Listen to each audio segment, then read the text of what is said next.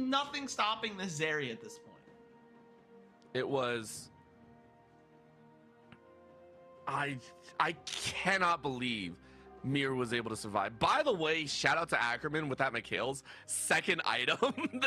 this McHale's has been so on point, making sure that that teammates are able to get out of CC, that we're not seeing these big convergences where players are just getting lost in the sauce.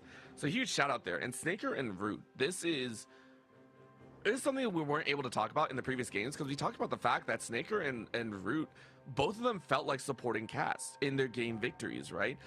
Root was able to lay down great suppressive fire in game number 2. In game number 1, Snaker was just great with the assists. This time around, you're giving such a forefront position. You are the vanguard for your team. Snaker is 6-0-3. That's what we're looking for. Jose Dioto, though, hiding inside the side. What a snap, though. Miru sniping out Redbird yet again, and now it's going to call for the fight, but Robo coming around the back end and realizing that, hey, I have a chance, but in goes Summon with the unstoppable onslaught, finding the jungler as well, and then the Vi over the wall. Snaker jumps over with the electric finisher. It is going to be a double kill for Snaker, but topside is where it's at, as IE are looking to break the base. It's looking a little dunzo right now, and Robo obviously doesn't know it, but he was caught on vision during his flank, and he bulked for just a second, and that little half second, IE said, like, okay, he's not coming for us, we're gonna go forward, kill his team before he can get here, and they did. Just exceptionally well played, so much damage coming out from Snaker here, and I think, you know, who we need to give some flowers to, someone I've had questions about really all year, is Ackerman. Plays, you know, a lot of the engage supports, and we saw sometimes in the last, even in the first game 1 where they won so dominantly, there were some moments where I was like, Ackerman, where are we going? What are we doing here? But yeah, that was Mir just going a little bit further than necessary. Just for funsies, a little Nami as a treat. Yeah. But 0-0-15, Ackerman has played this Lulu so well. I would agree. Like, this has been phenomenal work, and it's emboldened Snaker to go above and beyond. We mentioned that the Zeri Lulu combination specifically just hasn't worked here in the LTA South, and that's reflected in the numbers. But we take a look here, and Snaker is always playing off the back foot. Miru, though, starting things off with a Vanguard snipe onto Redbird. Nasty work, making sure they can't continue. And then, as you mentioned, that right call, but even then, the unstoppable onslaught was already going.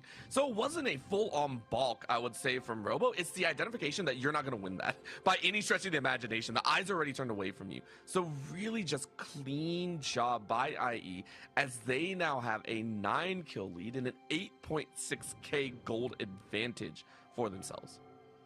Yeah, we are pushing very, very late. I'm gonna double check myself here, but this might end up being the longest game, because again, unless there's a snap engage here around Baron and IE can just win the game off of that, we're pushing at least, I think, a minute longer, and we're looking into longest game in playoffs territory.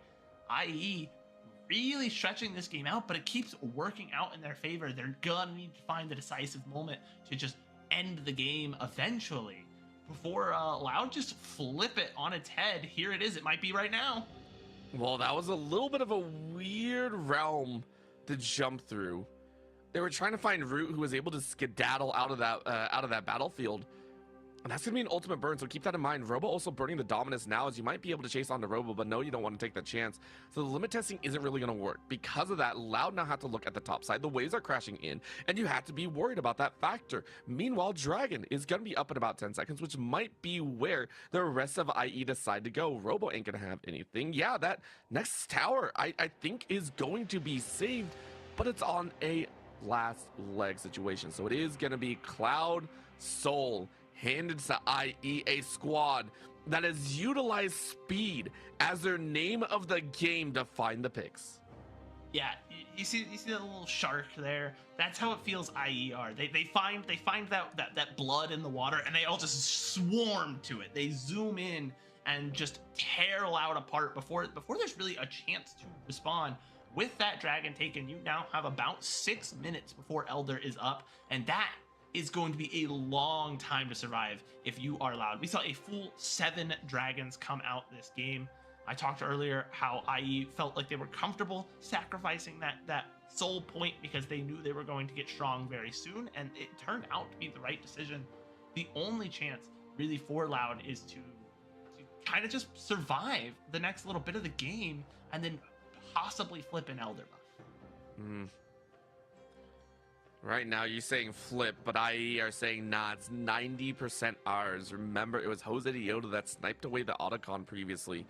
And you know for a fact, for Loud, you have almost no vision inside of the spit, so it's an easy Baron take. You just now saw it with that Scryers, and it's going to be the call down. Ain't no way. Good flash over the wall by Redbird as Summit is going to round the corner. Shinny is actually zoned off here, and Summit's willing to kind of pressure in. Remember, you got the speed up from that soul, and you're really to dive even further. Redbird is just gone and annihilates Snaker, ready with the shots. They're going to dive forward. Root is gone. Next is going to be Tin Owns. Tin Owns barely surviving, but it's Robo that is going to be turned into a leather wallet. It is going to be the purse upon purse. It's a quadra, I believe, for Snaker. Snaker is 13-0-4.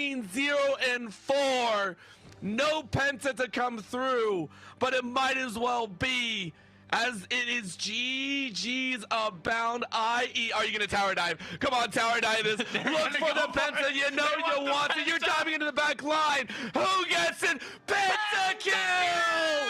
Penta for Snaker as IE take game 3. My goodness. Just a explosive end of the game, but this is what we expected. I have been in the driver's seat for the last 20 minutes of this game. It felt like that is our official first Penta of the LTA South playoffs, as well as our longest game in the playoffs so far. And now the shoe's back on the other foot. Both teams have won a game on blue side. IE won a game on red side. And it's 2-1. The ball is back in Loud's court. They get side selection for this next game. And again, they're going to have to try and shake it up and see if they can do something different, because it's looking right now like maybe that Loud got to do the one game guaranteed Loud win. And then after that, IE went right back to game 1 dominant win. And the scary thing is, it wasn't through the top lane. It wasn't through a sectioning of a certain individual. It wasn't shutting down Robo. They fought tooth and nail. As you called, IE was not always fully in control. The gold lead reflects that. But Snaker stepping up here, the one player that I was mentioning before, saying I don't have confidence in their play. They're great at the supporting role. They're great at making sure they have the center, they have the Ashe. But this Zeri was on a different level. Thanks to Ackerman, thanks to the rest of the squad. Going into game number 4, do we see bot lane become another priority, as Root wasn't really able to bring that Lucian to fruition come mid to late game? Now the Lucian's permabanned because of the nature of Fearless Draft. I wouldn't be surprised if we see bot lane become a priority for Loud, and IE try and maybe use that to once again get Miryu or Summit or Jose Dioto back out ahead, because they weren't, I don't think Loud was ever sitting there and like, oh yeah, we're scared of Snake or Ackerman. Like those are the guys that are going to run our fade this game. And then now that it's happened, this is an extra thing Loud has to think like, oh man, like, are they going to do it again? And so IE gets to choose where on the map they want to play for, and Loud has to try and cover everything, and that is a difficult job to do.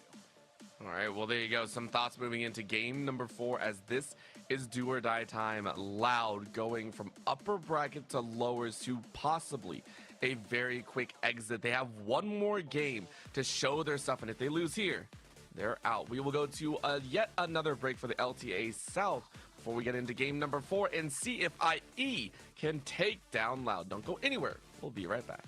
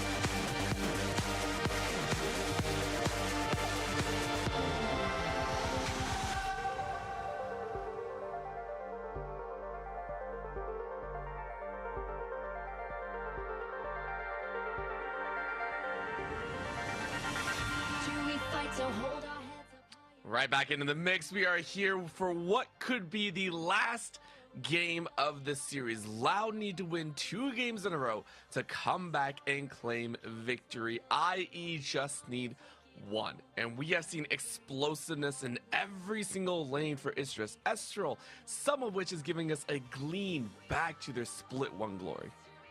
Yeah, I mean, this team is performing. I mean, I knew that this was going to be a hot series, that there was going to be some real contest here. You know, a lot of people, I think, would have favored Loud coming in on the day, but even if I did, I think I would have agreed, but I would never said IE would have gotten bowled over. But IE is performing far beyond expectations, in my opinion. The ability to play out through multiple different lanes on their team and just play in ways that I didn't realize they could still do. I'm very pleasantly surprised. Yeah, I mean, namely, you know, Summit had a really good showing in game number 1. Game number 2 and 3. 2 was a little bit rough. 3 was amazing, though, fighting back from the brink. And Snaker and Ackerman kind of stepping up here, something that we haven't really seen Root and Redbird do. Root had a good game number 2, don't get me wrong, but things are looking a little bit sour. And some of those fears that we had for Loud specifically from their series against Pain Gaming are starting to rear their head once again. When we look at this game number 3, it's right back in that mix of some things just not going in their way, and then everyone kind of, I want to say, shuts down after that Otacon steal. It feels like they just kind of left things off to the edge. So going into this game 4, we'll see if that's changed. IE back now on the red side, Loud on that blue, and they're still banning away that Yoni, that Fury, as well as that Lilia. Yeah, and I think, again, Loud, if they want to continue to have a fighting chance, continue to push this game, or push the series to a game 5, I think that is the correct play. Yone and Lilia, Nefiri, those are champs that you know IE will just bowl you over with, so don't even bother with them. Oh, what we got here is that hover of the ADC's root grabs that Varus as soon as possible. We saw the hover of the Callista right behind, and I mean, with that Nico, you know the Callista has to be in the prime limelight. You know for a fact that is the one to watch for, and I mean, I could see it happening. And of course, we know that there are a few more bands inside of the top as well as the support. There's only so much space that we can fit all this because, you know, there's so many champions. But this is where it's going to be. Is it going to be that Callista, or are we looking in a different direction? No, it's the obvious choice. Like, why are we even questioning that? Yeah, you know, and the Nico can work. Nico is kind of ADC agnostic in a way. They can work as this functional poke pick, kind of a bully lane, and that could be, you know, hey, Nico bullies the lane while I have a safer ADC scale up, or Nico plays with a, you know, lane dominant ADC to take over the lane. But with the Callista, that combination of being able to just chuck in a full Pop Blossom little lizard that's just gonna win a team fight on the spot with 2 ultimates, you can't really pass that up. But a not bad response in the Leona, who can go in, and that's kind of the way Leona plays. Her peel is to engage when the enemy support engages and lock down everyone else so that their ADC, the rest of their team, have time to kind of exist. Well, Leona's just going to go in and ground and pound. Yeah, I mean, that's what you need to do. Oh, do it. Oh, do it. You Steal know away. you want to. Yes, the Annie is here. And you know the worst part is that is a direct takeaway from Miru. Miru was most likely going to pick that up here in Draft 3, and it feels bad, but Loud, they saw what happened to Pain Gaming when Pain tried to pick this before. They seen, I'm sure, what IE did with the Annie before as well. 2 polarizing differences, and Tin Owns is going to try and run it. Tin Owns, someone that has had some moments in game number 1, awesome moments in game number 2, and this time in game 4, needs to have a showing on the Annie. And Annie got a little bit of an adjustment on the last patch. Yep. They tried to change her so that she was a functional burst mage without Tibbers up. Like, that she could still be useful. And that's why we've seen her come back a little bit. They thought she was mayhaps a little too strong.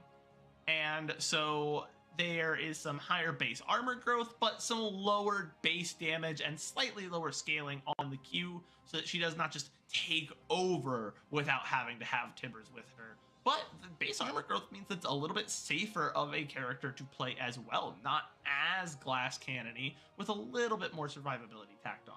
Pretty useful. Yeah, well, of course, now we're looking at the non-survivability of the top lane, as that is now, what, the 3rd unique ban in that top lane specifically.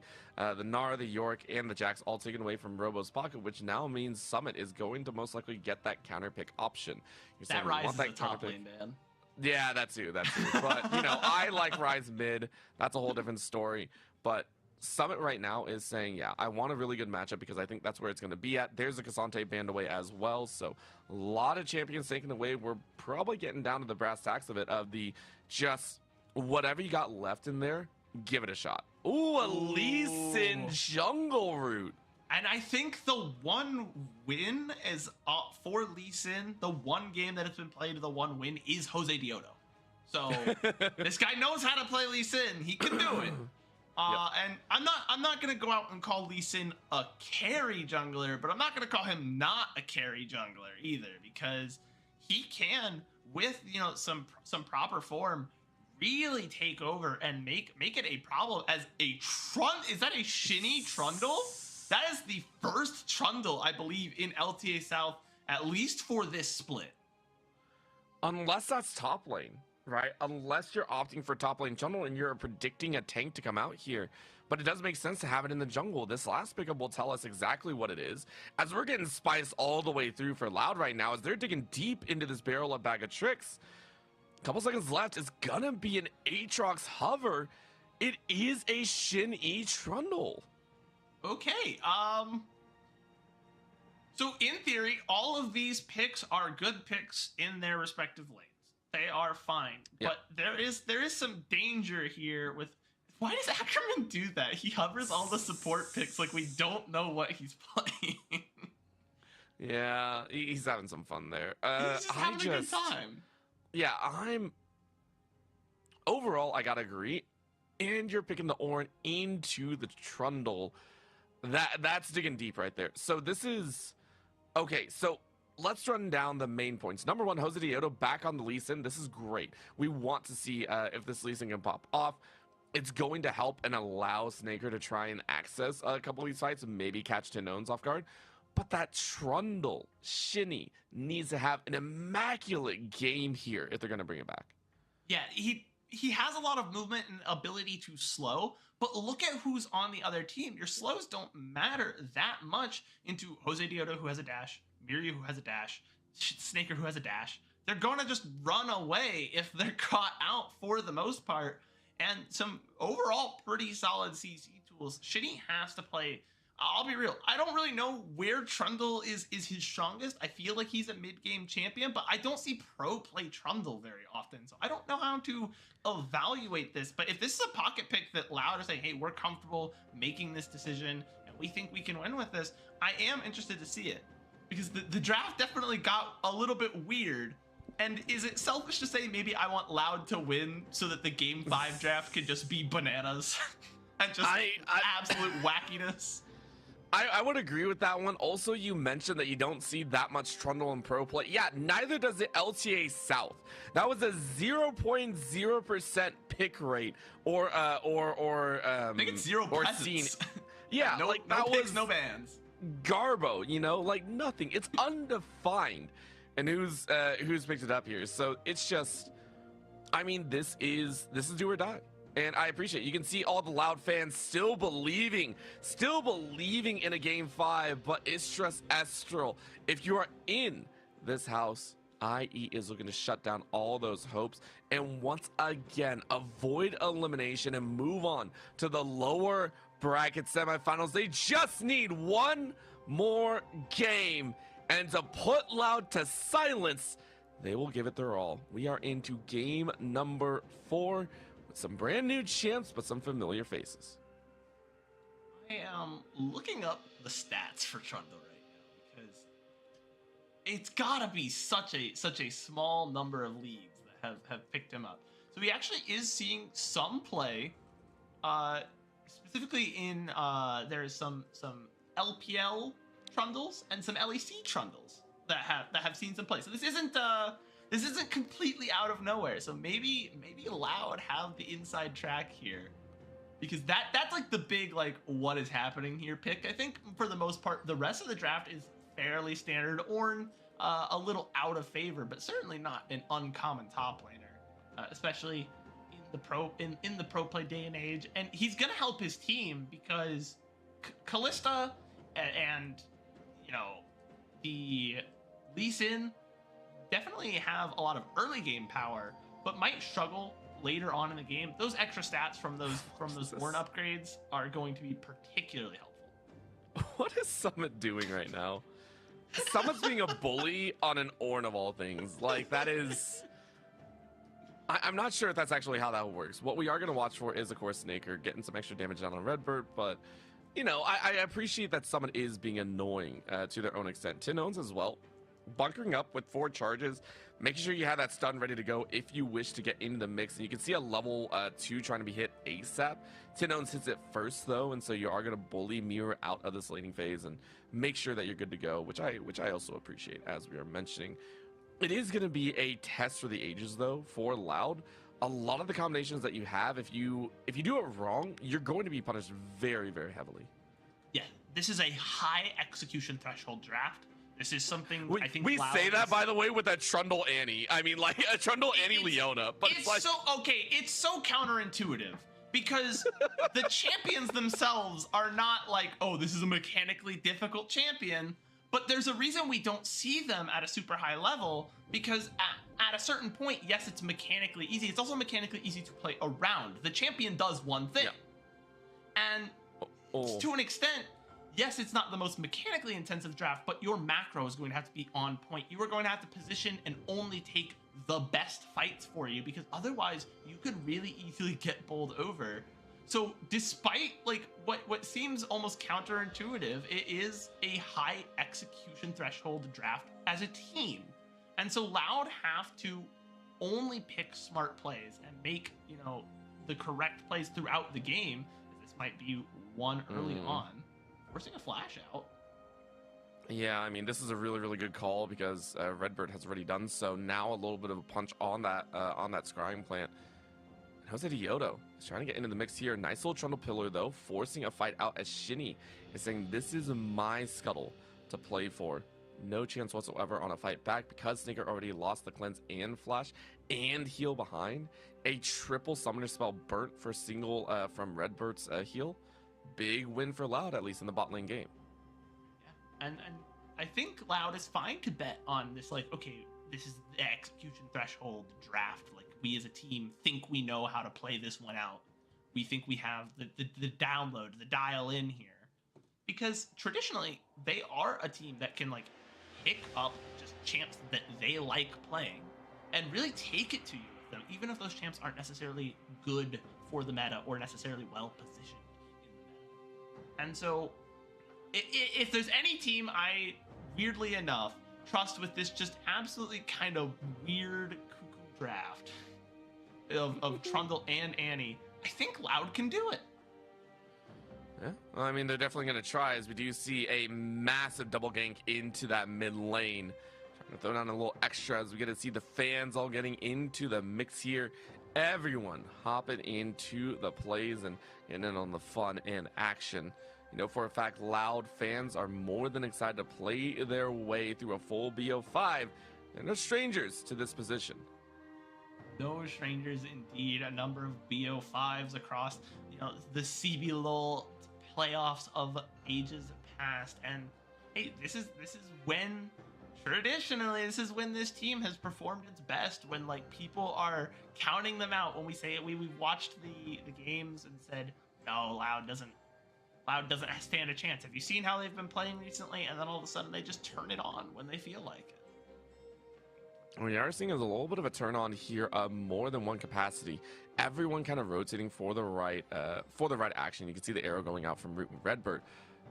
But it is going to be Dragon honed in on here for one side or another. Summit, though, calling out a little bit of a train action. Going to get a good slam down. Auto attacks about, but now you don't really have the damage, and Robo is going to be able to bounce back. Remember, there is a flash available, no mana, and Shin-E is primed for a tower dive. Jose Diodo is in the area, level 5 apiece, and they're going to look to try and turn it. That's going to be a Q flashed away from as Robo gets just out of harm's way. Bear in the mid lane, though, as Miru is going to eat that damage up. Tinones is looking to just try and press with this bear as far as possible and clear the wave. It was a smart flash from Robo because even though he looks like, okay, maybe he's got the health to deal with that, he was absolutely getting insect there because Jose Diodo has the flash up. If that Q had landed, you're going. But there's no level 6, so we got to keep that in mind. So. Oh, he is only level 5. That's true. I'm sorry, I was looking at Robo. So probably just, you know, smart to avoid the damage then, but with Shinny nearby, I am interested if they wanted to maybe take that fight. I did not realize Jose Diodo and both the junglers were still only level 5. So that did change things a little bit. Ultimately, it is going to be, once again, Loud starting up and getting this dragon here on the blue side. And maybe not necessarily a great omen because it is what happened game 1. It's a slow rolling start for Loud, and they were able to gather a lot of these kind of pieces of the puzzle for themselves. The main thing, as well as Tin owns on the Tibbers, on the Annie, really needs to make sure that they're in the right position, because if the Annie is caught out, all of a sudden things go south.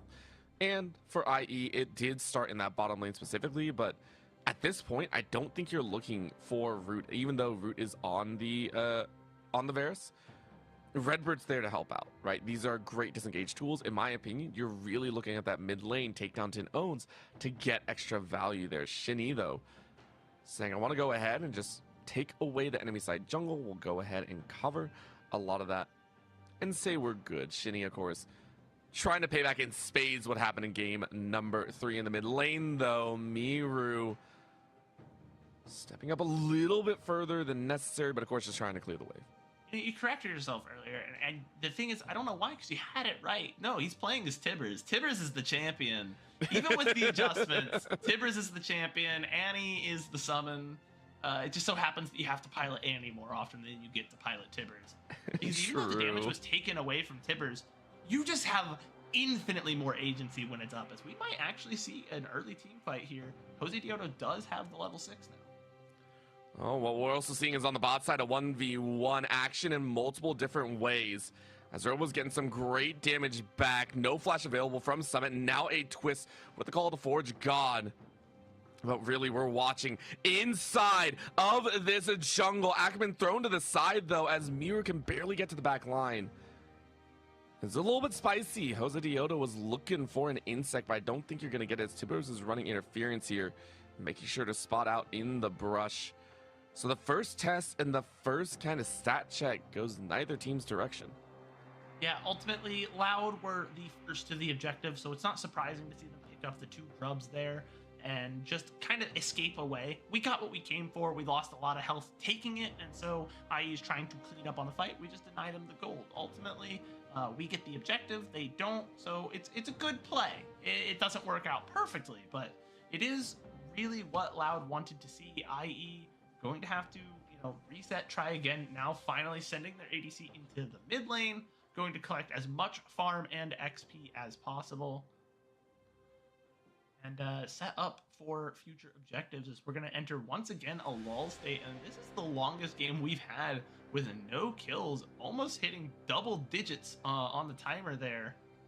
And still, neither team has found that first blood. Yeah, I think when you take into the scope of the game and the seriousness of it, IE generally they like to kind of push and push and push, but Loud just haven't given them the options. And honestly, this also leads into the fact that Jose Dioto I think is playing Lee Sin. You're out of position if you allow a Lee Sin to get those extra kills. It's a problem. So you're playing towards that late game. You're playing towards that scaling. You're playing towards having that wombo in the mid to late, plus a Shinny that is ready to run down just about any opponent. It makes sense why Loud would want to slow this pace of game down, I think. Yeah, it makes quite a lot of sense. You're 100% correct, especially with the Varus, who's going to be very, very strong around those mid-game objectives. But they might have found their first pick. Summit out of position. Yeah, and unfortunately, there's only so much you can do as an Orange. You have no flash, you have no abilities, so you are out of HP. Well done on the first blood. Full collection plus some. Robo recognized that, hey, there's going to be an answer on the other side of the map. We got to play a little bit more carefully. And they're going to go ahead and walk their way to safety, but Shinny and Tin owns going to try and get some extra damage down on the tower as Loud going for that global objective, or not the global objective, but that objective itself. 3 total plates plus a wave. Very controlling here on the bot side. Yeah, it's a lot of plates coming out. This is one of the big powers of Trundle. Yeah, they're gonna get a full tower for the second time in this series, a full tower before plates even fall. And there is the feat of first tower. Not usually the first feat you see coming out in the game, but a good step for Loud to take a slight gold lead here, about 800k up, or 800k, that'd be crazy, huh? 800 gold up, and that would be a stat and a half to see, by the way. First ever 800,000 gold game. You heard it here. You heard it here first. But that slight lead. What would that look like? Like, what are you buying at that point? Honestly, I don't know. As that's going to be a Fate's Call being used. Juice. Yeah, true. Right now, a kick plus a charm, though, is going to be Robo to Rune. Well done on the top side to answer back as Mir and Jose Dioto once again bringing up that battery power. But you lose out on the dragon, so it will once again be boots on the ground for Loud. Even with Summit kind of in the area, you're not challenging that at all. Yeah, there's no way to challenge it because you had to get the reset from Jose Dioto, and that's going to be 3 objectives. Remember, with the changes to only 1 set of Void Grubs now, you only need to get 2 Void Grubs to count for feats progress, which means the upgraded boots is in the hands of Loud now. But Tinones out of position gets put up with the Call of the Forge God. Brutal shellacking right there, and it's a well-played 1-2, mainly because Tin Owns could not move, and this is a signature I feel whenever it comes to some of these champions. There's no way you're flashing, cleansing, or moving your way out of the bounce house. Well done by Jose Dioto and Summit to take the second for their team. It was you who called it out earlier that while Annie has a lot of power, especially when Tibbers is up, and Tin Owns had the Tibbers, they can beat a lot of damage. The biggest problem is that if you're caught out, you just can't move. That champion has no ability to reposition. They get a slight movement speed boost when they catch their shield, but that is and that's not getting you away from Summit here on the Orn. So unfortunately, that is Tinones suffering the second death for his team, but it looks like we might be getting ready for a dive in the top side. Jose Diodo wanted to perhaps make sure that doesn't happen. It's just the ice pillar just to stop the back. Well, that was before Jose Diodo showed up, so at least Shinny is being that annoyance factor, right? So this is going to be a top support jungle fight versus a mid jungle support fight, and I don't know if Shinny actually wants to take that chance. You can see them trying to bounce around, and Shinny for their own already has a Triforce built up, massive boon for themselves. And this Trundle will be able to shred towers, objectives, and everything, which actually gives, in my opinion, a great advantage over the Loud. The speed at which a Trundle can take objectives is going to be crucial to denying IE more of those pieces of the puzzle. Yeah, it's taking the objectives, early and often for Loud, because you generally don't want the game to run too late against an Ornn. Those 5 upgraded Ornn items is a lot of extra stats. I think it amounts to about like 2,000 gold of extra stats when it's on everybody. You want to mitigate that problem. The dragons as well will do the same for you, give you those extra stats that aren't really represented in the gold lead. And here you now gonna have to burn the Spirit Rush. I might actually look to try and turn it around as they realize they actually did a lot more damage than expected, but there's Pop Blossom being used only on the support though.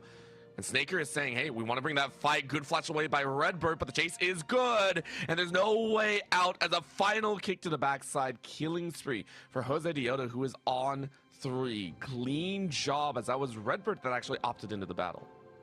Yeah, Redbird took the Zenith Blade in, and that is, the meme with the dog, only throw, no take. Yep. When you're playing Leona, it's only forward, no backward, only forward. Yeah. And so that you run into this problem where, like, okay, I want to make something happen. I guess I'm going in.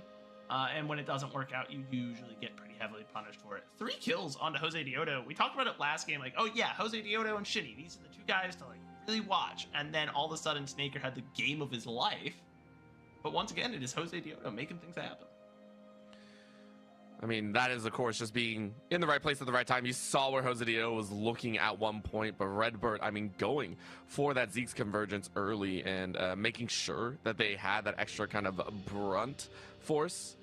But Summit saying, now it's my turn to take. They go ahead and even up the score. And even though that first tower, by the way, was taken by a Loud, the current situation of the CS plus the towers plus the kills has actually enabled IE to come out with a 2.4k lead. And that's awesome to see. Yeah, it's really smart play from IE so far. Also, Helicopter Nico stalling being back. I remember when Nico first had the changes to the clone that allowed it to mimic all of your things. And that made it stick around longer. And people were like, is this a bug? Is this a feature? And Ryan was like, no, it's a feature. And it's been around long enough at this point that, yeah, sure, I guess. Yeah, at that point, we don't question it. We're just like, all right, that's how they want to play it. Right now, though, Herald roam into the mid lane with a little bit of charge, and it might be a little bit of a difference as we go ahead and see it taken away. Quick snap on the finish. This is mid lane battle here by a majority share of the members. TP coming in even. It won't be denied because of the tower break, but it might be a chance as Robo is getting caught out on the side. Another whiff on the Q, though, from the Lee Sin, meaning no Lee Syndrome, no kick to come out here, but it's another punch on the back end, as that is Summit to TP and immediately loses about 50% HP. Nice little charge, though, into the Pop Blossom, into 3, into the Ornn Horde as it's knocked into 2. Late game Wombo as the combo comes out as well. Robo able to finish off 1 on the back end, but the damage is already done as Miru goes absolutely ham. And this first true team fight brings about a very real win. IE with 4 demolished take that team fight in tow.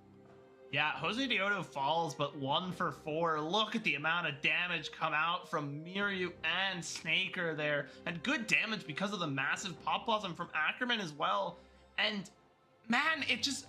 I felt like we've been waffling around a little bit. We've had some various, some things are happening here. Some objectives are being taken. This is our first real team fight. And man, did IE make themselves felt. You see a good chunk out from Summit, but in comes the call of the Forge God and the Pop Blossom goes forward, catches 4.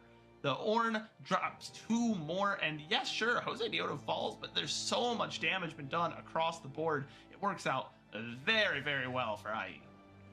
And I'm really, really scared, honestly, Bren. I am extremely scared of what's to come next, because you said it's the first team fight of the game. I feel like that might be the last. Yes, you have strength with the Annie. You have so much strength, but with that catch now enables this type of gameplay. It is the walk forward and catch everyone. IE, in my opinion, we're waiting for that first real battle. Summit now in a 1v3, surviving for way too long, in my opinion. But look at what IE are able to do now because of that extra gold, because of what they won. It's 1 tower versus a few extra. As Jose Dioto, Ackerman, Snaker, and Amiru take the rest of the map as well. Yeah, very good response across map. The extra stats on Summit, just by nature of it being Ornn, causing him to just survive for so long in that top side, drawing a lot of aggression and allow his team to get value across the map. Even though the early game objectives, the towers are even, more dragons on the side of Lao, more void grubs, a massive gold lead here at 3.3k coming out at 20 minutes on the side of IE. As you can see the gold graph popping up. Thank you, Portuguese production. Perfectly timed. Coming in to prove that point. There was a slight moment where Loud were ahead, but so far it has been IE running the show since then. And a lot of it comes down to just better positioned. Look at the farm, especially in the mid lane, like where it is a 40 CS discrepancy, and Miryu is 2-0-4, and again stacking Dark Seal. It's never ending, and this is like one of the OG champions to run a Dark Seal on, right? It's the Ahri. Ahri's run this show.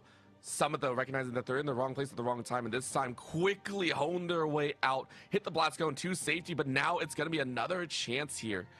It's a nice little rotation. Take a look at how spread out the entirety of IE is. Even whenever Summit is getting caught, something is being pushed on the rest of the map.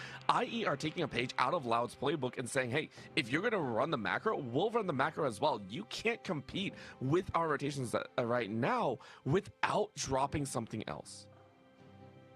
They've been just consistently finding the push on the map.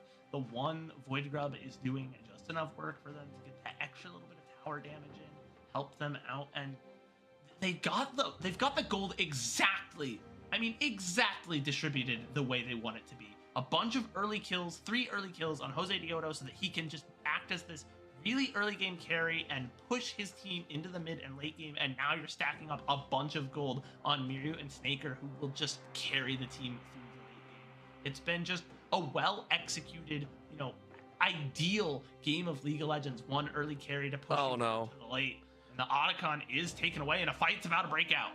No, the fight is not even there because it's a slaughter. Down goes Shin Ian with your jungler down. You're on the retreat, but the retreat is not given. No quarter to the prisoners, as this is a game that is all on IE. Yes, there's a kill on the back end, but the ensuing death is real. It's a 2 for 4. Make it 5, as yet again IE close the doors with an ace.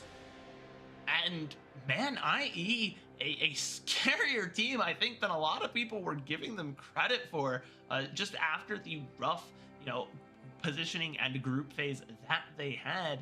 This team has really come together and gelled, and they're showing it here. These team fights, you said it, I was like, oh, a fight's about to break out. You're like, no, the fight's already over, and IE have won it. It's gonna be a slaughter. It really, and I hope we get a show back, because you might say, hey, IE lost to. No, that's just because they stepped up a little bit too far. Yeah, let's go ahead and take a look at this, please, because watch this moment. Boom, Miru saying, what's up, Shin E, and then that train behind to Redbird yet again trying to do support things. And yes, the Annie was able to bring 2 back, but look, that was what? The finish at the end? It doesn't matter. Well done to IE as they blow through yet a few more, and then the cleanup. Yet again, it is Jose Dioto and Miru showing up big. There is a strong argument that this is the strongest mid-jungle duo in LTA South right now, and that is saying something, because we have, some pretty strong junglers and some pretty strong mid laners in this region. Mid lane has been, something of a weak point. Oh, now all of a sudden, all right, well, listen, the flash stun smash will work, but they haven't caught Jose Dioda. Well, yes, they have, and now it's neutralized into 2. But Mirror's on the back line, just popping off with the resets, and now you're going to chase further. Root is able to step to the sidelines, but in comes the Ornhorn from far, far away. And even with the full weight, it's going to be different. Mirror with a great side forward, and that's a pickup of a 3rd. Mirror with reset number 4. Last auto and burn. It will be the finish from a disaster of losing Staker early, i.e. swing the gold lead, and ace yet again. I just kept talking because I was like, okay, yeah, I know there's a team fight breaking out, but like IE's just gonna roll him over again. So like we can finish a point, right? And then I was like, oh no, IE's losing. I gotta let this fight start, and they're gonna lose the fight, and this is gonna be a game again. And IE pull it back because they're just so far ahead. They have so much online. Mirror does so much damage. Look at this. You can see I thought, okay. The Pop Blossom lands onto only one member, a bunch of stuns come out, Snaker goes down early, Jose Dioda goes down early, and surely, like, that's it, right? Loud have won the fight. They've managed to do it.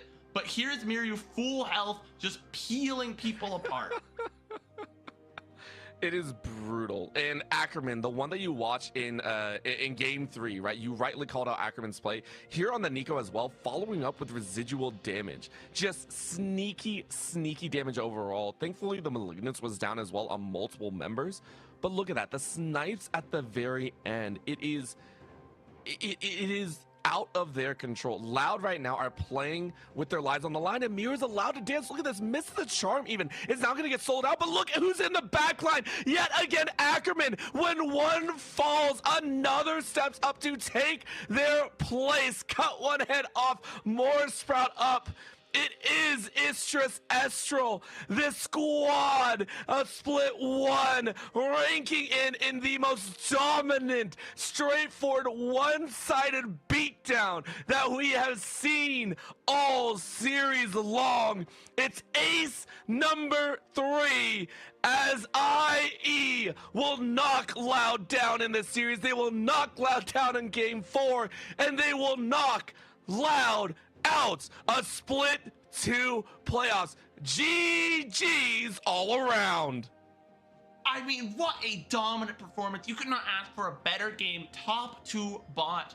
There was a perfect just mix of, okay, this person gets knocked out early. Well, Miryu's gonna, if Jose Dioda's dead, Miryu can carry the fight. Miryu's dead, now Snaker can carry the fight. Snaker's dead, well, guess what? Ackerman can carry the fight. Summit was providing good CC. It was a complete team performance, and that's why we saw them finish in only 27 minutes.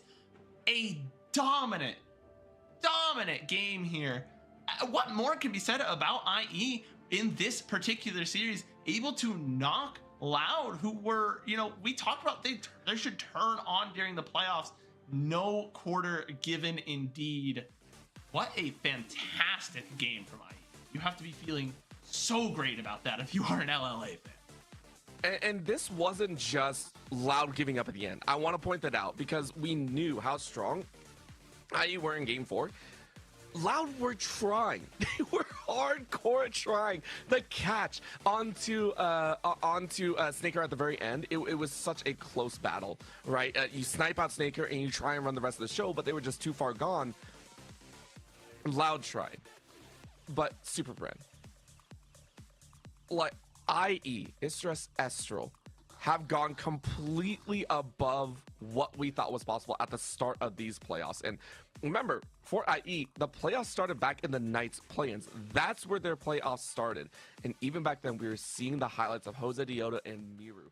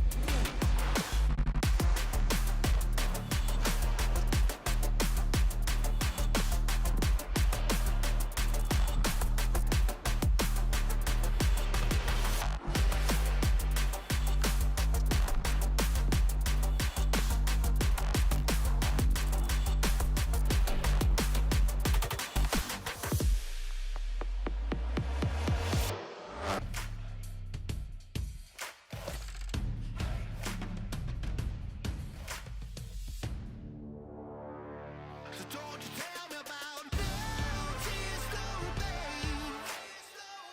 No fear, no gain. 'Cause I know what it feels like to touch the bottom. When the time is just a moment away.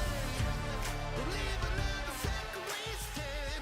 You make it count so you control all you made. No, no, no tears, no pain, no more excuses.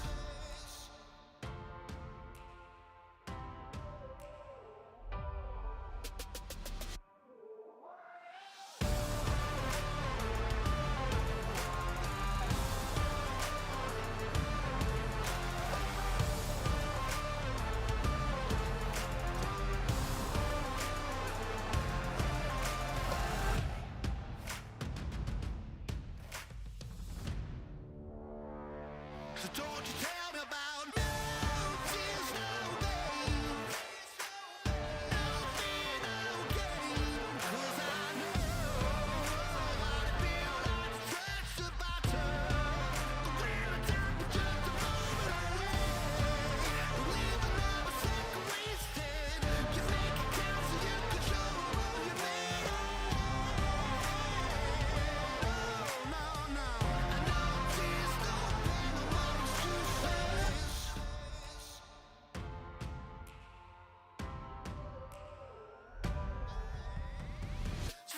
tell me about no tears, no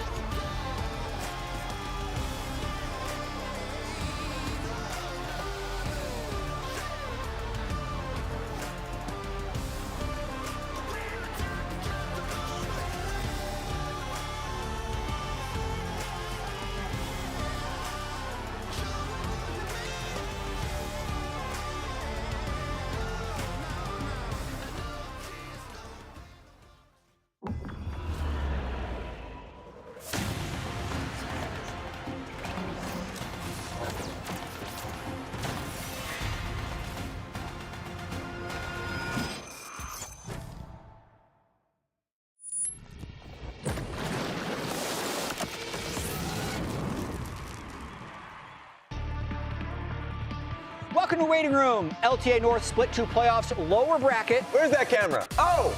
It's up there. It's in the sky. I actually lost track of it. How do they do that? How do they move the camera? He's like a baby. It's like object permanence. It's not like right in front of his face And and then no I'm not longer on camera. exists. Dangerous. How was your week? It was good. It was fun. I mean, NACL was a big thing, so I've been watching that. Did you get up at 8 a.m. for the? No, I didn't. 5 a.m. Oh yeah, 5 it's 8 a.m. a.m. Eastern. For the Sea-Law thing. Yeah. Yeah, did not do that. But also, LPL playoffs is happening. Yeah, Like, it was.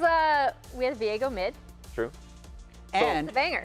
one other thing. What is For it? the first time in the history of North American playoffs, we're changing patches during the playoffs. Oh! So some context here. A lot of times, they lock patch at the start of playoffs. So by the end of playoffs, you're like a month off of live and solo queue becomes very weird. Also, some past formats, they've played like 4 days of games in 1 week. This year, it's all spaced out, so we have a very long playoffs, and the teams voted on it. But Exactly. TLDR, the teams agreed that this is the lesser of two evils, and we are switching patches now to what's on live patch, and we'll be on this patch for the rest of playoffs. Yep, they're trying to keep it closer to what the MSI patch is going to be on, Yep. so that there, not so many changes that they would have to get used to. This patch does have some pretty important changes, though. Rise actually getting some changes. It's already something that was getting played in pro. The R passive damage, like the AoE damage that you're going to get, is actually going up a decent bit. What I'm not sure about is because the initial patch notes said that it was going from 40 to 60, but then the patch notes got updated 40 to 50. So I don't know if that actually It's got gonna be 40 to changed 50. or if it was just, Yeah. like an error or whatever. So it's not as significant as I was initially thinking, because it was going to be like a couple hundred extra damage on like one AoE on Yeah. a wave at level 6, which seems very impactful. So I'm less sure that it's going to be a big deal now, but still obviously it is beneficial. You lose a tiny bit of damage on the W, but you get some better wave clear. You're gonna be able to kind of just nullify some of these bad matchups, just have the push more easily. Yeah, and I think the other one that people are going to be looking at is Aatrox. I think he was already getting picked, and I think he's still going to be really strong. But the biggest difference is going to be the changes to Deathbringer stance, and then additionally changing So that'll be damage based on level, going down a bit in his passive, and then they also changed The sweet spot damage on Q went up like 10%, which is really big if you're very good at using it. And I know talking to some people, they think there's some potential of like, oh, could lethality or some of these kind of like more aggressive builds come back to really try to abuse some matchups? Yeah, I think overall it's a good buff, including the change from magic to physical damage on Infernal Chains. They've made it very clear that it's going to also help out the Black Cleaver stacking or stuff like that. So overall, I think these are actually really good changes, especially at the highest levels where you're going to be landing your sweet spots more frequently. So I like that quite a bit. Another change that I've noticed, which was a nerf to my brother, Lucian. Lucian got a nerf. I mean, he's been seen play a little bit with like Lucian Nami and Lucian Melio. The nerf on his Relentless Pursuit is pretty big. It's like a 2-second nerf on rank 1. And this is the ability that you're ranking second, which means by level 13, you're just nerfed. Well, and it feels like, because a lot of people, the new age build for Lucian is W second, and that's what everyone has been doing. So it feels like they're trying to push you back to going E second again. Yeah. And that to me was how I was reading this nerf, is like, no, we don't want you to be able to get that free extra damage from maxing W second. We actually want to force you back into E. So that's kind of what my read on it was. That's fair. And at the end of the day, like, it changes your trading patterns, especially when we're seeing electrocute Lucians more frequently, where it's like, okay, now you're literally just getting double proc and Q or something and immediately hitting that. So we're probably going to see that less. I don't know how less we're seeing that. We just saw it from Masu recently, so interested in that change. Yeah, the change that I'm looking at is not that big of a buff in itself, but I think I want to see this champion reemerge in the meta, and it's Twisted Fate. Okay. So they gave him a very small buff to his Q wildcards to increase his wave clear. It's like 10 damage at all ranks. It'll mildly help him get push. But I think later in drafts, when you have volatile side lanes, Twisted Fate can absolutely turn around some of these matchups. So if you're playing side lane Gnar, side lane Gwen, side lane Aatrox, Twisted Fate can tilt these matchups, especially with this unsealed spellbook buff from a patch ago. Those two things together, I think if you are a good Twisted Fate player, you can really surprise someone and take a game in a fearless draft. Yeah, I was going to say, I think Unsealed Spellbook is really interesting because we're seeing more people take it overall. But then additionally, I was wondering if this is just to remind people that Twisted Fate is there, because we've seen so many teams do really, really well with globals. So I'd also love to see him. Yeah, absolutely. I mean, when patch changes come out, taking advantage of those is one way to climb the rank ladder. But what does it take to go all the way? Drew and Team Liquid gave themselves 21 days to try to find out. We took a gold League of Legends player and tried to make him go pro in 21 days. I want to see how far I can go. We're going to see what playing League of Legends all day, every day does to a person mentally and physically. Guys, I think I'm in hell. I think Yon hates me. My overall LP is minus 50 on the day. I'm gonna crash out. I don't know what's gonna happen. I'm still losing. Will Drew be able to achieve his goal and become the official sub for Team Liquid? I've been playing all day. I've seen. It has not been going very well. I've also seen the mistakes I see a lot of lower elo players Yeah. make. Low CS for no reason. High DES also for no reason. Yeah. And then just lack of intention. Okay. The reason I say the third one, a lot of times, like even high elo players, like a lot of high elo players actually, they will commit only half to a play. That ends up just making the play just bad. Yeah. When I climb solo queue, I limit myself to 3 champions. Okay. So I would say whatever your best 3 champions are here. Okay, awesome. Silas, Indra, and Ari. The 2 things I would just primarily focus on is generally just high CS and low DES. Okay. I have a lot of low elo friends, and they tend to lack a lot of accountability. You're gold for a reason. Hate to say it. You're not gold because your teammates are bad. You're gold because you're gold level. Just be accountable for the mistakes you make in your own game. Doesn't matter. Oh my god, well, yeah, but... Oh my god. Okay. It's okay, it's okay. Hope surely she doesn't stop it again. Surely. Oh my god. Oh my god. I think if he actually puts in 12 hours a day, every single day, and is critical of his own gameplay, he should definitely be able to climb. I believe League of Legends is kind of knowledge thing. If you have enough time, if you have enough listeners, you can be better. So I believe in him. Really awesome video. Full videos over on the Team Liquid LOL YouTube channel.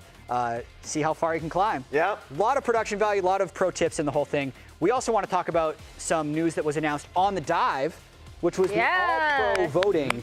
So we're just going to go over these teams first, and then we're going to have our own discussion. So coaching staff of the split was announced earlier this week. FlyQuest wins coaching staff of the split. Not a huge surprise. It usually goes to the first team. And then here's your first team All-Pro, which we'll get into. There's a lot of controversy around this. All five FlyQuest. Their record was 14-2 throughout the regular season. First time that one team got the entire first team All-Pro was 2020 spring, C9, and now this is the second time. Basically never happens in LTA, LCS. Yeah. Pretty much, very rare. Then I believe we have the second and third team here on the screens shortly. Cloud9, most of the second team. Quid sneaks in there. What are you doing here? That's not Loki. Oh, wait a minute. And then we check out the third team All-Pro, which is where you see the most diversity. That's where you're going to see Loki in the mid lane, and then Impact, River, Yon, and CoreJJ. So 3 TL members and River. Yeah, it is genuinely great to see that, like, you're right. It happens a lot in LPL or LCK, specifically LCK, where you just have, like, FlyQuest or their first team just, like, completely plastering the first first team All-Pro. This time it's happening. It makes a lot of sense. They had a great split, so it's good to see that they got the recommendation or something. Well, it's also interesting because I don't know. I know a lot of when it happens, especially in LCK, it's like everyone is just voting across. Yes. But That's not what happened here. I'm pretty sure it was you, Azale, that brought it up on the dive. Either you or Kobe did bring up this fact that like every single one of us had FlyQuest players, 1 or 2, but then it was different for every person. So then across the board, that's actually how they got there through consensus. Yeah, I've seen a lot of sentiment, and I need to attack some of the sentiment. Oh God. Because it's weird. I actually agree that having the entire first team be FlyQuest looks a little weird. But the people that are getting targeted the most, I see as Thanatos robbed. Now, don't get me wrong. I think Thanatos is a great player, and he had a great split. But Bwipo is first place in basically every measurable top lane category, has the most diverse champion pool of the top laners, and is a main win condition of the best team. So I do not think that Thanatos was robbed in that instance, but I will say my own personal ballot, I put Bwipo, Inspired, Quid, CoreJJ, and Yon. So I had a big mix, and the more controversial votes would have been the CoreJJ and Yon for me. And then the last thing I'll say to the critics that are watching, is weirdly enough, when I went through the votes, it was mostly the pro teams that were putting most of FlyQuest first team, rather than analysts and third party. I actually went through. So the fan vote was all FlyQuest.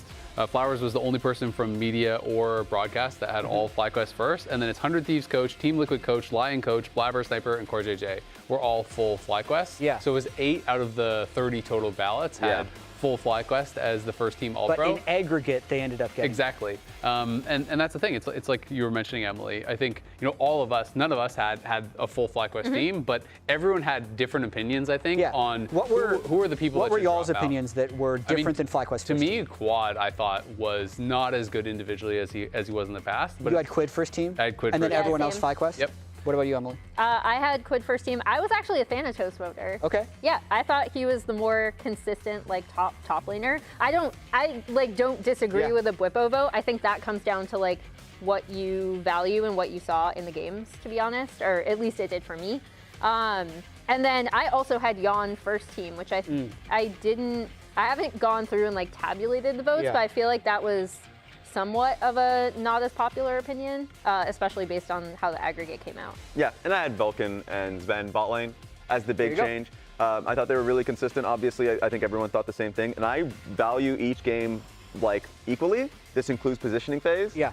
And I thought they did incredibly well during the positioning phase. The other thing that people talked about is third team All-Pro. We'll have obviously gotten to that point later on with the Impact versus Fudge versus like Sniper. Like that was like a big contentious topic as well. So it's fun to be able to see that discourse happen. I mean, top lane was just interesting in general because I felt like there was 2 top laners that were the only possible argument for first team. Like Thanatos and Bwipo were so much better than every other top laner in the league that it was just this massive gulf. And to me, it was like a really reasonable argument for either one first or second. But then beyond that, it became more about like what you value. But you still put Bwipo, right?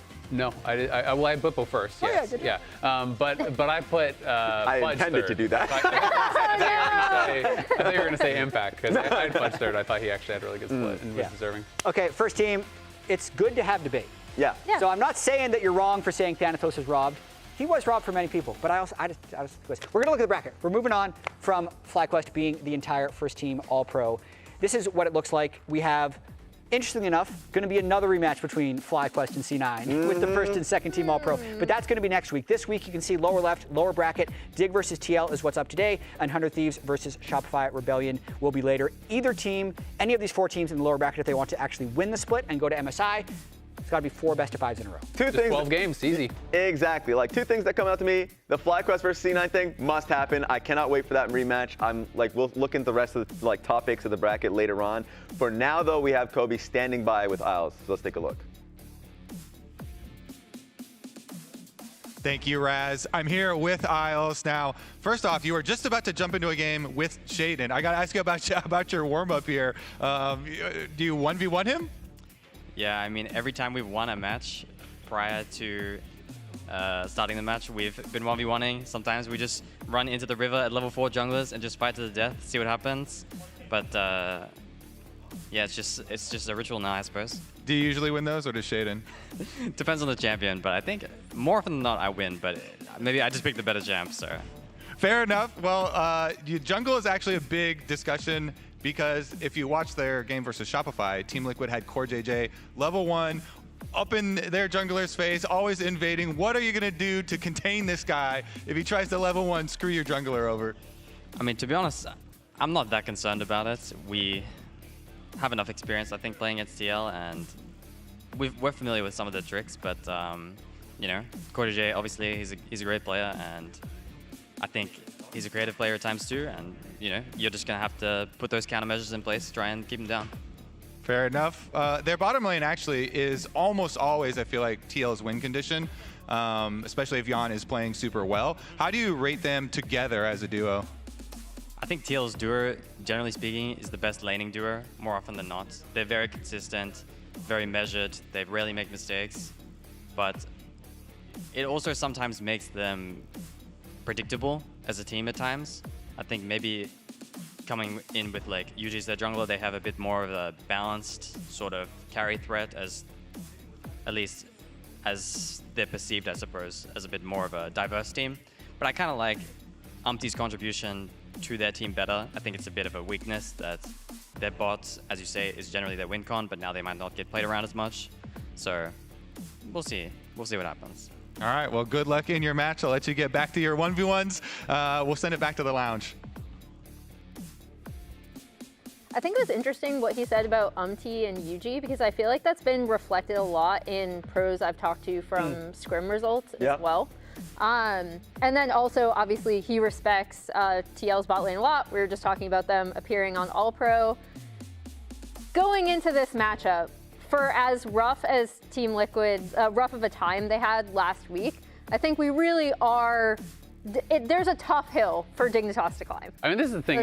It's very different to lose to Cloud9, you know, and you can't say, oh, well, they didn't do that well against Cloud9, so they're going to lose to Dignitas. Like, they're two very different teams. I do think they are still heavily favored. You know, you touched on the bot lane. The bot lane has been such a source of strength for TL, and even against C9, it felt like Jan had those opportunities where potentially he could carry those games. I feel like Dignitas is really going to struggle to shut him down. You can see TL third in most of their stats throughout the split. Makes sense that they were the 3rd seed. Dig was barely making it into the playoffs. They scraped in right at the end, and then they had a pop-off game against Lyon. There was a very contentious game against Lyon to get into this 6th seed, and in that game, I would say a lot of the conversation was about Shaden. He had a very strong series, and in Game 3 with his Olaf pick, ended up, I think, just turning the tides and getting the playoff spot. In the start of this clip, Lyon has a lead. And I think that's something that's worth noting, is like throughout the series, it felt like Lyon was doing incredibly well. And then the major team fights, Dignitas was just out team fighting them pretty consistently, Emily. Yeah, I'd actually support that, considering when I was casting this game, I remember we were both, you and I, Jet, were like, Lyon is playing the map better, but Dig are just winning out in a lot of these team fight setups. And it was that Olaf pick for Shaden that really came through. I believe he ended up with Ocean Soul in this game as well. So it just got to the point where he was just running through team fights, absolutely unkillable. And this is exactly what I did want to see from Shaden for this team. Absolutely, and you have to think, if there is a way for them to win, it's got to be around this top side, right? Yon and Core are such a source of strength. When you look at TL and their struggles last week, it was in the top lane, it was in the mid lane, it was in the jungle, it's that kind of thing. So the fact that Surdy looked better, the fact that Shaden had a really good game, really good series against Lyon, I think is super important because you're hoping for a repeat of that if you're hoping for a Dignitas win. Absolutely. It's actually crazy to see the progression of this team from the very beginning to now. Because in the positioning phase, you can see from Surdy individually, very poor on almost every metric. And it has changed. Sure, you can say that it's negative, but the change is very important because talking about change is positive. Change is positive. From the positioning phase, they were seen as the worst, if not the second worst team next to the SG. Then they go to their group stage, they have some incredible games versus Shopify Rebellion, they come out ahead on that one. It's funny that they have this journey. They credit their coaching staff for the slow improvements that they've made, but the improvement is there nonetheless. Yeah, and I'd say even from the start of group stage to the end of group stage, Surdy improved a lot. And if we look at the blueprint of how this team has won, it has been through the top side. Yeah. But I would also say if they are to win this series, I want to see Canids step up. Because there's been a lot of moments throughout group stage where you'll have a best of 3, and in one game, Surdy pops off and Canids runs it down. Yeah. And then they flip it for the next game. And so rarely do they both have good games at the same time. But if they could pull that off, with the massive different amount of champions they've been playing, I feel like they've been experimenting this entire split. If Canids and Surdy both have a good series, and if they can figure out exactly the identity they want, they need all those things to come together, I think, to win. True. Yeah, we'll see. We're going to check in with Impact, and maybe he'll have something to say about his opponent, Surdy, and how well TL can do. Thank you. I am here with Impact. Now, we've got UG lined up once again. It really does affect top lane a lot when you have different junglers. Have you had to practice differently, and do you have to play differently on stage if it is UG versus Umpty? It's different. It's Umpty want to make the play more normally. Even he skip the camp and try to make creative play possible scan, and I try follow possible. If my lane is good, I will have. If not, nah, I'm good. But usually it's kind of I'm usually sometimes make the creative play, but he most focused how his map is going to game, control the control vision and full clear sometime and I follow too, so it's nothing different that much. I play with many junglers, so I'm fine, Good with any of them. Now, this has actually been a little bit of a rough regular split for you, or a lot rough for you. People always say, though, that you do get better during playoffs. Is there any particular reason why you think you get stronger when there's more pressure on? And is that actually going to happen this year? I think it's big difference is people saying Impact was good. I think playmaking kind of what I did is make the play, passive scan, opportunity TP playing or something good play to teammate. But I feel like these days I'm not playing that kind of champion too. Also, I'm not looking that anger at that much. So I know there is problem. So let's see, I can pick in playoff or not.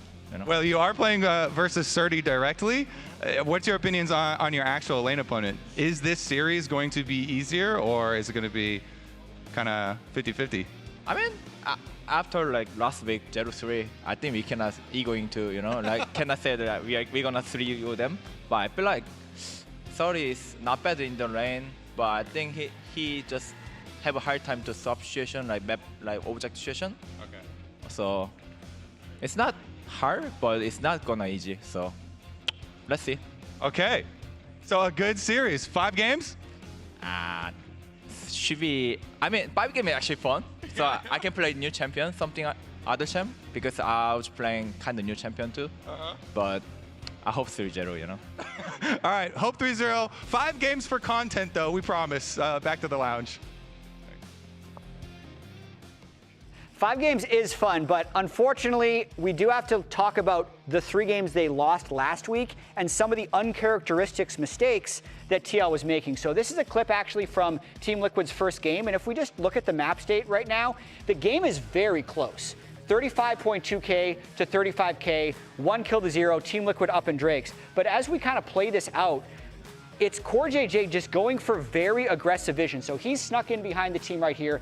There's a mid wave coming in that CoreJJ thinks is going to be contested. So watch what he tries to do. He tries to sneak and get some deep vision where he's then spotted on a ward. And if I pause it right here, it's a little crazy to me that he actually autos the ward before immediately running away, because he had seen all of Cloud9 up here before they went straight for him. But essentially, this type of greedy ward placement by CoreJJ ends up backfiring in a massive way. Impact gets pulled up because he wants to give him a jump target so they can both get away. Instead, they both end up dying, and this, what was a 200 gold deficit, ends up going to Otacon, to Drake, to another pick, to Baron. Within the next 4 minutes, it's a 5,000 to 6,000 gold lead, and the game is essentially over. But that's it's kind of a small mistake. It's a close game where CoreJJ overreaches, but it ended up costing them the entire map.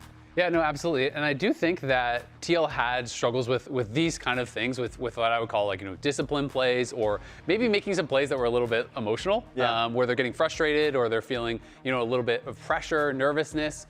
This was a dragon fight from game 2 that I wanted to talk about, because yes, they are already down at this point. They're down about 3K here, but this is basically one of those fights where you're going into it, where this is kind of your last real chance at a 5v5, right? When you're going into a fight, you're already down in gold, you kind of have to win that to try to equalize the game. And I felt that they had a reasonable opportunity to actually be able to do that. But I want to point out, where APA is as we start this. APA is going to be playing through mid lane here. And APA is going right over to the mid wave. You can see that TL kind of has this core 3 right here. APA is up here, and we have Impact, who's going to be trailing. He's going to be kind of down in this area. Now, Yuji gets really kind of nervous here, and I feel impatient. The Dragon is already at 4K. They've spotted that Vulcan is on the side, so it's going to be very difficult for Yon and Core to kind of approach through this angle. But what Yuji does is he just kind of walks over and just gets a little bit nervous. I think that the Dragon is going to get burst down, and he's going to try to force his way immediately into the pit. Now, look at where APA still is. As Yuji's already going very early on the play, APA is still up way over here, and Vulcan is marking, kind of keeping these two TL members out of the fight. So Yuji goes into the pit, he's going to get stunned up, he's going to be put into this spot where he has to go over the wall, and unfortunately for them, we have 3 people being marked up still by this one Alistar. Galio is going to have to actually use his ult just to try to save Yuji right here. The Dragon is being gifted for free right to Blabber and Loki, and it's just kind of a disaster, right? And it's all because of, I think, a lack of discipline, a lack of communication, and a little bit of a lack of patience. Yuji gets nervous, oh, maybe the Dragon's gonna get burst down. He tries to go in and try to force it way too fast, but they were coordinating on the mid wave. You have to wait for APA if he's gonna be pushing out that wave. And you need to all be on the same page, right? And taking into consideration how you have to play out these fights, trying to fight past the Alistar is never really gonna work in that way. And I felt like this happened a number of times in that game too. Top lane, when they tried to really hard force a play off of TP onto Thanatos, both Impact and APA overchase and die. Mid lane, when APA tried to force a dive onto Sven on his Ezreal, same thing happened. And it just feels like they're getting nervous, they're getting flustered, and they're not playing disciplined. They're doomed! I don't disagree, but I have some hope. And I shamelessly I have a lot of hope for today. Yeah, I shamelessly stole the title of this from Jat, which is Team Liquid, not as bad as you think. Team Liquid did an amazing job of integrating Yuji into the lineup for his LTA debut. I feel like you cannot deny this. This is the core Poppy, right? Look at these stats. They're great. Jokes aside, I did think they did an excellent job of this, right? This is exactly what you want to do, integrating your new jungler onto the stage. They played for him really, really well. He had a lot of room to make plays and carry. They're still really good at playing the map, especially with Ziggs. I'm not going to roll through this entire thing. I just wanted it in the background, but this was basically when they took down 4 turrets in 3 minutes. I do think they still have mid-game runs like this, where they play the map really, really, really well. I was watching and then this iteration of TL has actually not finished below 2nd place domestically. So 2024 LCS Spring Champions, 2024 LCS Summer Is it the same iteration now that they have Yuji? We'll see. It's a different iteration. This is the bracket. That's cheating. They're cheating. This is the bracket from last year. It was a Dignitas match right here that started the miracle run, right? And there is actually potential for this bracket to be the exact same thing. Wait a minute. It could. Just ignore the initial top part. But yeah, I actually think TL are going to do pretty well today. I don't disagree with anything you guys said. Maybe they're not. I think across the board, all of us would predict Team Liquid in this series. Yeah. I think the things that they showed last week were uncharacteristic. Maybe it was due to pressure of playing with Yuji. Maybe it was due to trying to implement too many new things. But yeah, look at this. 3-0s across the board. And Emily's actually the biggest doubter. Yeah, I am. Yeah. Why are you the doubter? You just gave me hope. Emily's new segment, TL, worse than you think. We all said 3-0. We all said they're going to dominate. She's the one giving Dignitas a game. Emily! Does Emily hate Team Liquid? Tell us. No, I don't. But I can. I think she might, based on the evidence I can see a small scenario where Dignitas bait them into some of those fights where it could eventually give Dignitas edge, especially if they have a repeat of game 2 where they're fighting when they maybe shouldn't compositionally. Translating that into Emily saying that they're gonna win game 1. So Dignitas is gonna win the first game. We're going to game 4. Guys, let's start the show.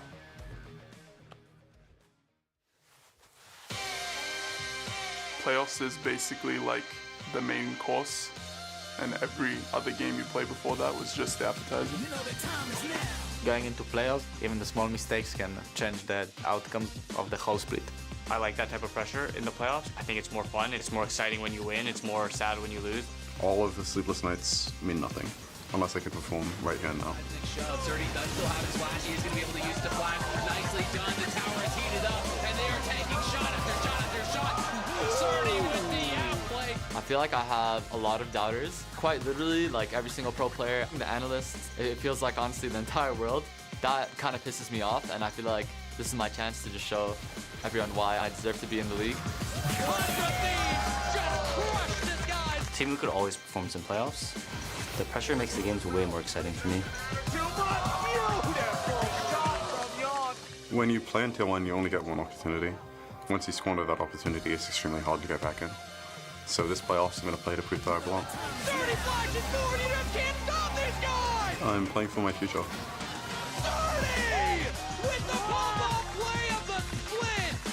It's been a while since I won my last title, and I think it's my time to win again. Oh, nice double pull comes out from Blabber, and C9 just completely shuts him down. Blabber just might have won the series. I've been the best jungler in the league so far throughout the whole split, and I think playoffs is the time to prove that I am.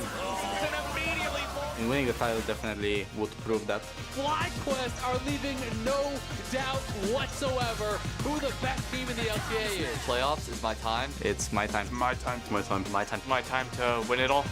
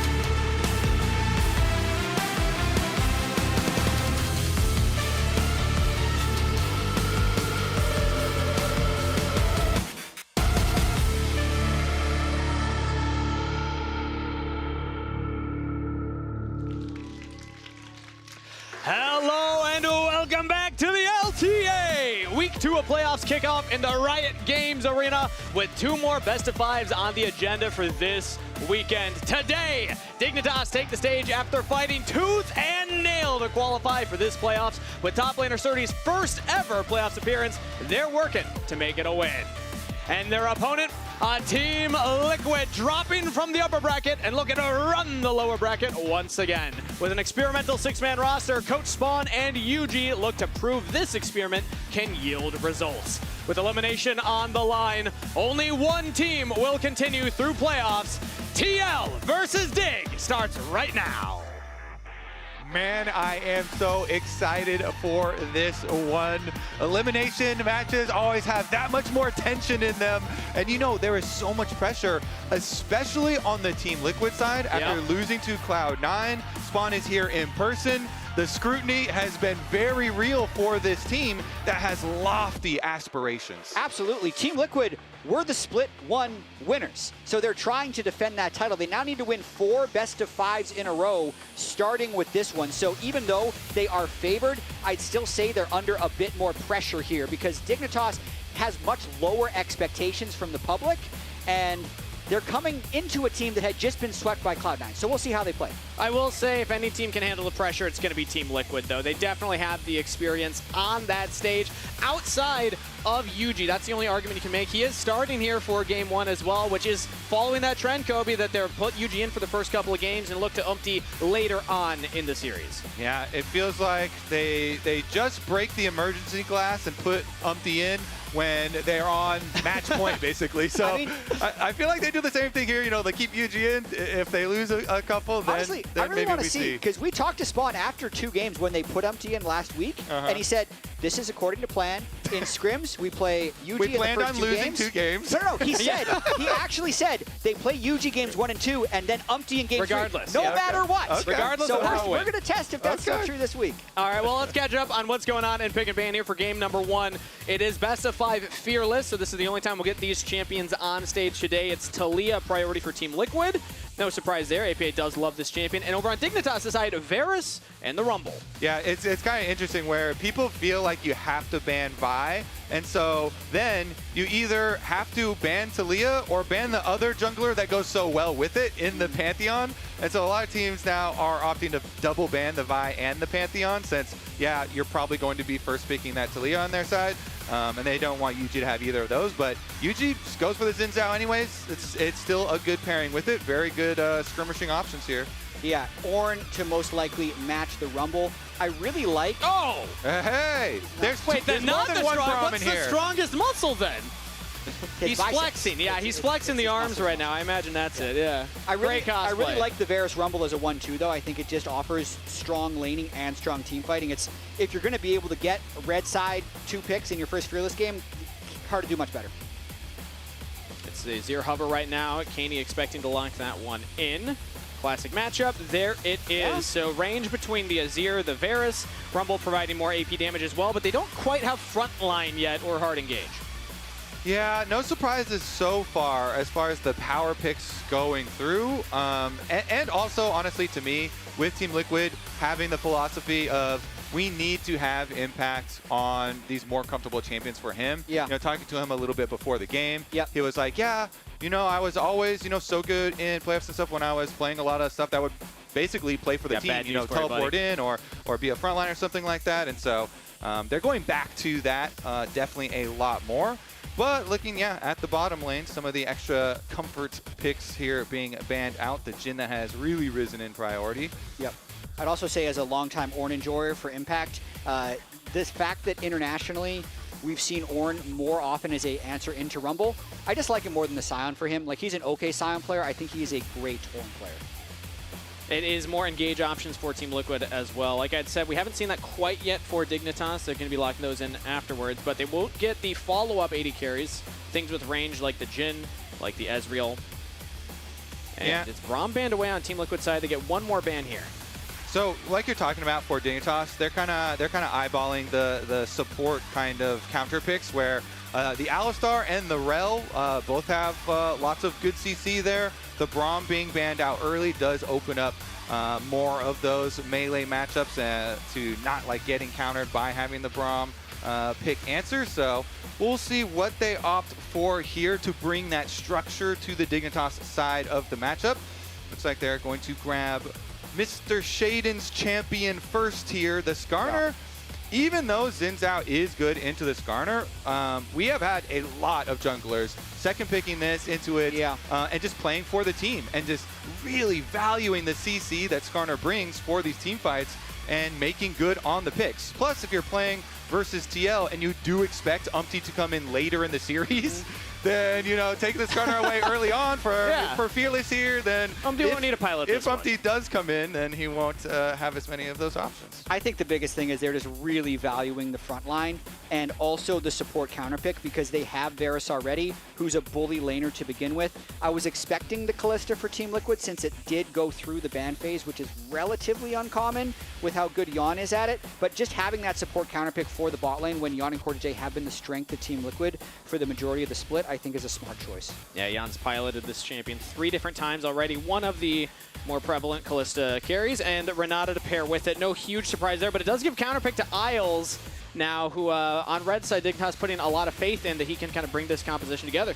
Yeah, and then, of course, the Nico is already banned out a long time ago because TL used it as a flex pick, but a lot of times you will use double poke bottom lane. So they're going to go Rumble bottom lane. They swap Rumble down there, and it does have a lot of damage early on. So also pairs with that Varus to be a very aggressive bottom lane to go right into the Kalista Renata.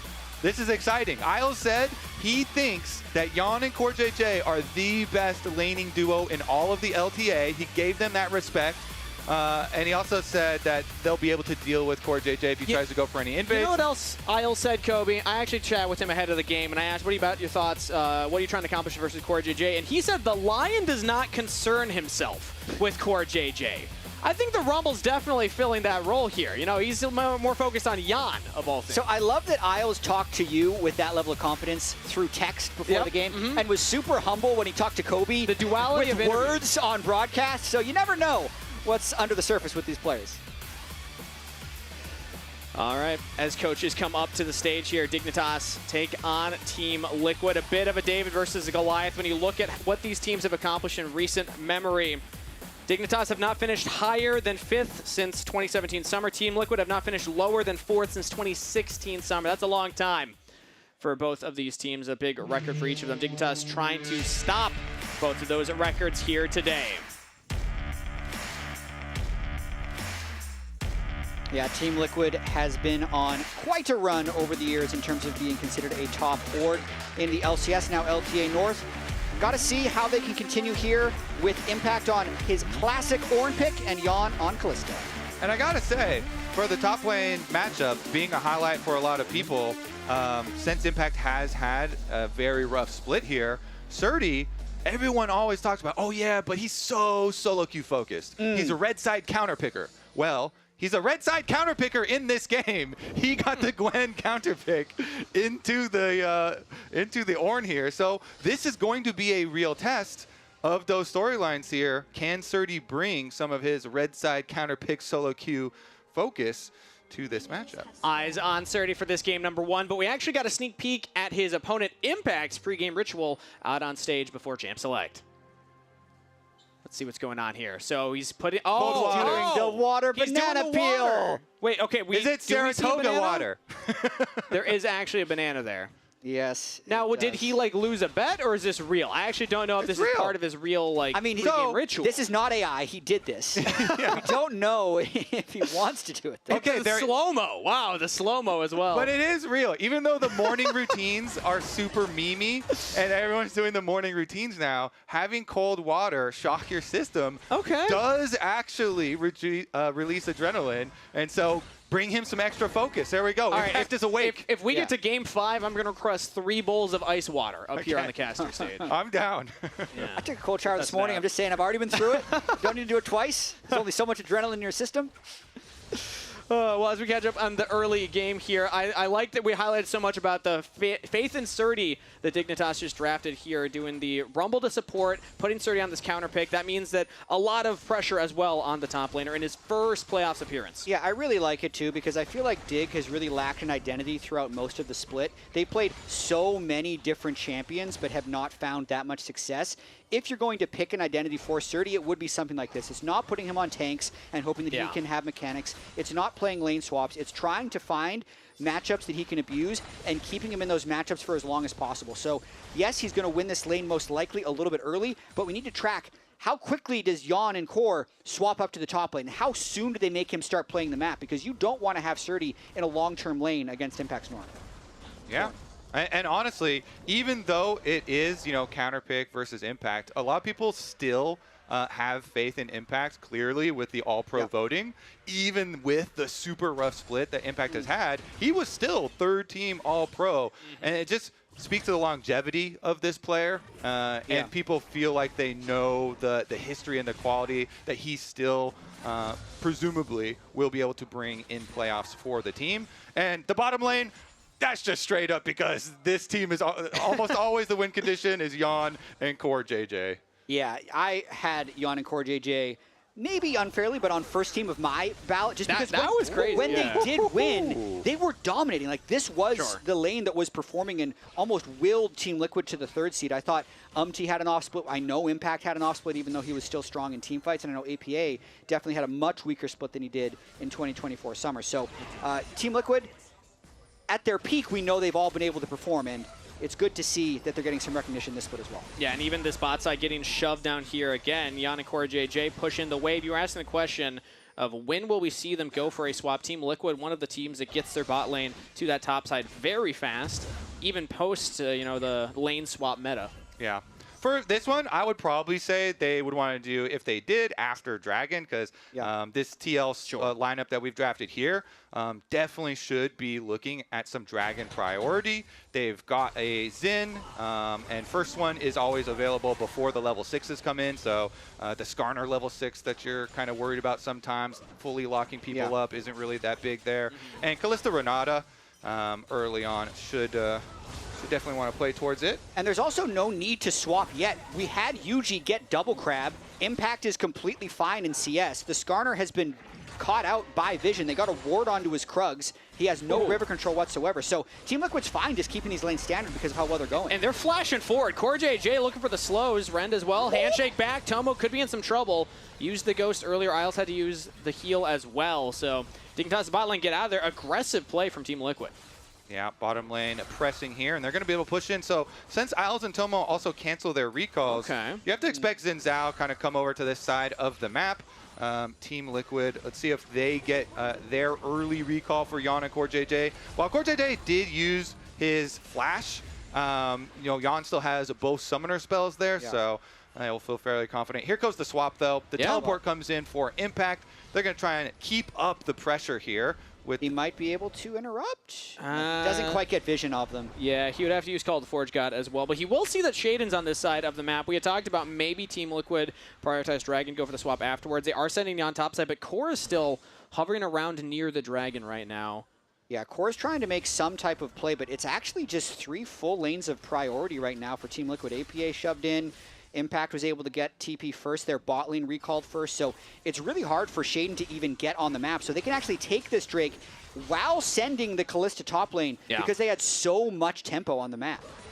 Yeah, I like this a lot from TL. They had Core JJ just walk out mid as support from his resets, come over for a little bit, make sure they can secure it, and quite nice for the team overall, as well as UG.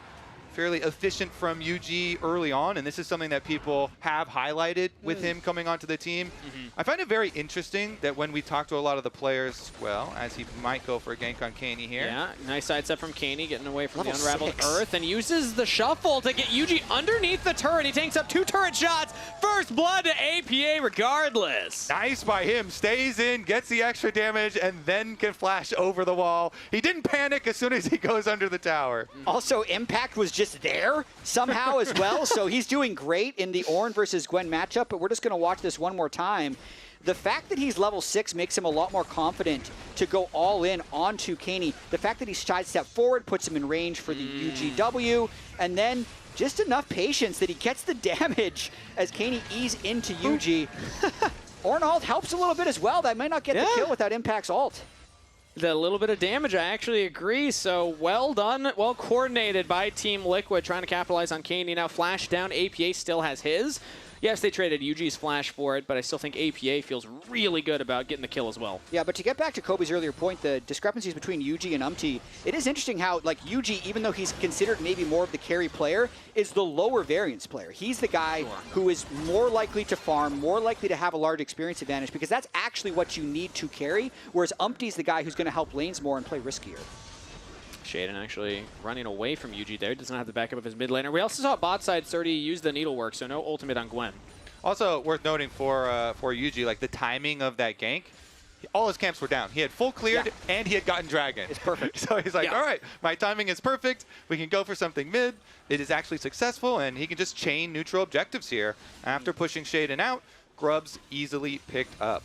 And I'll say also that Yuji, he's doing so well early game. This is one of the games that we don't see CoreJJ just at his hip the whole time, hand-holding and making sure that he's able to get that lead. Like, they were playing the 2v2 more so than focused on Yuji, and Yuji's been getting this lead himself. I agree to an extent. This is also a game where Team Liquid has just been winning every lane. Yes, fair. So it makes a power farming jungler's life a lot easier when you can always see where the other jungler is. This I hear might be jungles like Shaden that. fighting back, though. Yeah, Shaden is going for a gank bot side. Impact flashes away, gets to safety.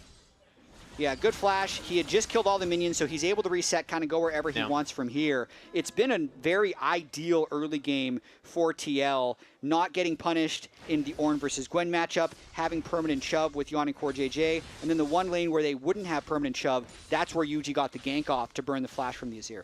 And to be fair, like the Gwen does need some items to really start get rolling. You know, Yeah. Once we see a couple items come in, some power spiking going on. Do we have an idea of when? What items should we? I mean, you at least want a Rift Maker. Okay.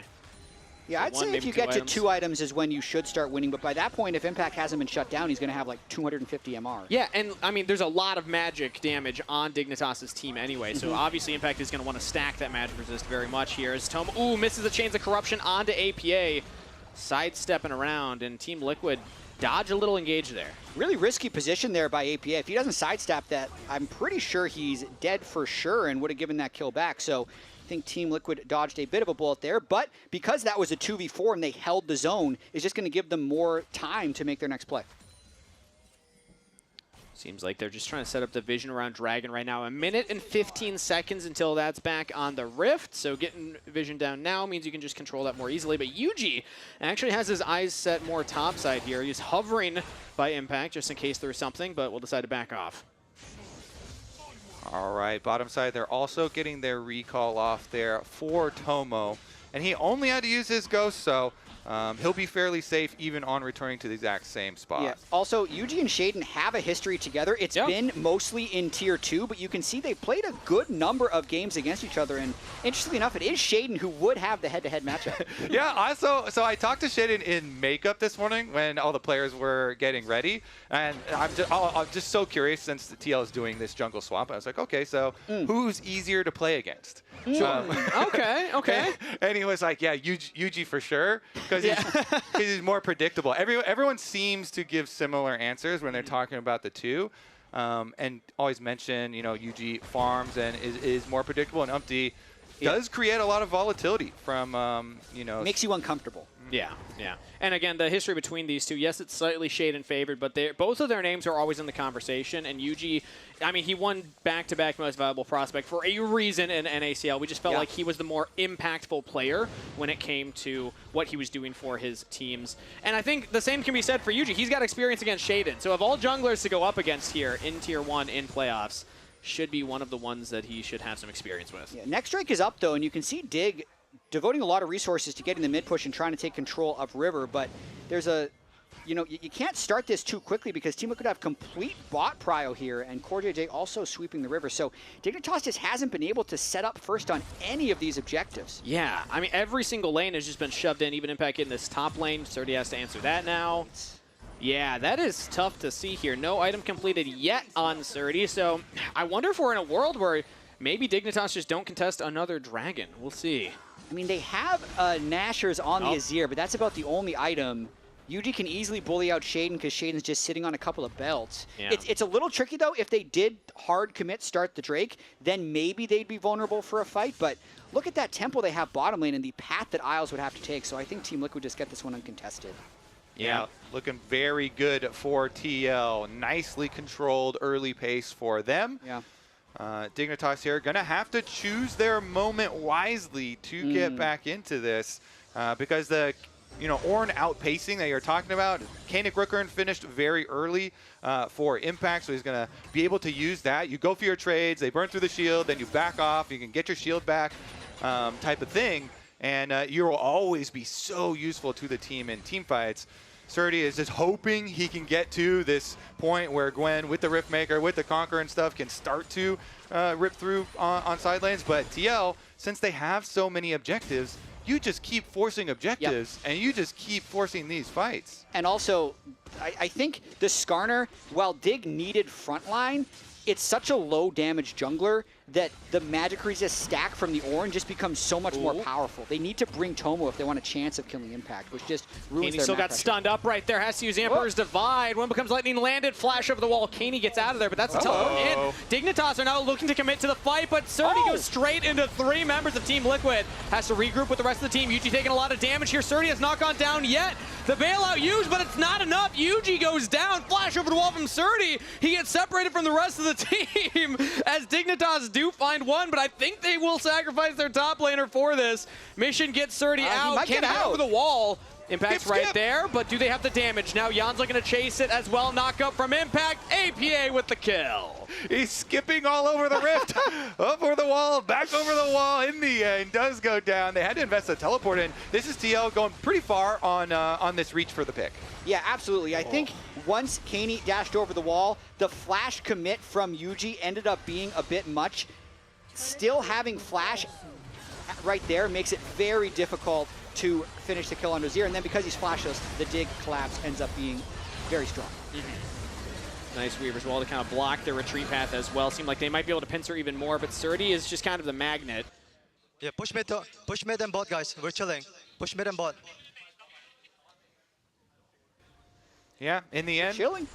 We'll see though, because I don't know if Surdy will be chilling. He used his flash. He used his flash in his little skip moment over there, running around, trying to evade, and ended up still going down. So TL in a pretty strong spot still. At least he's got that first item, so he has completed that. And I also want to say to that comms check that we had for Shaden, that was actually something I was brought up. We'll get to that later, actually, because instead, Jan versus Cloud9, he actually had an incredible performance despite the 0-3. Don't let that shake your opinion. Jet, you had this guy first team All-Pro for a reason. I mean, when you're up 420 gold to 14, but your team is down 1,200 gold, you're definitely outperforming the expectations of how your team is doing. So he played very well in that series. The team was just not patient enough around him. Yeah. And now we're actually in a situation where the game is quite close. I kind of agree with Shaden, and I loved how calm he was in that last look-in that we got with how they're willing to wait and take the right fight. I would be a little bit more pressed if I was on their team, just because I'm worried about Talia at the moment. Yeah? Okay. APA could have a very big game. Yeah. We did mention Surdy has no flash at the moment, so he's actually getting pushed in by the Ornn. And we'll see if APA is going to be able to have a big wall. Talia is definitely a champion that he has prided himself on, having a very big influence on, but also has had some games where he's blundered, so not a guarantee. Sometimes it's about the vibes, Kobe. You just got to calm everyone down. You're saying it's okay. It doesn't matter if it is okay or not. Isles, part of what I was talking with him ahead of the match as well, I was saying, what's the spark on this team? Who's really the one leading the charge? And he actually gave a lot of credit to Shaden for mental in-game and being an in-game leader. So I think it's cool to see that type of check-in as well. Another thing I want to track here is which player will build Bloodletter's Curse, because they're kind of running triple AP with Gwen, Azir, and Rumble. I've seen Chovy, when they're running double AP comps on Ahri, build Bloodletter's Curse the last 2 games. So I feel like any of the Rumble, Azir, or Gwen could fit it in, and it would really help them in team fights. 100% agree. That thing, after the recent buffs, it is so good. That thing it's is void staff for everyone. Insanely efficient. Here goes the wall. Weaver's Wall into the mid lane here. Tomo gets over, but Isles does not, has to flash away from the seismic shove, so TL try and make a play. Dignitas absorb it, but the Herald has been dropped, so it looks like the play will continue. And they should be able to chain this mid tower into control for the Dragon. We're only 25 seconds away from the Dragon. Another tower, maybe. No, they're just going to back off. Didn't want to ride that one in, but Dignitas will catch it now, and Surdy actually just took the blast cone. Jumps away. No flash, remember, on this Gwen. I mean, looking at items, everyone's sitting on their first core item except for the support, so it's a pretty even fight. This makes sense that Dig wants to contest this, but they just don't have a great entry point to deliver. And Chain of Corruption just missed from Tomo. That hurts. Yeah, and if you're going through the jungle versus an Ornn, it makes it so easy for the Ornn to just line up really big ults. Impact could be huge here. This would be Team Liquid's third dragon. They shove back in Shaden. He's taking a lot of damage. Call the Forge God thrown. Shaden knocked up again. Still survives. APA taking some chunk from Kaney on the side here, but Team Liquid still focused on the dragon. High value seismic shoves from APA. Yeah. And then again, they keep their dragon stacking going here for TL, so still all according to plan for them. Yeah, I don't know if Dig is still chilling, but being against Soul Point definitely hurts. But at the same time, like, they just haven't had any of these fights. Like, we could criticize them for not taking them. They haven't had the ability to take these fights because Team Liquid has had the setup. They're the ones poking Dignitas out first. I mean, we might fight for bot turret right now. Surdy throws out the needlework, trying to get onto Jan, slow him down. Impact is there, so is Core JJ. And Team Liquid will stop the play. Yeah, we thought maybe Azir would be teleporting in a little bit more aggressively for some type of flank, but they just didn't have any vision any deeper for the TP to happen, and I think Team Liquid is just going to take this turret now in the next wave. Team Liquid have been doing this. They've been grouping up not just for the dragons, but for every little objective, whether it's a scuttle, whether it's a turret. They will make sure that they do not get collapsed on. So they find themselves Dragon Soul Point up a little bit of gold as well. But if you're enjoying the action right now and want to watch finals with the crowd, but you're not in LA, make sure that you check it out because LTA North is partnering up with Real Cinemas to bring the finals to the big screen. Scan the QR code on your screen to get tickets today as APA and Kaney scrapping it out a little bit here in the top lane. Nobody's going to go down. Just trading egos in the top lane with no one actually having trading egos with APA? That's dangerous. It is dangerous. I mean, Kaney's up 20 CS. That's really interesting watching the way this whole game is played out because APA is the stronger one, getting the 2 kills, getting the first gank off with UG running mid lane at level 6. But Kaney's really been able to keep his farm up and catch a lot of sideways. Seems to be the, I mean, we set it up to look at Surdy, follow the Gwen in the side lanes, but early game it has been more about Kaney and the action happening around that Azir. Ooh, the buffed up Horizon focus speaking of, ooh, nice handshake from Core JJ, denying the Emperor's Divide from Kaney. Yeah, 20 minutes means Otacon will be spawning. Dignitas slowly losing control of this map, though. Losing all 3 outer turrets, still not getting any of them down. So Team Liquid was just trying to creep their vision up further and further.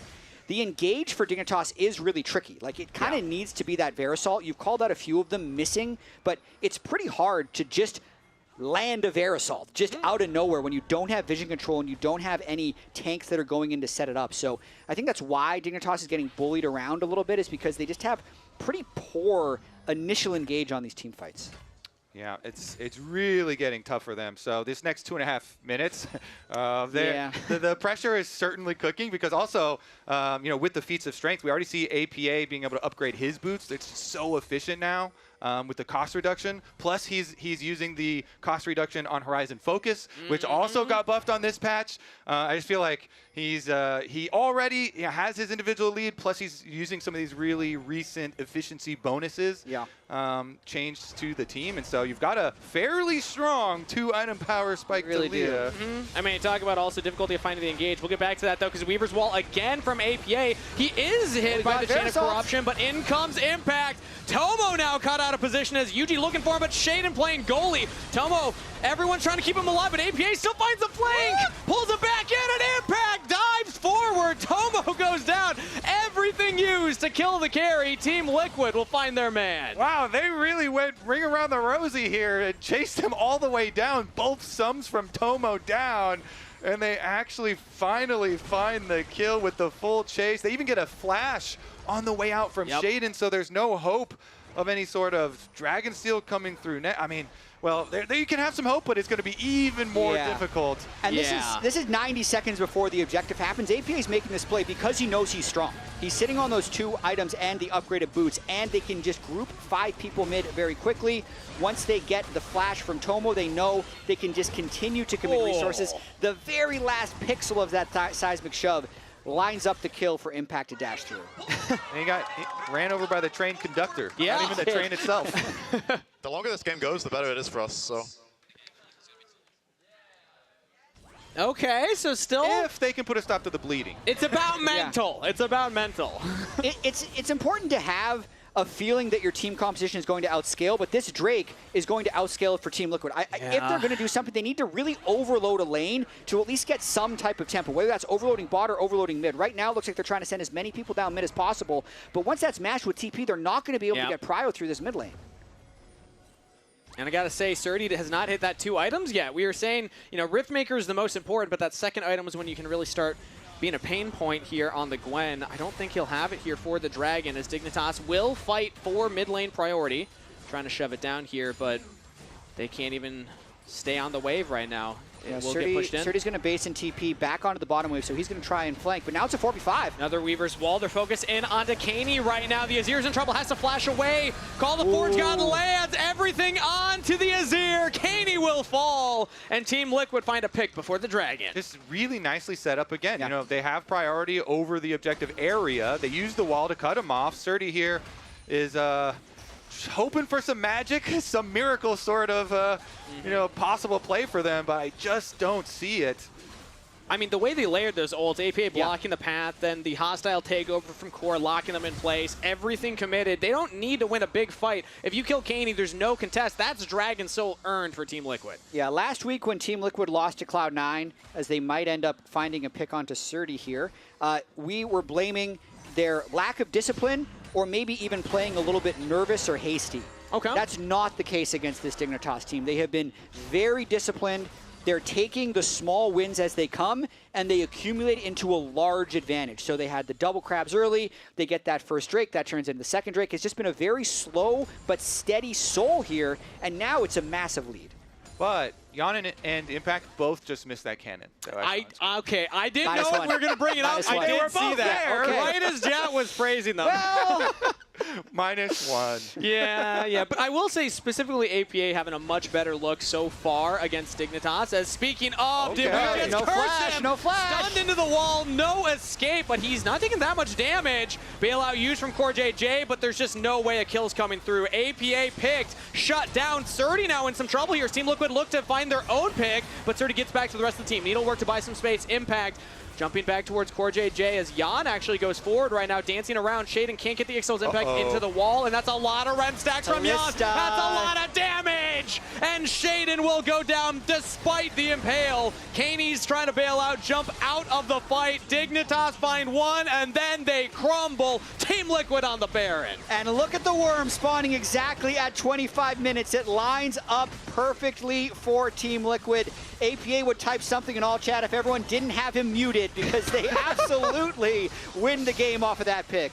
Yeah, you can tell Caney's like, all right, I'm out of here. Teleport down to the bottom side. Maybe I'll be able to get one tower. He's trying to work towards that tower objective bounty, but TL will be happy. And the Otagon. Oh, Do you think we'll get a mic check in here soon of somebody from Dignitas saying it's okay, just teleport bot, push the wave in. It's going to be fine. As even APA is trying to find his own solo kill down there. Baron into Otacon, and Dignitas can't even get a turret.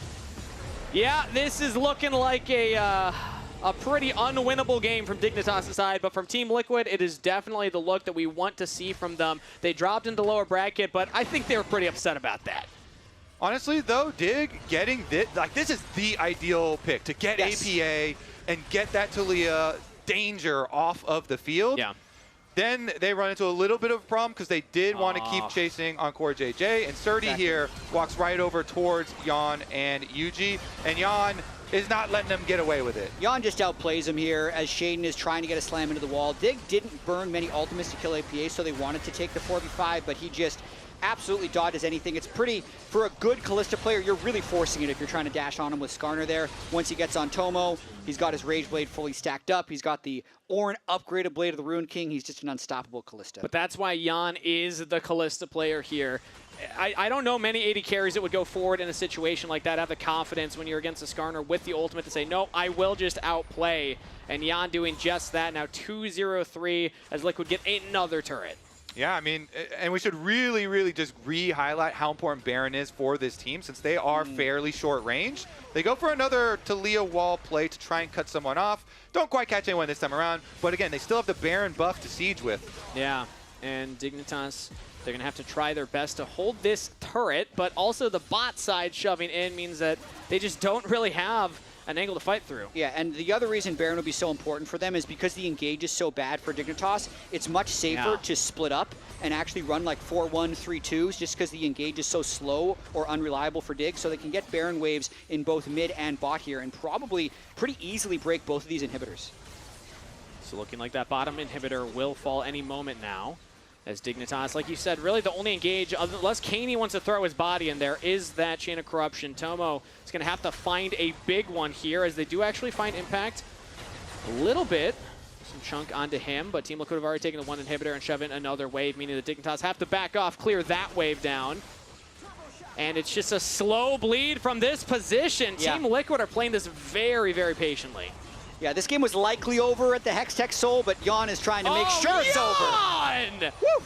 Just disgusting gameplay on our screen right there. He takes a solo kill very far in enemy territory. Now there's no territory for Dignitas. But the big shuffle. Everyone's in the bounty. He makes it to the bounty. Yuji goes down.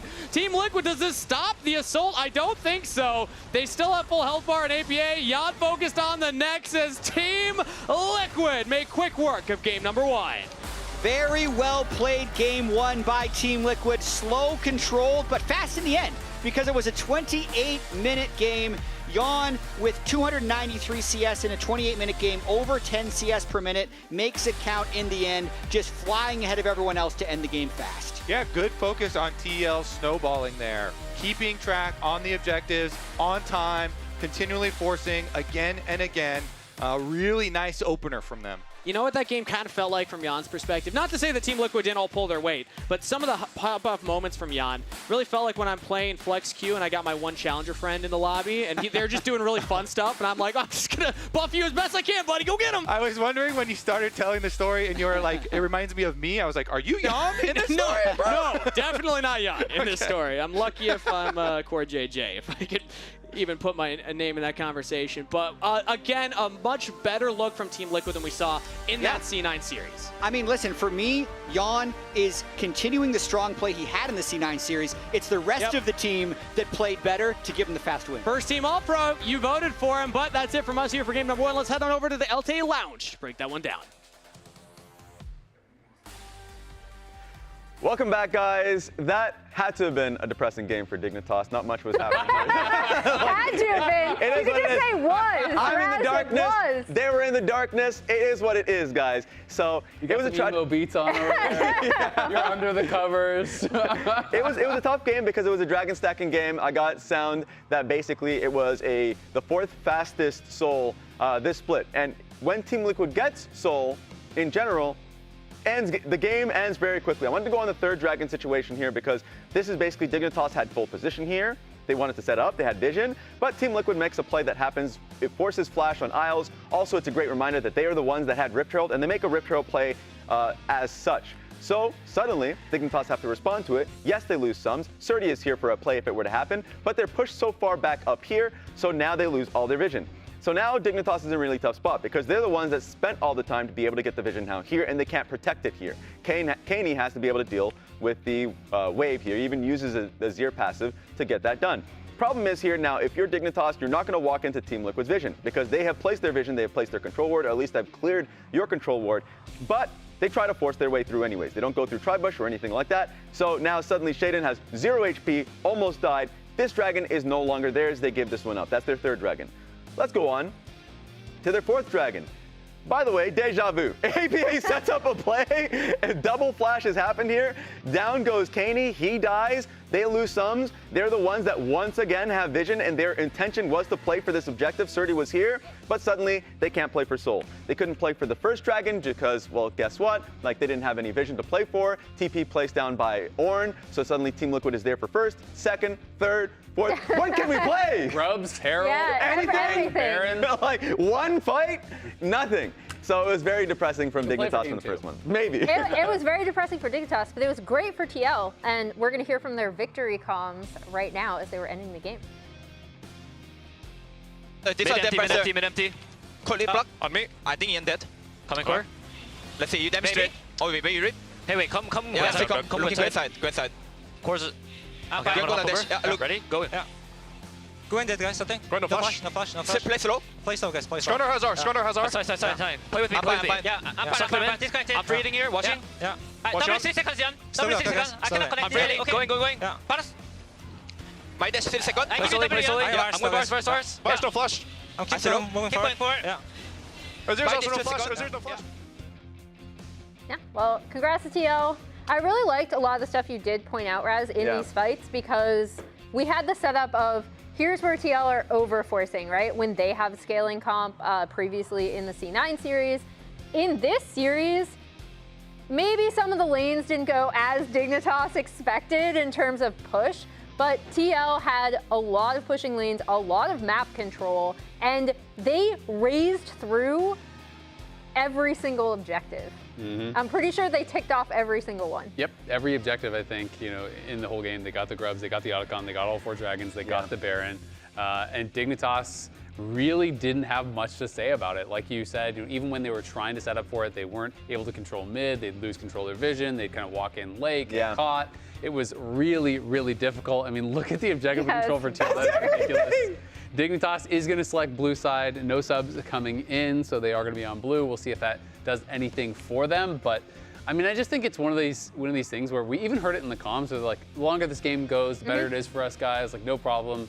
It felt a little bit like the scaling cope, but I do think sometimes you can kind of get baited by your comp where you're like, we have such good late game. Just wait. When we get to like 6 items on Azir and Gwen and everything, it's like, well, yeah, sure, that's true if the game is even, but you can't give up everything. One more item. Guys, I promise one more item. Yeah. You're just chasing it. You're chasing it.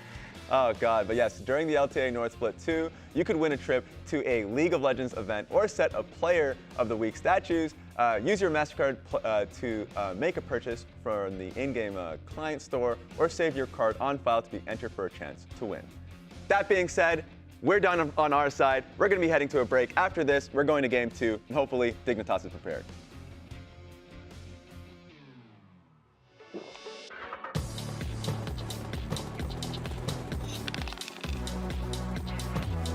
Red Bull gives you wings. Ready, set, go!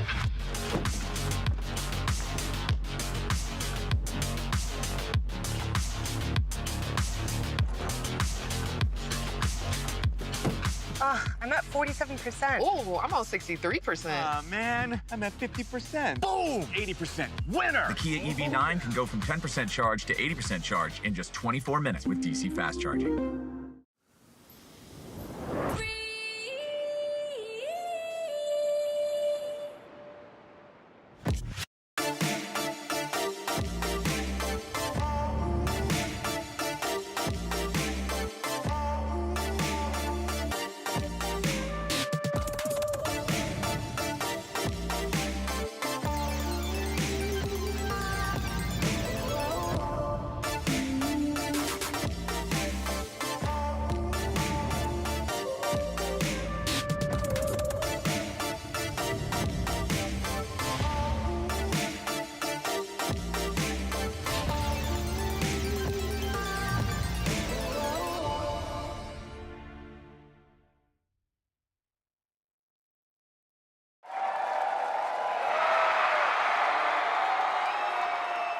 Red Bull gives you wings.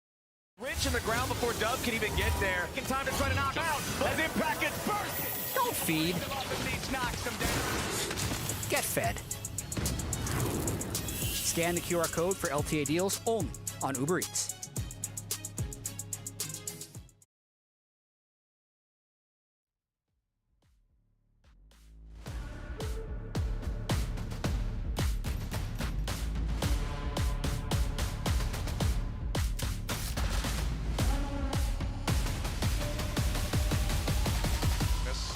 Just chunk. Kiwi. He's ult. Think about it. I'm making a flash down. Yeah. I think you got it. He's dead, yeah. Don't dip. Look, he's dead, he's dead. Or TP. Yeah. I think that's it. Slow. Don't get something. Yeah. Verse. I'm watching slowly. Yeah, I'm fine. How to get something? Azir no Q. Yeah. Verse 1. I got one. I'm watching, guys. Love my push. Razir is there. Yeah. Azir. Azir. Azir Look flash. at sir, look at sir. Okay, Azir first. Watch now, guys. Azir no flash. I got him. Nice. Guys, ping. Yeah. Paras. My dash 30 seconds. I give you W. Yeah, I'm going Bars. Bars no flash. I'm Keep moving going forward. Yeah. Azir's also no flash. Azir's no flash.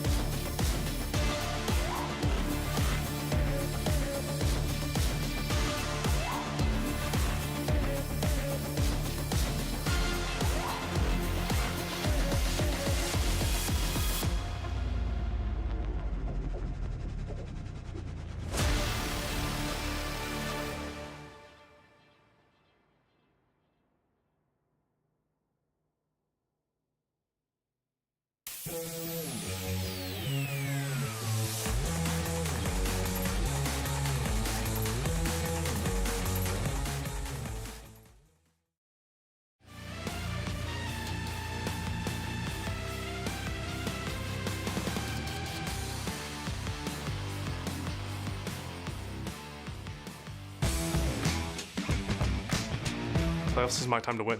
It's always the time I think I've shined as a player. Between every playoffs run, I think I've always performed best during playoffs, honestly. The most meaningful one to me is definitely my first playoffs during the 2023 summer split when I was subbed into that Team Liquid roster. Even though I was performing really, really well in Academy and I was doing really well in solo queue at the time, I was just thinking in the back of my head, no way I can move up. But then they took a chance on me and it was just surreal. We faced NRG twice and I think Palafox smashed me pretty hard in both of those series at the time. Honestly, just took a lot of motivation from that. And even though I was on top of the world, he was definitely my welcome to LCS moment. I'll think back about that moment and just gain motivation. I wasn't good enough to beat them, but if I was 5% better, maybe we could have won even that split. What fuels you? I think one of the coolest things about that piece from APA is, yes, in his first split, he did get absolutely bothered by Palafox. He got slammed on both sides of the same matchup. Yeah. But now he's been kind of doing that, I feel like, to Palafox in more recent years, right? Yeah. The student has become the master. So it's cool to see that development from APA. The other thing is, I believe he has not yet missed an international appearance since that sub. So maybe this is the beginning of another one. I did say, if this ends up being a 3-0, we could have that exact same lower bracket one run for TL as we see Evelyn getting banned out by Team Liquid, and then Coffee being taken off the table What's happening in those scrims? Yeah, that is really interesting. Must be something that had been. All right, they dropped it. It dropped off. I wonder if it was. Okay. Oh, they were all right, that makes a lot more sense. They were trying to ban Yone. I was like, what are we seeing, guys? They reported the bug, so I don't know if it was bugged or whatever, but we're gonna find out, and we'll be getting. Shaden hasn't been secretly practicing some Evelyn. I was like, okay, respect. But now we get extra time to assess the Poppy ban. Wait, APA made a poster? What the hell? You can do that? I didn't know you could do that. Who gave him the materials? Wait, now this could be the new meta. You could just make a poster for yourself, APA #1 hyping yourself up.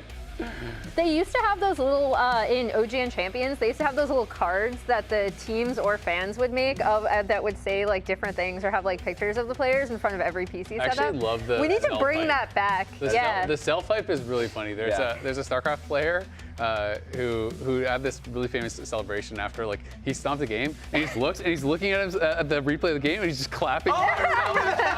And it's like so good. I don't remember the game. My favorite celebration. We I need just did that to that happen more. I think yeah. it was like MVP King. I can't remember. But, I just remember using that GIF a lot. It was really good. It was really good. But yeah, like Okay. Boostio from 100 Thieves Valorant, like will always, like I remember on internationals, he'll bring like a plushy piggy, and if he just like stomps the opponent, he's just gonna like pick the piggy up and point to the piggy. He's calling down piggies. I was like, well done, well done. But we're right back in the draft, so I don't know what they were able to gather from the Poppy ban. That was the only information that they were able to get. Yone is banned as well. Yone is now correctly banned, and then the Lucian ban still coming through from Dig. We talked about the Lucian changes on this new patch, but that's obviously still something that Yon has been so good at, and it's a little bit shift in playstyle, but I don't think it takes away from the powerful things that Lucian brings. I also really like the Ziggs ban. I mean, I do think people sometimes just ignore it because, like, well, it's not really good in the meta or won't fit into their comp. But, like, AP is just so damn good at this champion. Yeah. I just think you have to pay the tax. It's the same thing kind of with, like, Quad and Cassio and some of these champion pairings. You really should not be giving over. Vi going to get banned away, obviously a really popular first pick here, and the Fury also taken out. So a pretty big focus on the jungle right now. I need to go to a Stray Kids concert. That's Nice. actually just happened recently, or is happening soon, I will say. But Nico being the first pick, I will say a lot because of the first game. The Rumble that was picked, Varus was picked, like Gwen was picked, Zin's out. A lot of the usual first pick options are just straight out taken away. The Vi ban is another one. So like we're going to see a little bit more of a unique priority, at least in the first phase. But Nico is a great flex. I haven't seen Caney play it necessarily, but I know that that's something that he can play, and that you know, probably going to be a pick for Isles. It's a good flex, and it also takes it away from TL, right? Because they flex it a lot between core and APA, and I think we do talk about APA being a specialist on so many different champions. Nico is absolutely one of them, so it's a good takeaway there. And then the Pantheon being locked in can also be a flex pick. Absolutely. I'm kind of thinking with the Nico though that it's just like a similar game plan as to bringing Rumble support, right? Where clearly they are coming into this, they're saying, okay, we're going to play powerful lanes, we're going to be able to play 2v2s where we can contest or neutralize the TL bot lane, who has really been that win condition for them. This could be Pantheon Kai'Sa bot lane. Obviously, you could still look for Pantheon jungle and go something like Nautilus or whatever. I think MF could work. I think you can play a couple of different styles. If you're worried about dive, I think Ezreal is still fine if you want to play more just for poke through bot lane. I really do like Maokai though, is when you're showing both Pantheon and Kai'Sa, you're showing dive. The counter engage from Maokai is really, really strong. I think this makes it even more likely that Nico's going bot, and both those champions have fantastic counter engage ultimates. So I feel like you just look to draft around absorbing the punch from TL and then punishing on the re-engage. Also in tandem with the Jace, really, really good setup if you do want to go poke into this kind of dive setup that TL already has. We see the hover of the Scion going over APA, and that is going top for impact. I will say, like, the idea of Jace being a top lane pick is not true. Like, Caney has played. Yeah, you can just move it mid. Yeah, you can easily move him mid. His last Jace game wasn't great, but he is generally a good Jace player. And the one thing I will say, so yeah, like obviously most people are thinking about Zion, okay, this is a counter pick to Jace, so it's got to be in that matchup. I will say, even if Jace goes mid, you're generally going to be lower on damage, right? Because usually when you're thinking about where a lot of the high DPS champions come from, it's mid, it's 80 carry. So even if Jace is there, it's still going to mean that the composition that Dignitas has is going to struggle to punch through the Scion, right? Not that you can't find something to make that happen elsewhere, but it's definitely a difficulty. I also do think TL still do their best or at their best when they do have impact on a beefier frontliner, especially when it comes to 5v5 fights. I think his setups are still really, really good, and he understands well how to play that specific playstyle. We heard from his interview earlier today how he feels like he hasn't necessarily been able to be that as much for the team, and he really wants to return to that. I think the Scion is also a pick in favor of that, as we see Corki being removed and the Ahri being removed. Okay. So they are very aware that it could just be a Jace mid with the Camille ban. I think Camille would have been a great pick for Surdy in this situation. That being said, it could just be Jin 80 carry that comes up from Diggs' side, because yes, you can go MF, but at least you have a lot of long range poke, CC, lockdown. Jin can help on that one. So that might just be trying to force the Jace up top. I do also really like the bans from Dig. Obviously the pairing of Pantheon plus Ahri really strong, and Nautilus just such a good support to go alongside the Kai'Sa. Elise could be considered. I still think we're going to just get some sort of hard engage here, whether it is like a Blitz or a Leona or a Rakan or whatever. Like, I feel like so many of these engage champions are kind of interchangeable. Yeah. There's like 5 or 6 engage champs. Blitz, I shouldn't really say is in that. It's kind of a bit outside, but like Nautilus, Leona, Rakan, Rel, etc. You can kind of just take your pick of those, and it is going to give them some really good hard engage.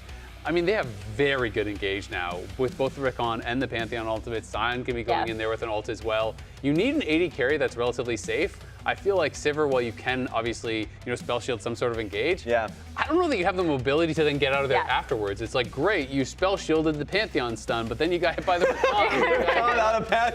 Everyone's jumping on your head, It does feel a little bit scary. I mean, it does give them very good wave clear though, and if you're gonna go for like a split pusher and something that is a good answer, so it's like, if they went like Fiora or something like that can play through sides and you can go Jace, Fiora, 1-3-1 or whatever, something like that, then you park Sivir mid and Sivir just becomes wave clear, and then I understand it more. But I do feel like this would be a hard game for the Sivir to actually play, and it becomes much more of just like an enabling pick where you're just pressing ult for your team. Obviously, it's not going to be a hard split push. It is going to be the Aatrox, but I do worry for how Tomo is going to stay alive. Yeah, I mean, he was hovering the Smolder, and I kind of like the idea. The front line that you had is like Sion and Pantheon you can play through. Maybe it would kind of just Q-poke from long range. Exactly. To get 3 items. And he's such a damn good Smolder player. He was the first Smolder, I guess, globally. But that's going to be a Victor lock-in from Team Liquid. Now we have a full idea of the compositions. Which one do you guys like most? I mean, TL's is way easier to play, right? Like, theirs is super simple, lots of engage, really good front line, and I think it's going to be difficult for Dignitas here. They're going to have to get really creative. Yeah, well, I'm curious to hear what the casters have to think. You guys heard our thoughts. Take it away, casters. Thank you very much, Analyst Lounge. We have drafts locked in for Dignitas Team Liquid Game 2, and a newer pick here for APA, pulling out the Victor, getting away from his kind of 6 comfort picks that he's had so far this split. Are you proud of him?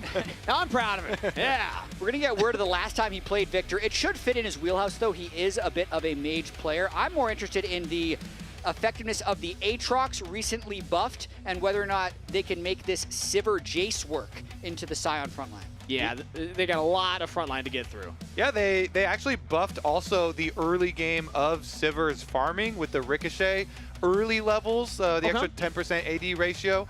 See how much that does affect Sivir's ability to farm up to that late game style. Non-subscribers, reminder that we'll see you in 30 seconds, but for everybody else, we're going to break down the composition a little bit more because that Sion is the big meatball in front. We already talked about, yes, a buff to the Sivir, but that doesn't feel like a buff to get through a single target Sion, in my opinion. And it's going to be tough, I think, for Dignitas to really team fight into Team Liquid and what they've drafted here.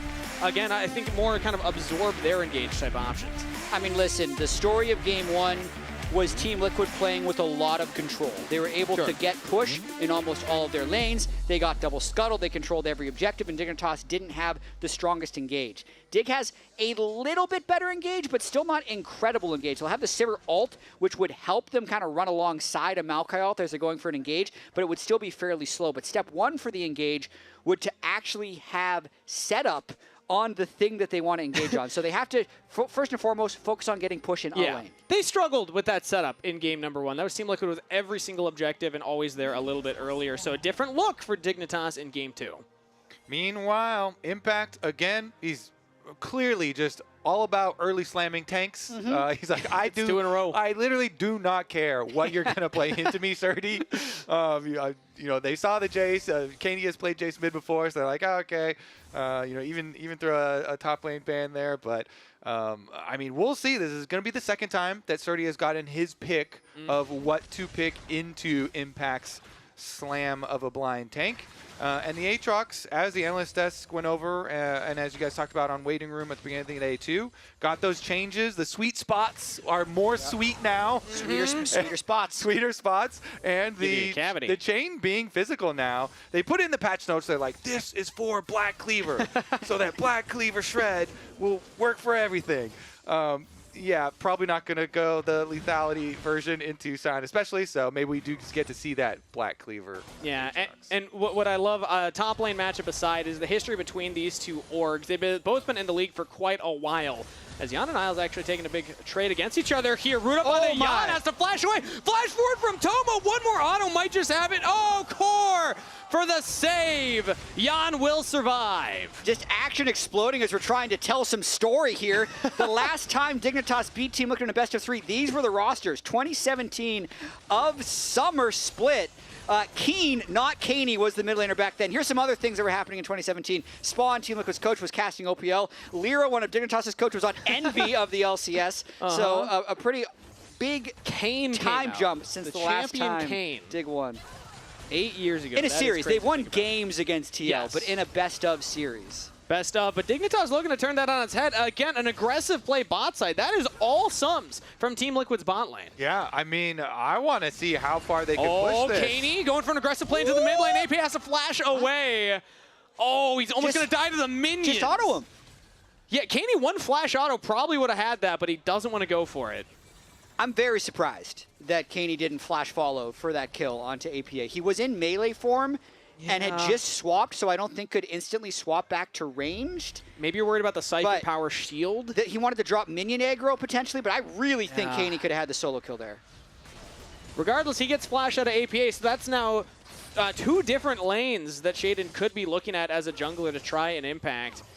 Can be very, very dangerous for Team Liquid to try and give Yuji that space control. We were highlighting in game number 1 how well all 3 lanes were making Yuji's job easier. Doesn't look like we're going to get that in game 2. For sure. Dignitas definitely coming out with a lot more aggression. Nice play by Caney there. We saw the level 1 where Toma was an inch away from getting the kill onto Yon, and they've kept the push on this lane. With that recently buffed W on the Sivir, they've been able to keep this lane pushed. Yeah, it is looking nice. No summoner spell still for Yon because of the early aggression. No summoner spell for APA, of course, because of that trade. So, I mean, Shaden has a lot of options. Mid and bottom lane are definitely prone to some influence here. Of course, he is on Maokai, and Maokai with Flash is like guaranteed you can get onto somebody who doesn't have Flash. So we'll see if Dignitas can kind of change their story here in game number 2, because they certainly need it. Big chunk on the Surdy right there. We see the resets on the bot laners. I'm going to keep my eyes on where Jan and CoreJJ want to go, because last game, they immediately lane swapped up, and based on coming out of Fountain, it looks like we're going to get the same here. So Team Liquid, they lose their summoner spells, they're going to put them topside. Yeah, I mean, I think their scouting report on Surdy is that the more you can make him switch lanes, the worse he's going to be. Yeah. And that's what they're going to continue to try and do in this series. Impact is actually going to match up now with what looks to be a Sivir, but is actually just an Eco. So it's a full swap here. Sion actually has the 1v2, catches them slightly unawares, as Surdy is still deploying into the top lane. So this is going to be an extended swap situation. Yeah, and I mean, with the Sivir and Nico, they can shove this lane in, permanently onto the Sion. Yeah, I think it's a good call from TL with Jan and CoreJJ getting kind of blasted there in the early 2v2. Swap, get out of there, so you don't have to deal with that anymore and fall further behind in CS. Yeah, in theory, this should give Dignitas first dibs on the Drake if they want to, push the next wave, shadow the Drake. But I'm actually wondering, when does Isles start going top lane? Because the flip side of this is the dive threat onto Surdy would be a lot higher if they leave him up there on his own for too long. He does have his own flash still, as mid lane, again, an aggressive trade from Caney. Surdy's able to dodge away from the engage of CoreJJ right there.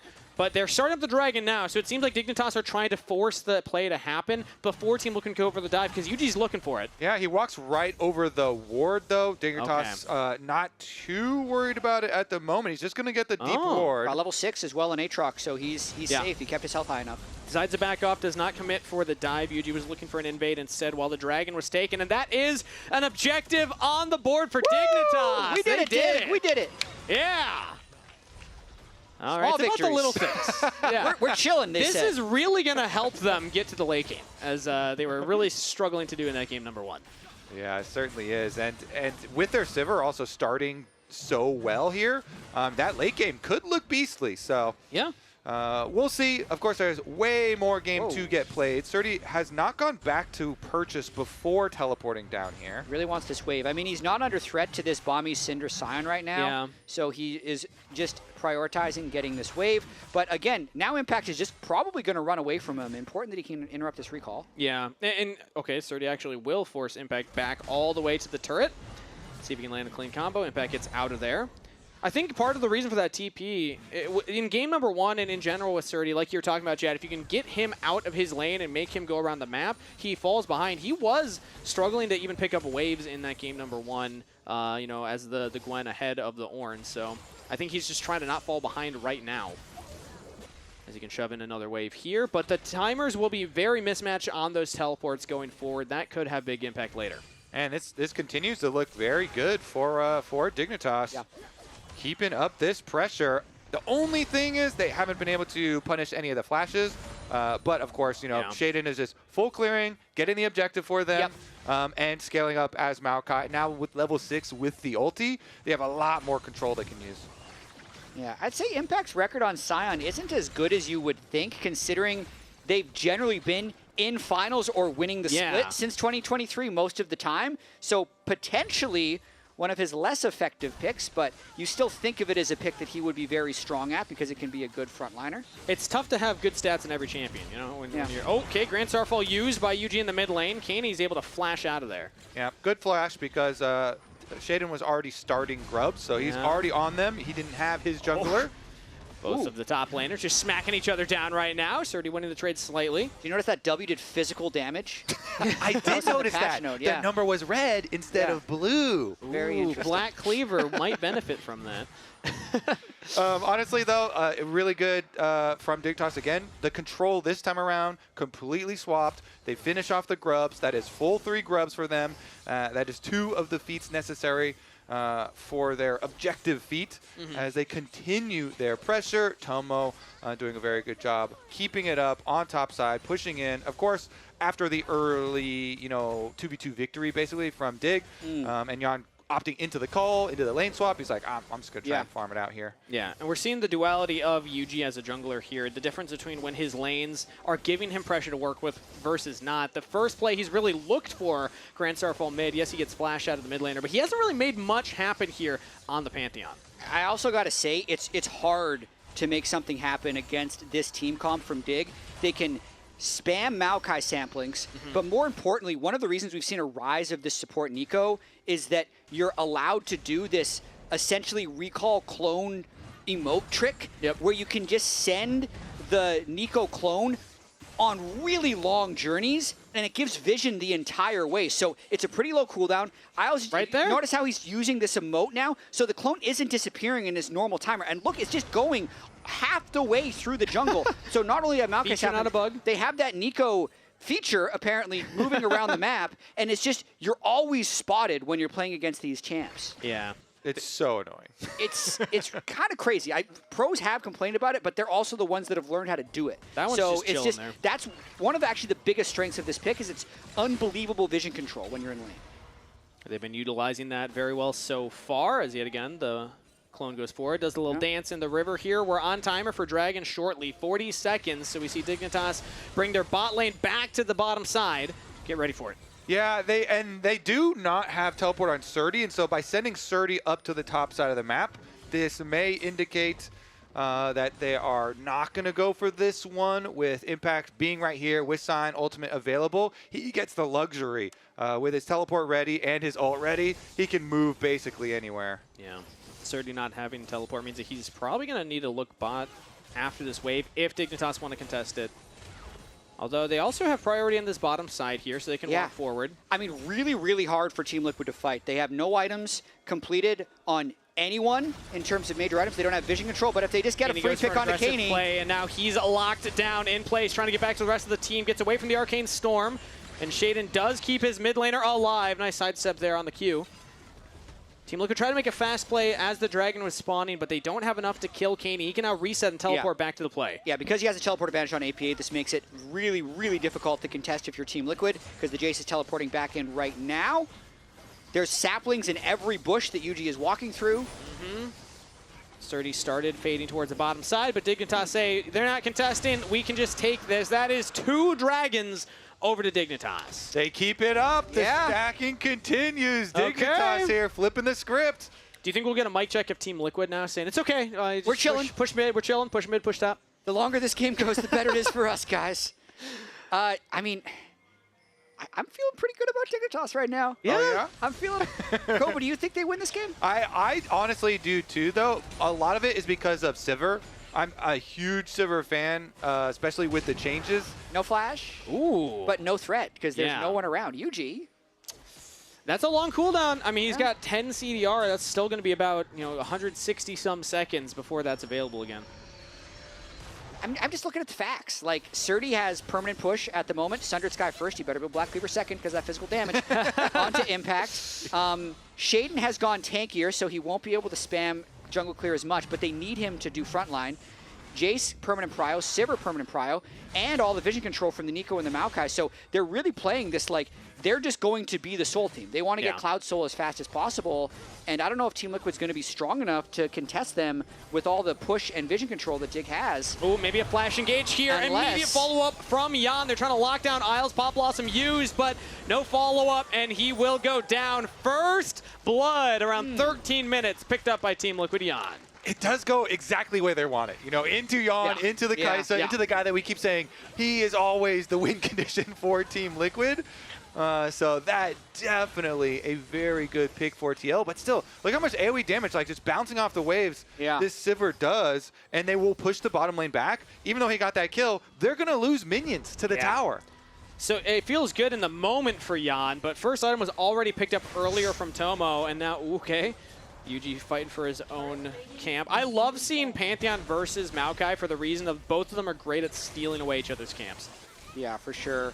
I'm a little surprised Isles died there. He had sent the clone in the river rather than sending the clone up into danger. I think it's because he was trying to get deep wards because Shaden had planned that he was going to be doing that invade anyway. But you can see, like, what does Team Liquid get from that kill? It's the gold from the kill and nothing else. They got no map pressure. They lost plates. They lost minions. So it's still the same difficulty of forcing fights, but it's going to make them a little bit more competitive come late game because they'll have a little bit of extra gold on Jan. And if TL do find success, it is going to come in a very explosive manner. This is the team with Kai'Sa and multiple forms of hard engage with a Rakan and a Scion. Yeah. If they get a really good, Rakan engage and a Scion ult comes through, Kai'Sa flying over, it could be a very explosive move from them that quickly spells demise for those Dignitas carries. Don't let him do that. Nice little proxy here from Impact as Surdy will try his best to clear out this next wave, but this gives Impact a little window here as the Herald is spawning now in 20 seconds time to... Oh no, he's actually just going to look... Is it going to be a deep proxy? Yeah, because he's just... I mean, the closer you can get the waves to the base, the more time you have when you get back on the map. Surdy's going to go do the same thing. So some fun, creative top laning right here. Yeah. Who can get deeper? Impact right now. Yeah, Impact can go keep even going. deeper. Get up by that nexus, Go buddy. even deeper beyond. Yeah.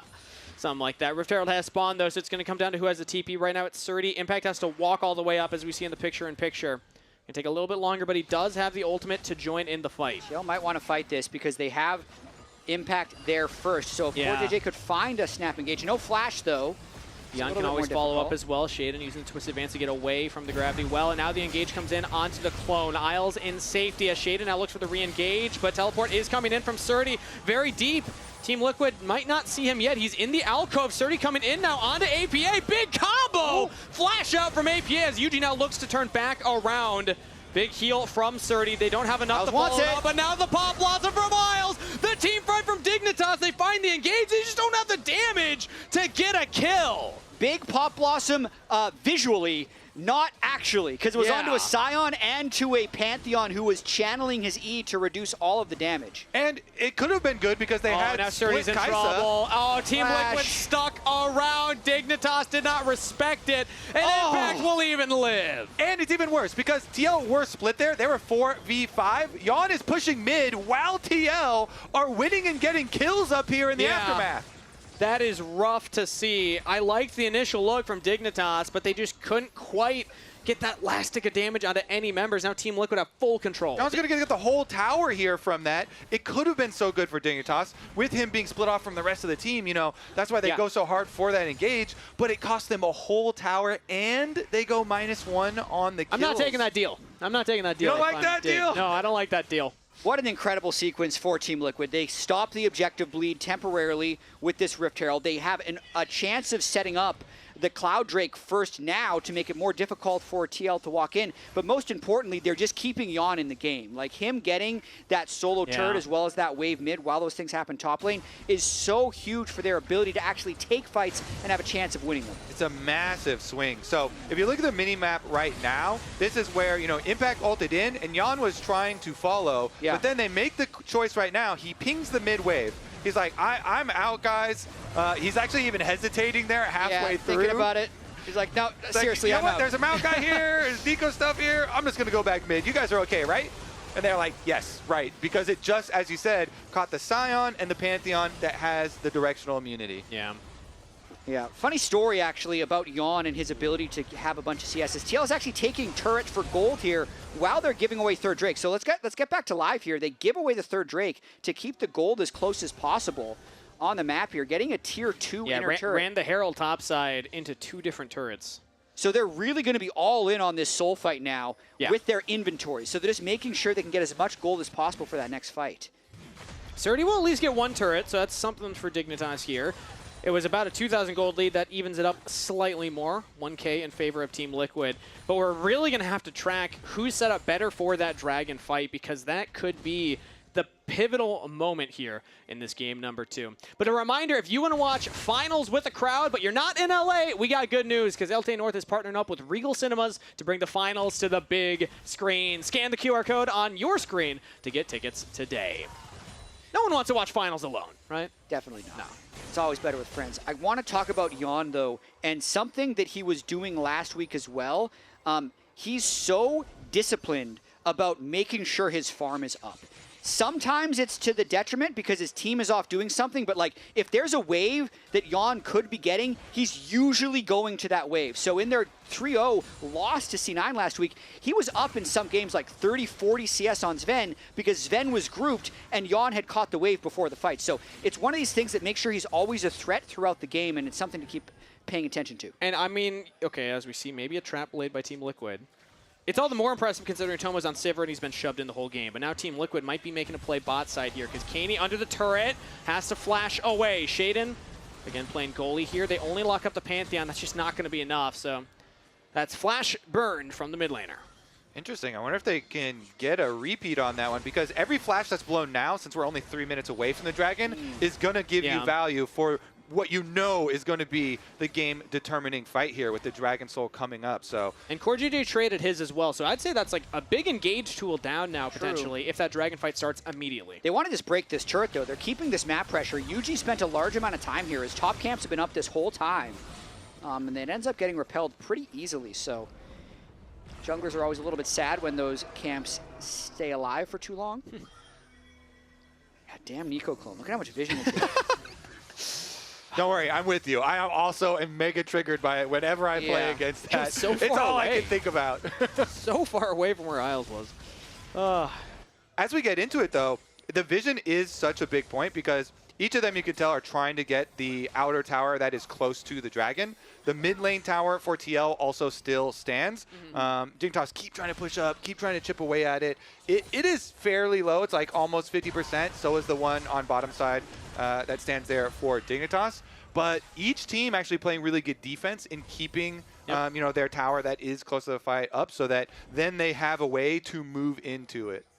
Yeah, I think it really does signify Dignitas can play through the bottom side. Team Liquid can play through that mid side. But when I weigh which one I prefer, typically teams I see like to have that mid lane shove as their approach towards the Dragon. Also importantly, controlling that banana brush, very, very helpful. Red side sometimes can do that a little bit better as it's on their side. But Dignitas can still check it with the clone and with the saplings and with all the tools at their disposal. So, I mean, there's a lot you can get done in 5 minutes, gentlemen. It feels like we're just kind of waiting for that next Dragon to spawn. I'm feeling like TL is stronger right now, though, with their ability to get those turrets of gold. The fact that Impact is sitting on 230 armor and still no Black Cleaver anywhere for the Aatrox or the Jace or the Sivir to cut through.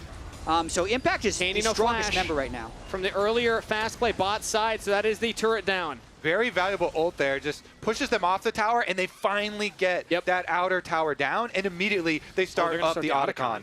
Yeah, it's smart. At the moment, they are way stronger than Dignitas. So Surdy needs to kill this.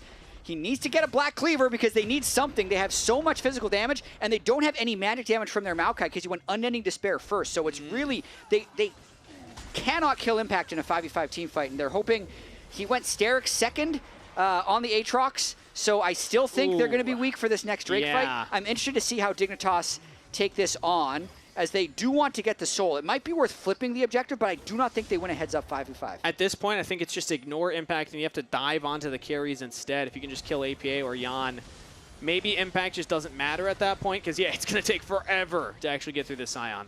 Certainly is. They're going to make a bottom side pick. All alone down to the bottom side, walks into the brush, has to flash away. Yuji and Jan did not burn very much there.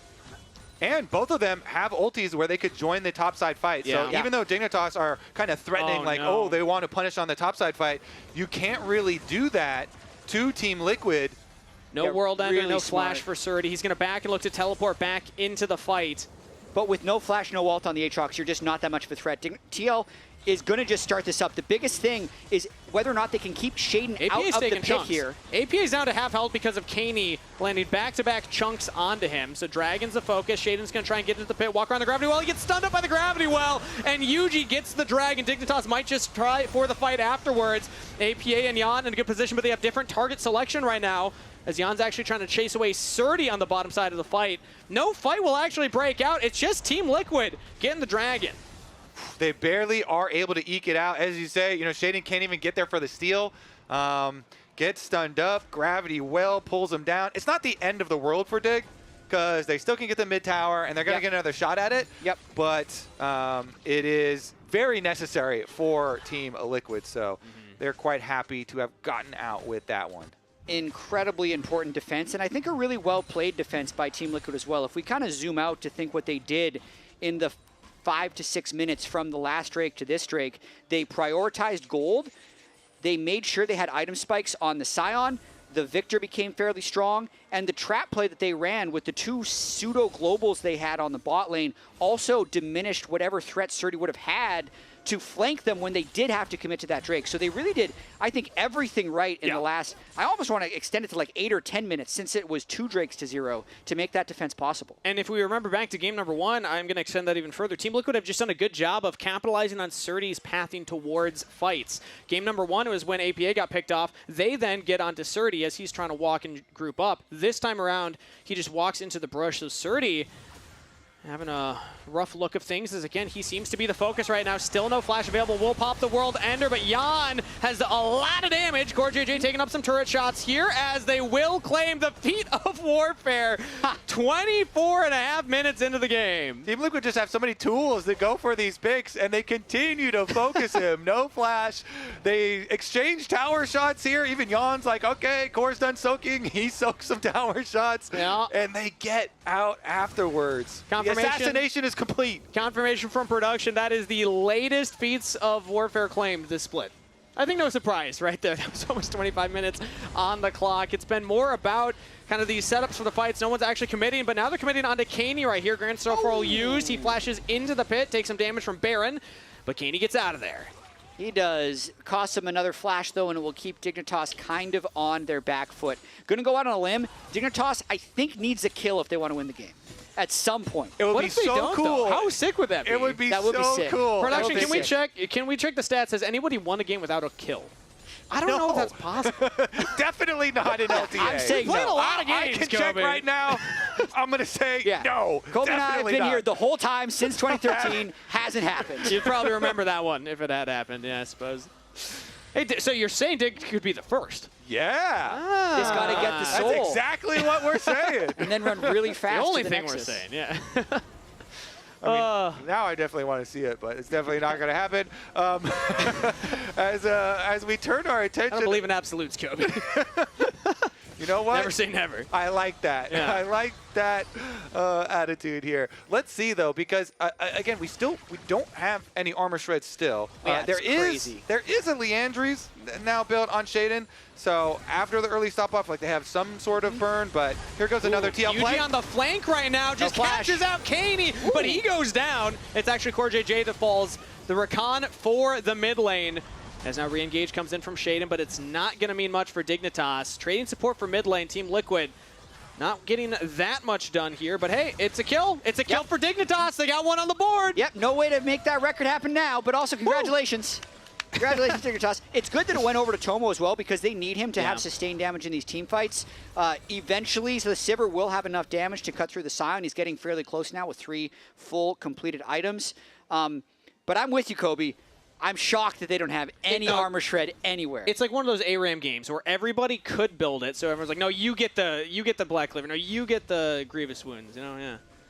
And then looking forward at it too, all these pings towards APA. Tomo is right here. And the thing about Sivir obviously AoE shreds basically a whole team. So you can kind of go like around Sion and kind of through and to the sides. He is the springboard to get your damage onto the back line. There we go. Use him as the bounce. You don't want him to die. Then you don't have a target to hit anymore. You can't bounce with him.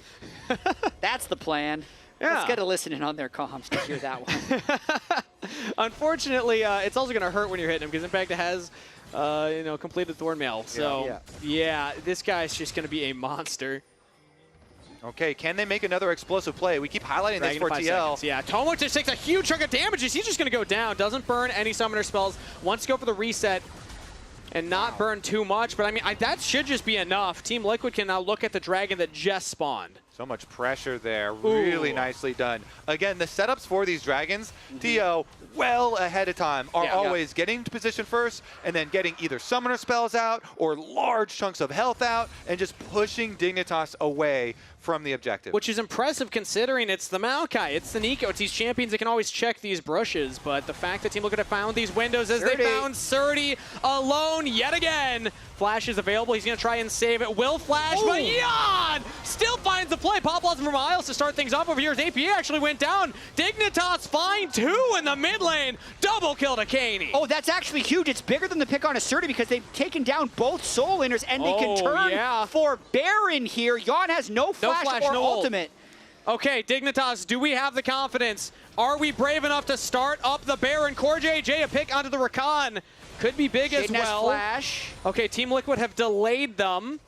They can't delay any further. They either start it now or never because the impact TP will happen in 20 seconds. They kill the Baron pretty fast, though, with the Sivir and the Jace. UG always can threaten with the steal, though. The Pantheon 5th stacked Q plus the smite is fierce. No flash available, though.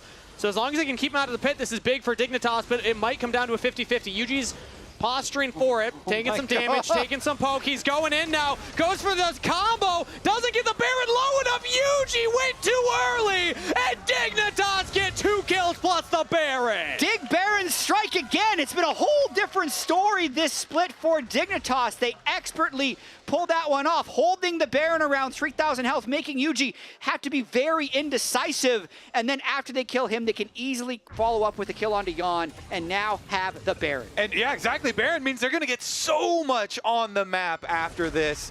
Let's take another look at how how it started. Exactly. The pick onto APA and Impact here. And they get the Sivir speed up here. Maokai ult goes through. It's still tagged. Yeah, tags through.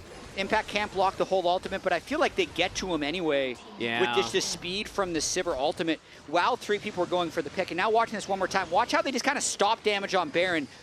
Right about now, Yuji flies in, unable to burst it, and because it's a 4v3 and Tomo is just shredding them with W's and Q's, makes it easy. Yeah, and there was a blast cone up behind Baron, but TL didn't go up there to check and see it, and you can tell. Dignitas, okay, now back out with the Baron. Let's get the split push going here.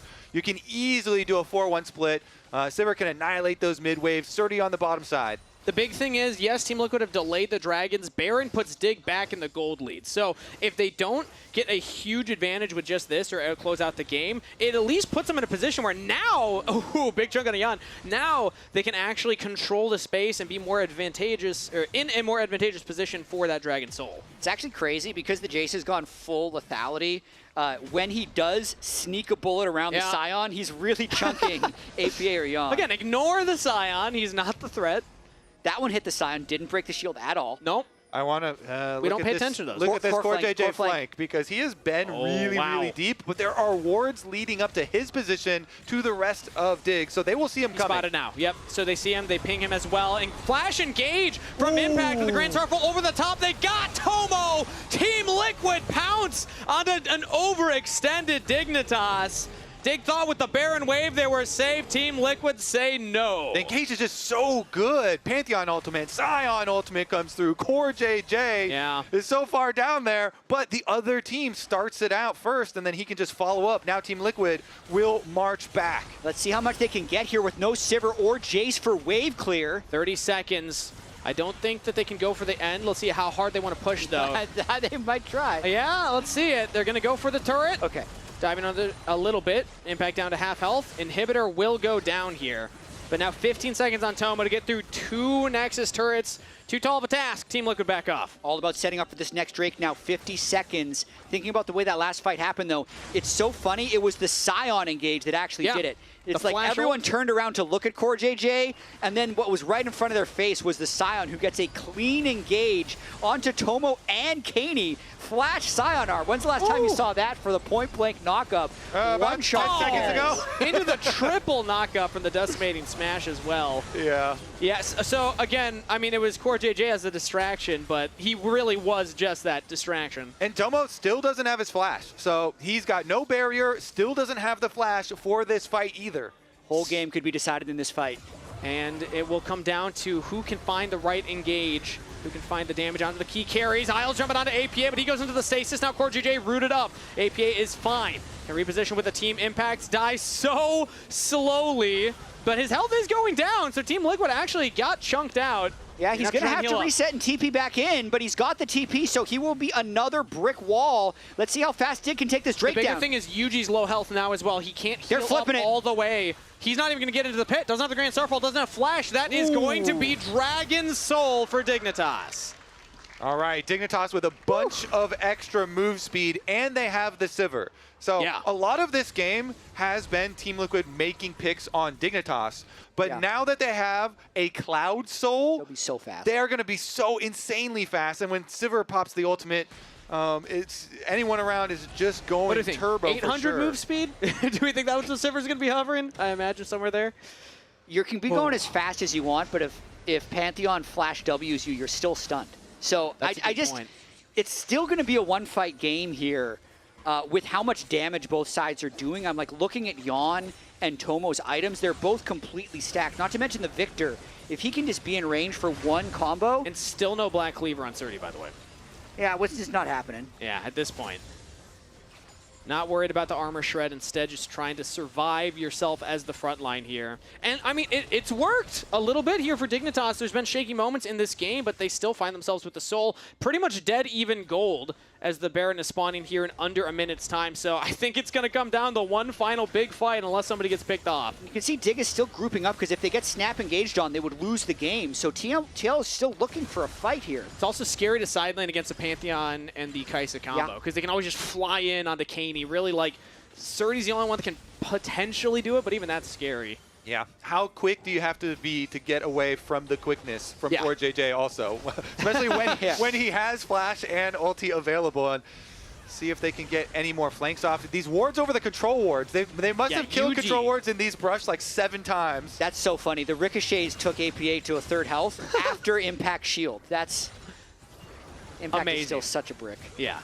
But again, he is not the focus. They are just trying to do damage to the backline. It's about Jace finding these snipes onto the carries. It's about the Sivir getting the ricochet onto them. I was kind of joking about it, but Impact really is that delivery system for the ricochets. Who's going to be the delivery and for the another one hits onto APA Good right hits. now. Flash is available on the Victor, but here comes Isles. Won't look for the Pop Blossom yet. Had the Flash engage, but APA with Flash available as well can always back off. I mean, it's just everyone in mid lane because they know if Dig has a numbers advantage, they can Sivir ult and just run anyone down. Yeah. But if they're split up, Core can just flash engage on anyone, and they can probably one-shot. So both teams are just trapped in this mid lane struggle. Big chunk on a Yawn. Every time one of these hits from Kaney, it just changes everything, as Yuji almost did get caught out right there, looking for his own little flank. Cannot commit to it. Man, what a tense moment for both of these teams. And Dignitas, the longer they have to poke, the better for them. Keep on just throwing out skill shots here, trying to hit TL. TL are the ones that are going to have to finally pull the trigger and put a stop to this. I mean, Jan doesn't have like the lifesteal to try and heal up off of one Jace Q. He's going to look for it now, but yeah, this is a tough position when you just see how Kane's got these magnetic shock blasts. Okay, Tomo's finally building armor pen as well, so he will start doing damage to Sion soon. Maybe around 400 CS when he completes his final damage item. Serpent's Fang to reduce the shields as well from the Sion when he presses W on the Jace. It's so weird. As much as the game could just end on a snap engage, we could also just be waiting for the next Drake to spawn, or because I don't think either team wants to start Baron either, with how close the game is. And the next Drake is Elder Drake. Yeah. So that is a big boy dragon. That thing ends games. I feel like we're stuck here for 2 minutes. But we can't talk about other stuff because the game could end at any moment. Still waiting for TL to see the angle, because otherwise Dignitas, again, just keep trying to sneak poke onto APA, onto Jan. Already a little bit of a chunk onto him right now. Stuck in a bit of a time loop as Kaney is still just trying to accomplish that exact same task over and over again. Another shock blast onto core. This is ridiculous. They just... Well, at this point, let's just count. Oh, that's a big Q. Okay. Is that enough? No. Is this going to be the engage? Have the teams finally done it? Flash forward from Yuji, engage, follow-up from Core JJ, but the Pop Blossom onto the front line. They're going to take down one. That's a shutdown onto Shaden. Answered in kind by Dignitas. Yuji's out of there, but APA can free fire. Jan goes back in. Double kill to Jan. The Kaisa positioning. Didn't even need a flash. Wow, I mean, that's how it ends.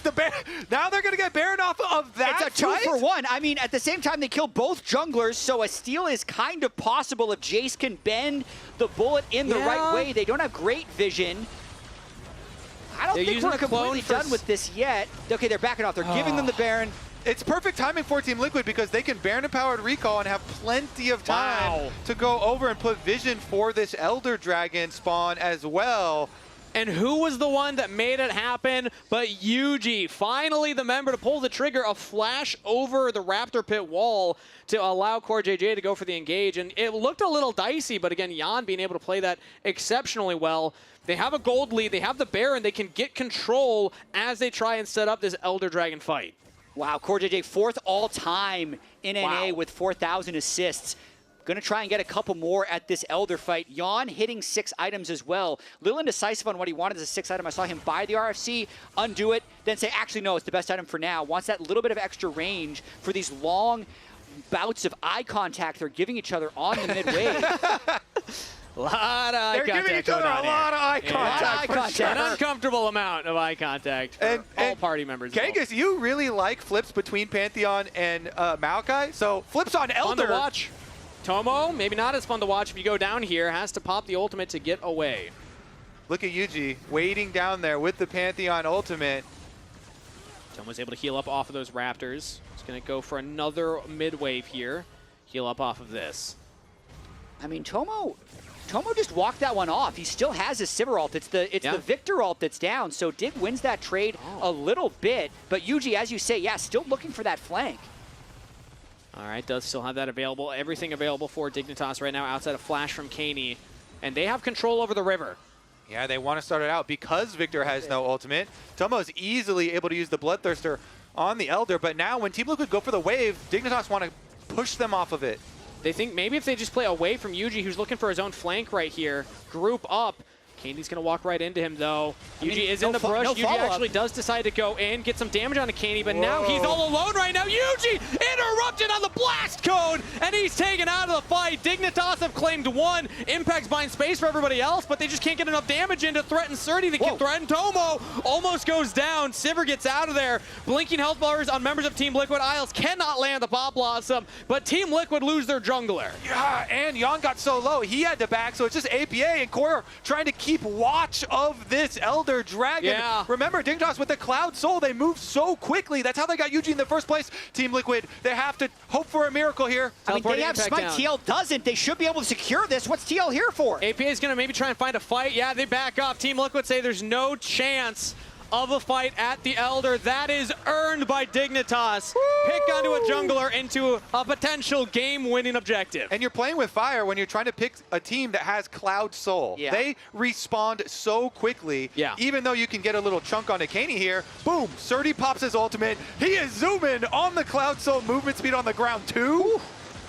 The sweet spot of the Q2, I think, from the Aatrox stopped the Blast Cone from jumping over the wall right there. Yeah. He thought if he had the empowered Pantheon E, he'd get the move speed get the to move make it to speed the Blast buff, Cone. yeah, exactly. But Cloud Soul, Cloud Map, just too fast. Had no flash available, actually, yeah, as did go down there. Oh, what a position we find ourselves in now. With the Elder Dragon, Dignitas can now control this top side of the map and look to push for another turret. And now even the clone moves faster for more vision. It's just still absurd from this Nico. So much vision. Oh, good old Dignitas game as well. We're past 42 minutes already. True. I like the way this looks for our odds. Of, I love a team that's consistent, Kobe. Yeah. Long games. Let's see though, with this extra power here, with fully scaled Sivir, full build Sivir here. This is what you're always imagining with this champion.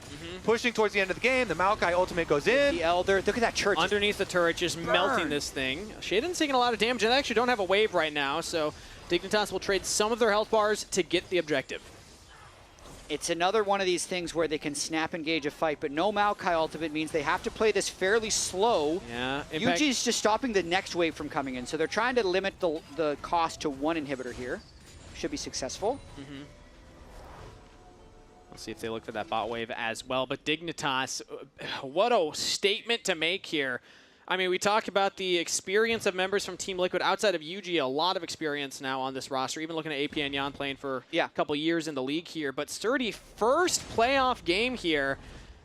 Shaden only having a little bit more experience than that. Kaney coming in from the LLA to play in the North. I mean, a lot of these guys, this is not a stage that they're familiar with. No, and they had a good early game here. Now they're just flying down mid. They're just snap engaging onto the carries. They got Jan has to ult to safety, but APA's in the middle of everybody through the stasis. Will go down. Carries full. Dignitas rise in the series.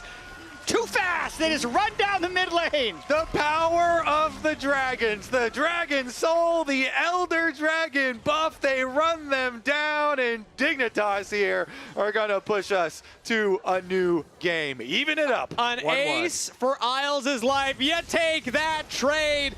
Dignitas, bless us all. We have not seen more than 3 games in a best-of-5 Fearless in the North. Dignitas will push us to Game 3 and even the record, making it 1-1. We'll at least have a Game 4. What a game there. It's got to be a big confidence builder for Dignitas because it was a situation where they had a lot of early control. It looked like they fumbled a little bit in the mid game, but the fact that they were able to regroup, secure the soul, get a really good Baron actually at a crucial stage in this game, and clutch out the victory to even it up will be huge for their mental. Remember their comms from game number 1. Don't worry, we can don't scale. stress. Yeah. If anything bad happens in any games, it's chill. Just try and go super late. Yeah, and they were able to do just that. Let's now head on over to the LTA Lounge to break that one down. Thank you, Kangas. We finally did it, guys. We have a Game 4. Game 4! First Game 3, but then Game 4! First Game 4 of the year is crazy. So, like, that's fun to be able to see. History. Yeah. This was a game. Because it was funny to be able to see the last game, they couldn't get any objective. This game, completely dominated. So let's just run this through because this was a really fun game for now. But before we do that, let's actually check out the victory comps. My bad. It looks, my ult coming. It looks Kill good. Victor. Victor's dead. Don't kill me. I'm okay. Yeah, I'll solo kill Kaisa. Look Kaisa. He's dead. We won. Good job. Keep hitting. We won. GG bank. GG bank. We have no wave though. Kill sign. We can use top wave. Top wave. Or mid, I guess. Doesn't matter. Yeah, I think go top. Yeah, that was a battle. Chill. Yes. Well, at first it was like pretty hectic. Yeah. And then it was like, guys, we win. But that was a lot of fun. So let's actually just check out this one. For now, let's break down this week's Pagoda moment featuring Dig's mid lane picks that secured them Baron. I personally want to see that here because this one is a big one. They actually got 2 mid lane picks while the rest of Team Liquid is making a play bot lane to take down Sturdy, and it leads into a Baron. Yeah, I mean, I think the big thing here is on the backside of this play was that pick they got into Sturdy, right? Which we saw first in program when we were watching the game. And it was like, oh, okay, they got this pick. But meanwhile, in mid, Dig actually come out significantly ahead in that fight. I like the confidence from Dig in this one. I felt like they actually were able to see some windows to engage. They had the confidence to go for it. And if you guys see a Pagoda moment in chat, make sure you're spamming that Pagoda emote, and we can get that mark down and highlight that play. But Dignitas did a lot of good things this game. Let's start back here early on in the game and go through some of the keys to their victory. Yeah, let's roll this through. Yeah, you started talking about their aggression. I actually really thought this was great, like immediately taking advantage of the level difference, right? Yon barely getting saved by Core, yeah. And that's super important, right? Because we talked about how almost hesitant this bot lane looked sometimes in their early levels in game 1. That was not the case this time, but then, yeah, Yon still ends up getting first blood there. Yeah, I will say Tomo actually, I think, played quite a good game. Obviously, his job was to kind of be the late game insurance. This was, I think, a little bit of a silly death, honestly, from Surdy. This was that extended one where I think he got called, caught recalling later on, if I'm correct here. They kind of walk it out. Obviously, it took a long time for them to get the damage field to actually threaten impact. But then why not just recall in the side brush here? Like, there's literally no reason to walk into the river where you don't know that you have vision or not. So he does stay around. Unfortunately, the other team has vision there, and Surdy kind of gave over a freebie.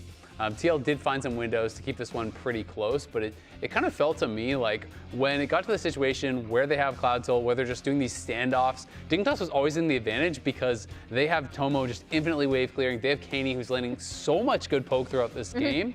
And TL didn't really have a good way to just like force a hard engage when you're just staring down each other 5-on-5. I also think they got to a point, as we see a lot of these fights progress out, where you were like, okay, who is going to end up getting onto impact, right? And they made it through the point where Sivir just absolutely started taking over the game. And I feel like I wanted to see TL still just get out to the side lanes more, not necessarily to like win through side or anything, but APA has always been so good through sides. I feel like that's one of the core tenets that TL is always going towards, is getting gold in side lanes, pushing out the side lanes, making your opponents react. And had they been able to get Dignitas to go towards sides more, I think they could have continued to pick on Surdy, because it felt like Pantheon ult was just such a non-factor in this game, where you're just staring down each other 5-on-5, you're full on A-ramming it. I wanted to see TL force Dig to respond to sides, collapse on those side lanes, get picks on people in transition. Otherwise, they didn't really get a lot of value out of their hard engage. Yeah, and I wanted to just zero in on the fact that they had Soul pretty easily. Like the first 2 Souls, like the first Soul, uncontested, mostly because they kept the lanes, or at least like the side lane split, which is fine. And then second one they couldn't fight for, they tried. Third one, they actually traded sides for it, and then it was like, okay, now you're just on Soul point. So that's really tough to see. This is the damage at the end point of the game. versus the world. Yeah. It really was. Yeah, and once they were able to get onto APA and eliminate him, I think Cloud Soul made a massive difference, and their crowning damage numbers. But sadly, this happened. But I think that's beautiful. I like think getting the ace on OPGG after you have a bad game. Unlucky. No one cares. yeah, the big thing for me for Dig is that they were able to get those early objectives, right? And to your point, Azale, I thought Yuji on the Pantheon really wasn't able to make the most out of some of those early ults. Like you could see him we have trying. a single impactful Pantheon ult that Yeah, you saw him trying in mid, we saw him trying in top, and they would just kind of walk away from every single one. The only one was mid when Cyan actually used his ult, he got 2, and then like the Pantheon deal. That was like the one winning play that it looked like for Team Liquid. Otherwise, not really. And then the pick that he had near Dragon was really detrimental. All right, we're gonna end up having a game 4 in this series. For all of you, MasterCard is celebrating Split 2 Finals weekend with priceless experiences. Bid for an opportunity to participate in a playtest against offline TV personalities and invite a guest to spectate. That sounds fun. 100% of the purchase price will be provided to Conservation International, a U.S. charity. Scan below to place a bid. Game 3 is coming up after this short break. Mortgage, Russ. Yeah, where's my phone? Yeah, get in there, Russ.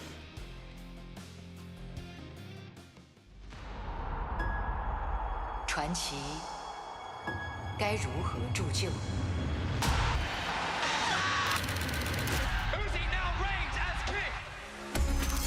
Uzi.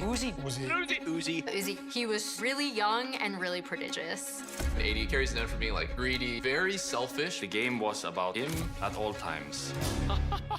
the best AD carry in the game. Incredibly mechanically gifted. He's going for every trade. He's fighting for every farm. He's playing like a psycho. Whoa, that's dude. 我特别喜欢虐别人的感觉。他打法像疯狗一样。Uzi is a walking gun. 내 우지를 보고 캐리가 이런 거구나라는. Everyone loves a wonder kid. 这个肯定是会有一个，就是有一个利弊的一个衡量的。Only person to reach 2 finals and have 2 losses to his name. Uzi is denied another title. 太多次觉得可以的事情都没有做到。People wanted to see him lift a trophy. 就觉得自己还可以赢一切的对手，我都不会怕。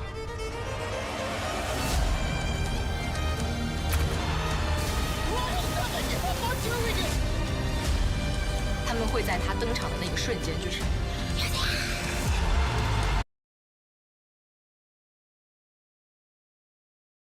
Rich in the ground before Dub can even get there. In time to try to knock out as Impact gets bursted. Don't feed. Get fed. Scan the QR code for LTA deals only on Uber Eats.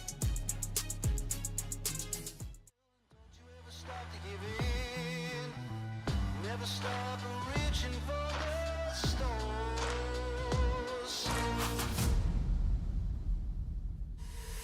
So what you waiting on? Get up, take back control. Ain't no point in wasting all the rest of your life. So what you hoping for? That the luck comes to your door.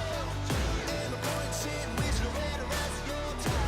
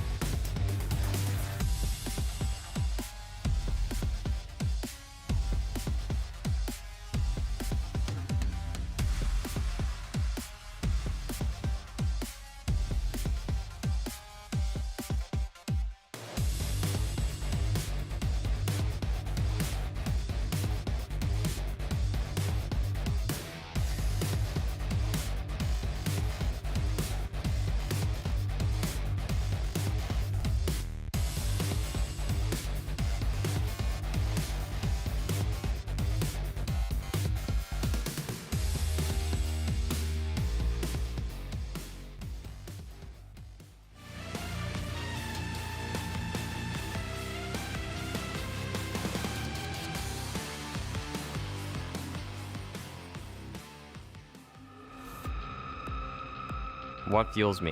The love of competing, the passion to be the best at my craft. League of Legends has always been something that I've enjoyed ever since I was significantly younger than I am now.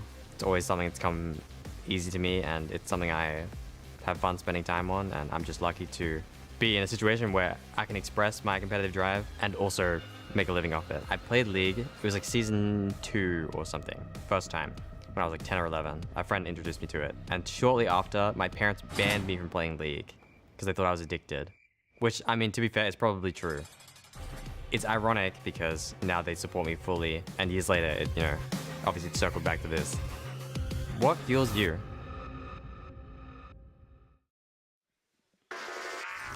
Don't worry, Styles, you and I are in the same boat, but at least you're up on stage, baby. Let's go. Yeah, when you're one of the best in the world, it's okay to be addicted to it. Yeah, no, he's not addicted, he's committed, Jet. That's the secret. That's the secret here, is he turned it into the career. And now turned it into a win against Team Liquid up on stage. 1-1 on the scoreboard, meaning that we will not get a 3-0 sweep today. So, as we progress deeper into Fearless, this question of, okay, I agree, it's better for TL when they slam tanks for impact, and he clearly is on board with that. Yep. Do you start to run out of effective tank picks to slam? Because the premier ones are Ornn and Sion. Yes, I think you do. I think the question of what Team Liquid will have in late best of fives has been something people have been asking since Fearless started coming into play, and we haven't been able to see it. The thing that I want to point to is that Yuji's still here. Yeah. So I thought, I had heard last week from Spawn on camera, we have the tapes. He said, yeah, we could run it. It was the plan last week. Blast. It That was wasn't last the plan week's this plan. week. Yeah. His plan last week was that we're going to play Yuji for the first 2 games, and then Umpty in game 3 or later in the Fearless, because that's when stuff like the Nocturne or the Maokai Sejuani, if it hadn't been played, will come into the champion pool. But I would also say, like, Yuji had a pretty poor game. It would make sense to sub him out in this game, because it's not like you're subbing out a pitcher and he can never come back. Like, you could still put Yuji back in later, give him a breather after that game, but that's not what they decided to do. They decided to run back with Yuji for another game. Now, Umpty plays other things also, but is it another consideration that Dignitas intentionally have played Skarner and Maokai early in the series to fearlessly ban them out? It's a good point. And thus reduce a little bit? Keep Yuji in, because Shaden thinks Yuji is the worst player. Ooh, okay. We're connecting the dots here. Yeah. It's, 5D chess right now. Anyways, they got the Vi, which is banned out a lot. Yeah, that's a strong pick. That's a strong pick. While the Talia was played, the Ahri was not, which is another classic combination. And so Dignitas will steal that one away and break it up before it can even happen. And they're really taking away a lot of APA's picks, other than the Ziggs, which I think he's probably going to lock in. There's a very notable one still available, being hovered right now. I don't feel like it's amazing into Ahri, because Ahri can close the range whenever they want to engage in team fights, but this is one of the last chances. You can still make it. You can still make it to the concert. Yeah, it's locked in. He's making sure he plays it. And then Renekton for Impact. That's still, I'd say, a champion that's well within his wheelhouse. It's just not a traditional tank. But the later the series goes, and this is why Best of 5 Fearless Draft has been so exciting. We haven't been able to see it here in the North yet, but we will have a Game 4, so that means things like the Ziggs will not be available anymore for APA, and also the Ahri, I would argue, is a takeaway, as that's one of his most played champions as well. So we really get to the situation where the champ pools are heavily pinched, and we'll finally get to see some of the implications of that for a team like Team Liquid that we thought maybe would struggle. Speaking of tanks, though, that's a tank locked in for Surdy. Yeah, and it is, I think it is wise to give up on, all right, Surdy's going to counter pick Impact and like have some big effect, because that has not happened. Nope. No. That is, he's 2 counter picks, hasn't happened. So you know what? I'll just take Kasante and further fearlessly ban away, maybe for future games, other things that Impact has been very successful on, because clearly, like you said, Renekton isn't a quote-unquote tank, but it is a very comfortable champion for Impact, so trying to take away of more things he's comfortable with later. Yeah, the story of this series has been a little bit more on Kani and Tomo as kind of the big carries here. Kani landing the Shock Blast in that last game. Tomo on the Sivir had a great game as well, and now Kani gets to make plays on the Ahri, something I'm very excited to see. Yeah, I like the Smolder ban. I was thinking that maybe APA would throw a curveball, play Trist, and they'd throw Yawn on Ziggs again, but I feel like having triple AD topside would just be a terrible draft, so I'm almost sure the Ziggs is locked in mid lane, and the TL is discussing their bot lane picks now. I'll lock it in for them. I'm going to mandate that is APA Ziggs. Gonna run out there, whisper in Spawn's ear. The last time they tried to be cheeky, though. Yeah, and I did not like that. I don't think many people like that at all. No. Well, yet to see it confirmed. They do get one more ban here, as the AD carry pool has been pinched a little bit more.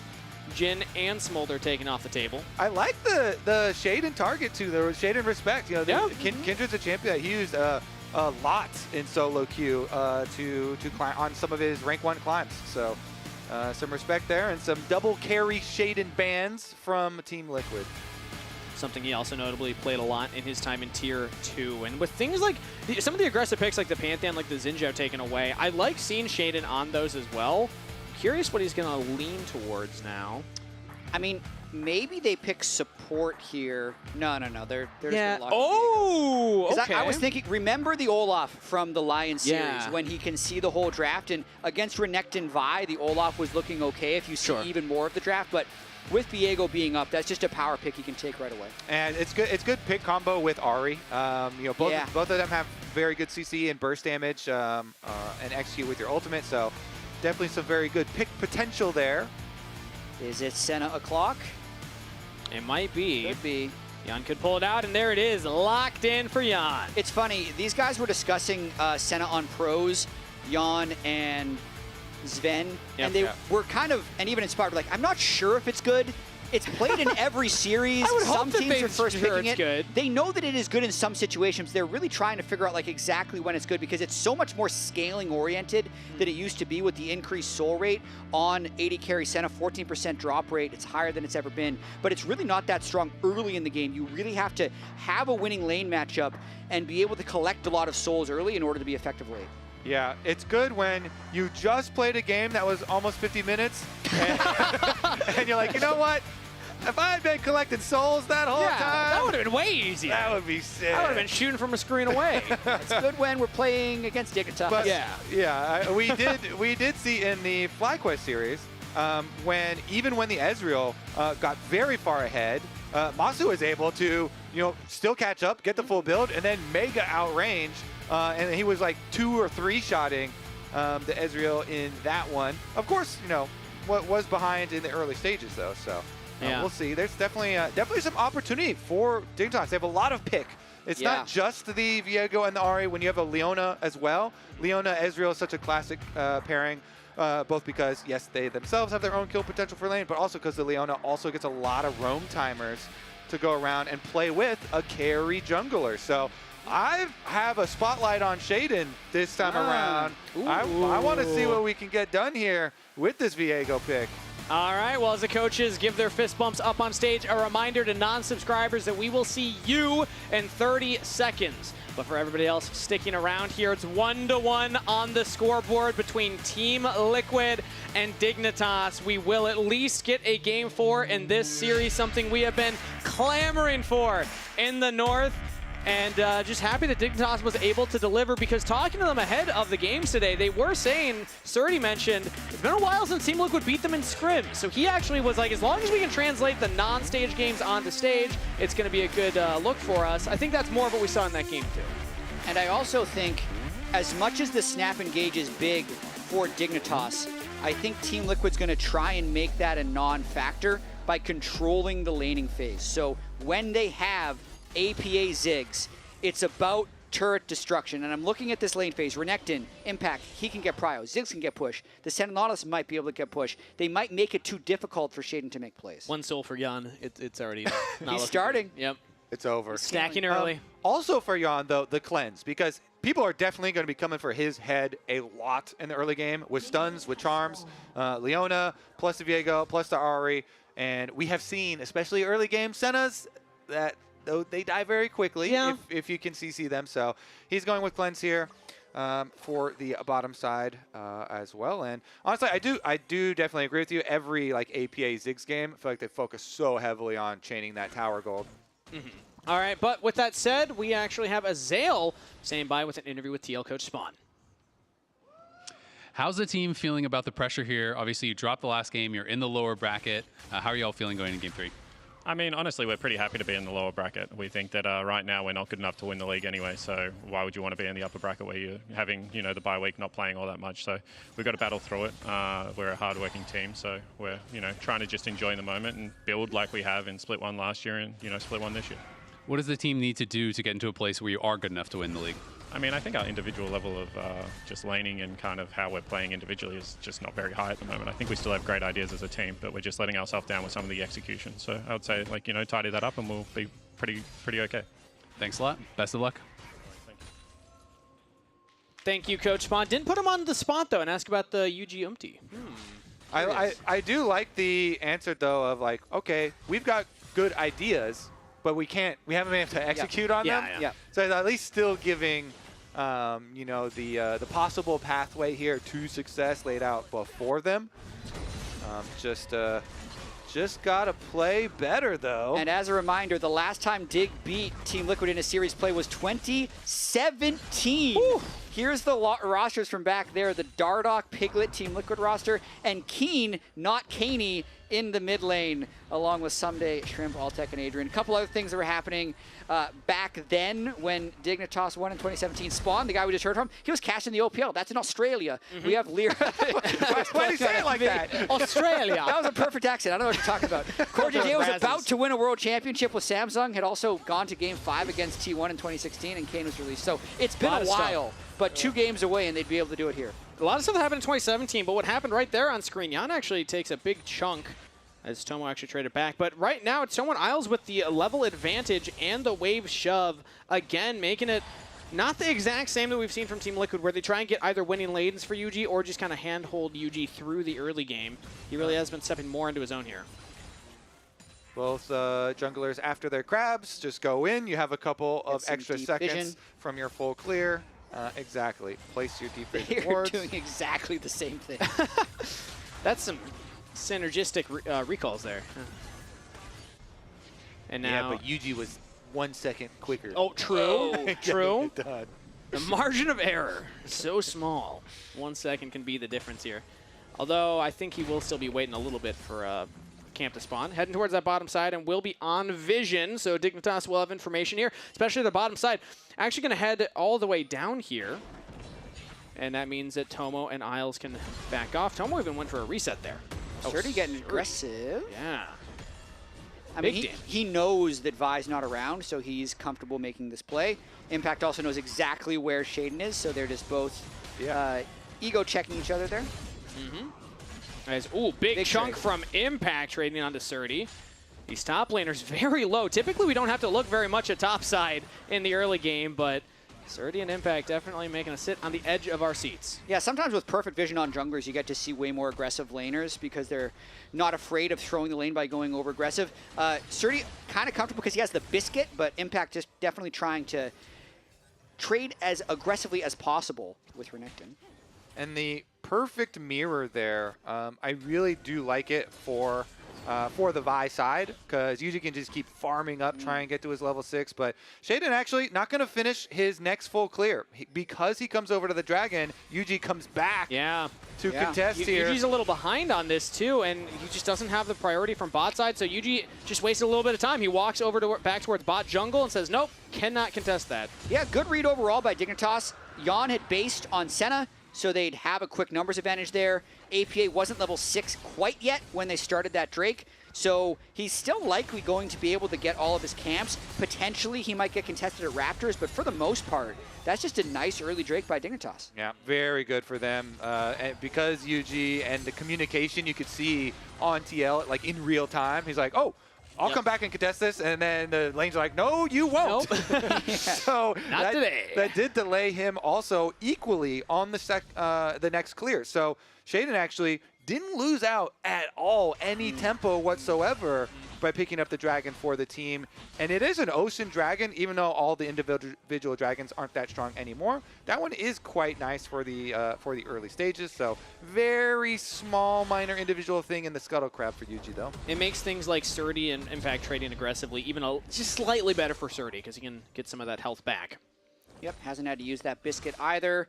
Renekton level 6 will be pretty important in about a minute and a half when these grubs happen. We've seen less swapping in this matchup as well. Honestly, less aggression in the early laning phase. Both junglers opting for those full clears, everyone being on vision, has made this a very standard game. Yeah, everyone just staring at each other in the mirrors. Yep.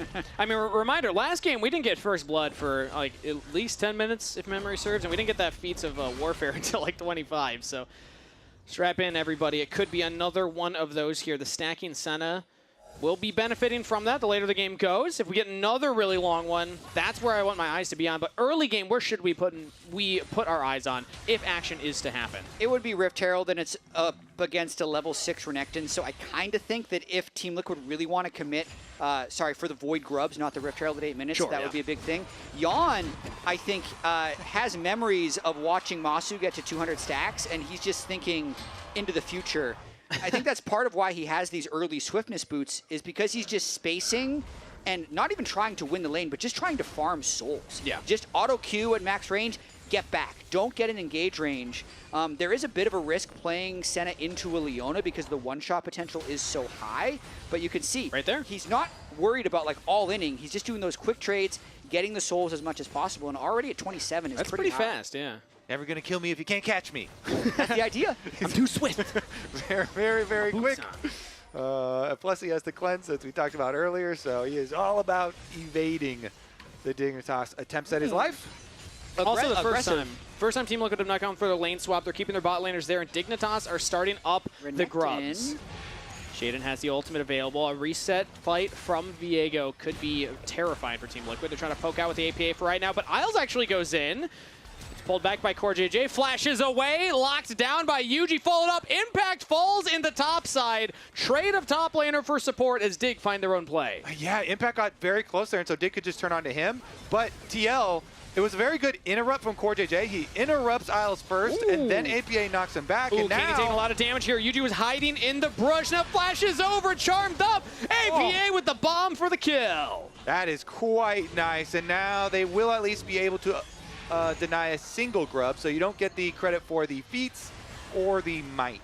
That's crazy, though, that they were able to get that second kill onto APA. Yuji just finding a hidden spot as Kaney walks into it, because I would say from the team comp, getting a 1-for-1 here for Dig is beneficial. I think TL could clear them here. Surdy did a good job marking Impact up on the top side because Isles gets abandoned, but Impact gets collapsed on. So I'd say, hey, not bad if you are Dig. It's just the follow-up of this play where Yuji is not on vision that entire time.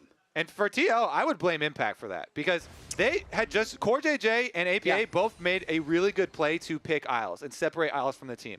CoreJJ hooks him out, bumps him, and then APA satchel charges him back.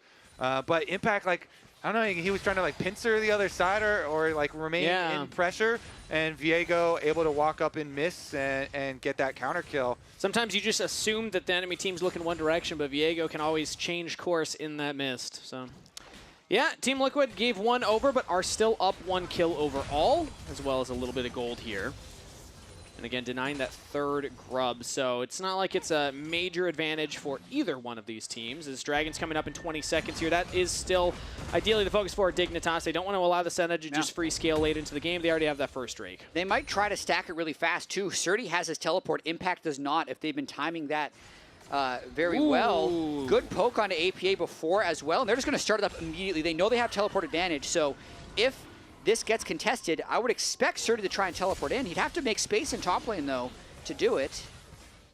I think the Team Liquid just giving it up. That was a back from Yuji. Not going to contest. So Dig has the early Dragons.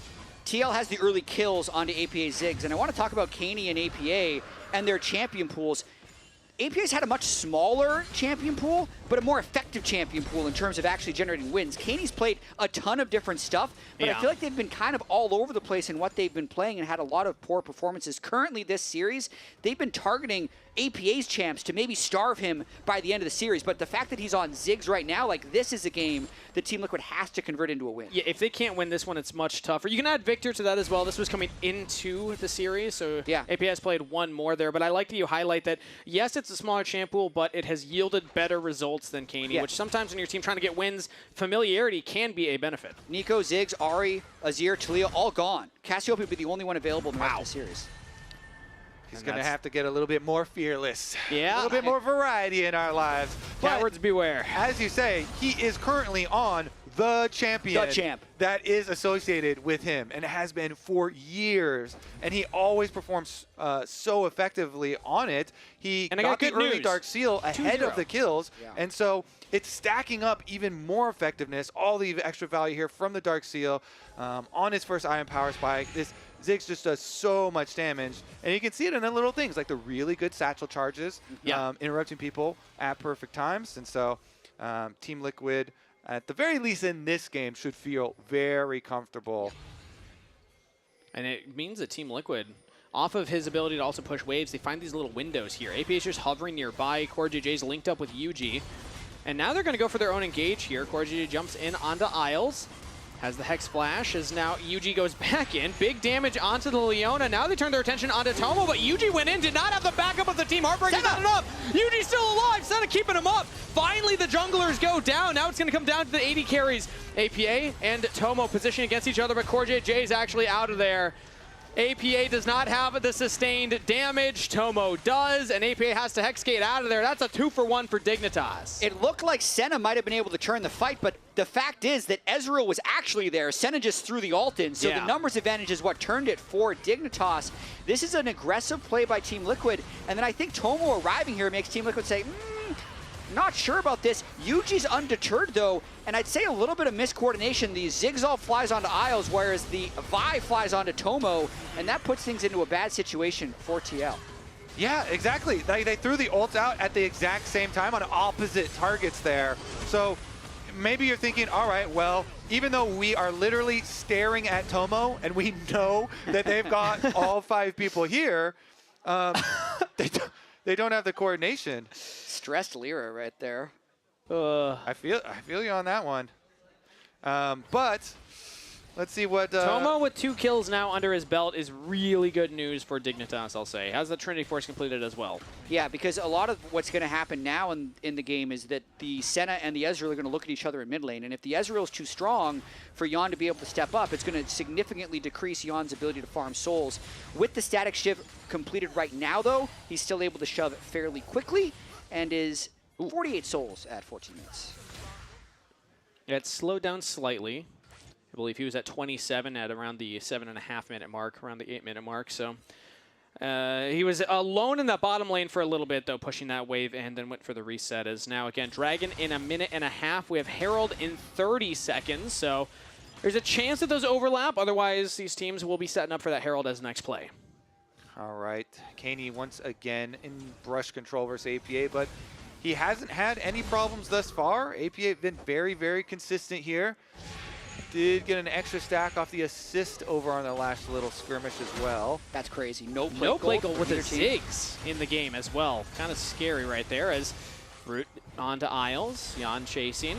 Yuji as well. They lock down Isles, but he's trying to just tank up all the cooldowns, all the abilities, so Tomo can free fire. Isles lives for long enough, but does finally fall. Impact joins in. Kani chases down another kill, but Shaden's in trouble. Charm lands up on Impact, but a double kill already for Team Liquid top laner. Make it more. Surdy carries the last embrace into his team as he will fall. Kani trying to escape now. Impact chasing down. Doesn't have the flash available, but the slow from Yon through his top laner. Lock down the mid laner. TL show up huge in the fight. The boots of swiftness and flash to get in range, to get the slow. So Impact can land is 2, and TL come up huge. Take a look at the teleports after they come in, but here's how it all started out. Yeah, it starts with the skirmish. It's only a bit of a 2v3, but then everyone slowly arrives, and I'd say it was so close to being a quick execute by Dignitas trying to kill Yuji quickly, but it looked like the ult from the Viego was trying to execute Vi didn't. That delays everything long enough for Impact to really get in there with his level 11 dominance cooking,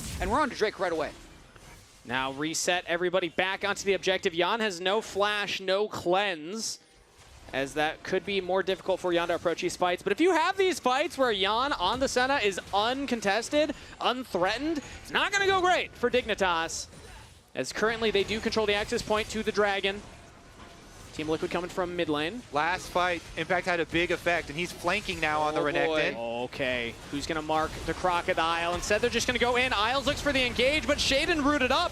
Still onto the Dragon. A little split focus from Dignitas right now as Impact is just 1v2ing on the side. On a rampage. Dragon is secured by Shaden, but the fight is going awry. Team Liquid will pick up 3 members. Double kill over to Impact as it's Shaden and Tomo running for the hills here. Impact still stunning up Tono. Under the turret, takes up 1 shot. Yon looking for even more. They get onto Shade, and that's 4 to Team Liquid. Last fight, Impact's teleport meant everything, and this time he walks on over with his rage bar charged and rips him apart. This is the Impact game. Yeah. For sure. He had the Ornn, he had the Scion, but it's the Renekton that has been by far his most effective pick in this series. He completely dominated that fight. He just pretty much solo killed the Ahri, and the Renekton on the Yeah, no, backside. Hold on me. Yeah, I plug. I'm okay. I'm okay too. Close it, close it. Vigil's 1 HP. Vigil's Vigil's 1 1 HP. HP. I got it. You're alone. I got it. Going forward. I'm going down. I'm going down. Eugene, I'm this is your chasing down. land. I'm chasing down. Kill Diana for Yeah, now. chasing. And there's just more. Impact is still killing him. Yeah, back to live. Isles has to limp away from the jungle that no longer belongs to Dignitas. With a 5,500 gold lead, Team Liquid can pretty much go where they please. You definitely can say that again, because this turret is going to go down very quickly. They've got the Ziggs already in mid lane. Boom, that thing's down. That's all outer turrets, Kangas. Yeah. The entire map is now open to them. You can get those deep wards through the jungle. Despite the fact that that's the only game in the LTA so far that has had 0 plates taken, it doesn't quite matter. Ziggs still takes turrets fast in the late game, it turns out. And they still get a lot of gold even when the plates are down. And I think that last fight, if you're the Dignitas coaching staff for the Dignitas players, as Shaden is again, they're just going to try for another fight. They're down so much, they're going to Fast go play for it. here. The Herald's already picked up. Isles looks for the engage onto APA. Flash away from the Ziggs. Now they turn onto Core. Also has the flash. Team Liquid, they're getting out of this one. Nice route from Jan there to buy space for his support to get away. Surdy now has to retreat. Team Liquid now controlling the waves. Yeah, they even turn around and do some damage. Yeah. They know they have no teleport on Impact. They're like, it's fine. We can push you off. Impact rotates over from their side lane push. The Rift Herald opens up mid. Oh, they're so strong. A fed Senna as well with 3 melee champions that are in makes it so difficult to contest. I want to go back to that Drake, though. Like, technically, Dig did get the Drake, but they were so tunnel-visioned on that Drake, and I think it cost them the game. They were down maybe 1,000 gold. I think because they won the last game through Soul, they said, we must get Soul to win this game. But whenever you're on Drake for that long, and there's a Renekton flanking you on Vision, that fight was never going to be a big win for Dig. Yeah, tough for Dignitas in this game, but a reminder that if you want to watch finals with the crowd, but you're not in LA, good news. LTA North is partnering up with Regal Cinemas to bring the finals to the big screen. Scan the QR code on your screen to get tickets today.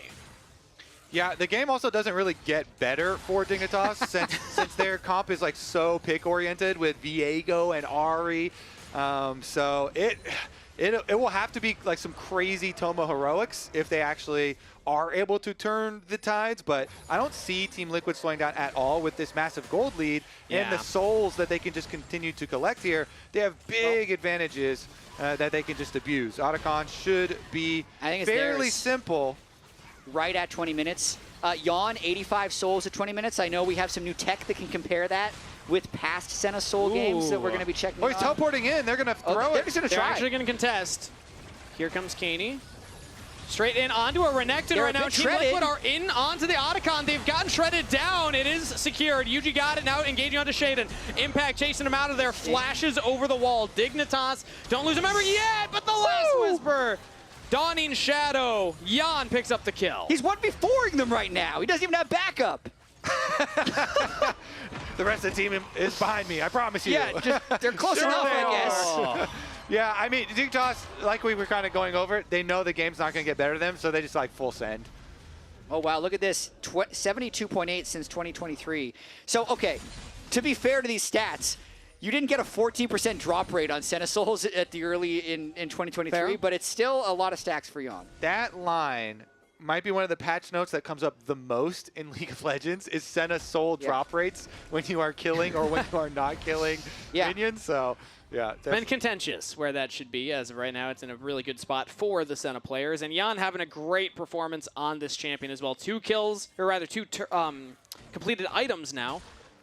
And ready to just continue to scale. I would even argue doesn't need to scale very much more. The Senna's already a threat. Yeah, for what it's worth, I had time one day. The soul rate drop has been changed 12 times since Senna was released. Wow. I had all of the dates. I sent it out in the tweet a while ago. But it has never been 14%. The highest it had ever been before this was in 2021 when it was 10%. And then 6 months after that got dropped to 2.7%. Now it's at 14. I did talk to the designers about this, though, and they thought with current itemization in the current landscape that she was just felt so weak, they didn't think 10% would be enough, so they just jacked it up to 14. And here we are. Well, it's interesting and fearless, right? Because some Sennas look like this, and some Sennas look useless. Sure, it's the scaling right now, where I feel like once you get over the curve, you're just taking over games. We won't see it again in this series as Looks like we're pretty much done with this game here. Team Liquid already knocking onto the inhibitors with their 7,000 gold lead. They took the 4th dragon for themselves, denying the stacking from Dignitas. Dig couldn't even walk up to try and contest that one. And now their base is starting to crack. The Ziggs really comes online here. Can just shred through these objectives. Try a bit of engage on Impact, but they can't get anything. He just dashes away. No flank teleport wards to get in behind them, which would be another play. Really no wards at all. A couple on the top river right now, but that's not where Team Liquid's looking, as instead they look to engage here onto Surdy. He's a tank, but he is getting shredded down here. Jan with the Black Cleaver does hurt. Surdy just can't get away. Has to flash another Dawning Shadow. Core JJ picks up the kill as Team Liquid look to put the final touches on this game. No more frontline. Dignitas running back to the fountain. They'll lose their support as Caney will just wait underneath the turrets for the waves to come in. Wow, I mean, Dignitas had been the team that can stall games out. This is one where they're losing in peace. This is a 23-minute game. They're ready to go next. 23.5 on the clock as Team Liquid did not lose a member in that fight. They take down one Nexus turret, one more between them and a Game 2 victory. It's Tomo and Caney. They're going to have to find a miracle play. Big damage from Tomo there.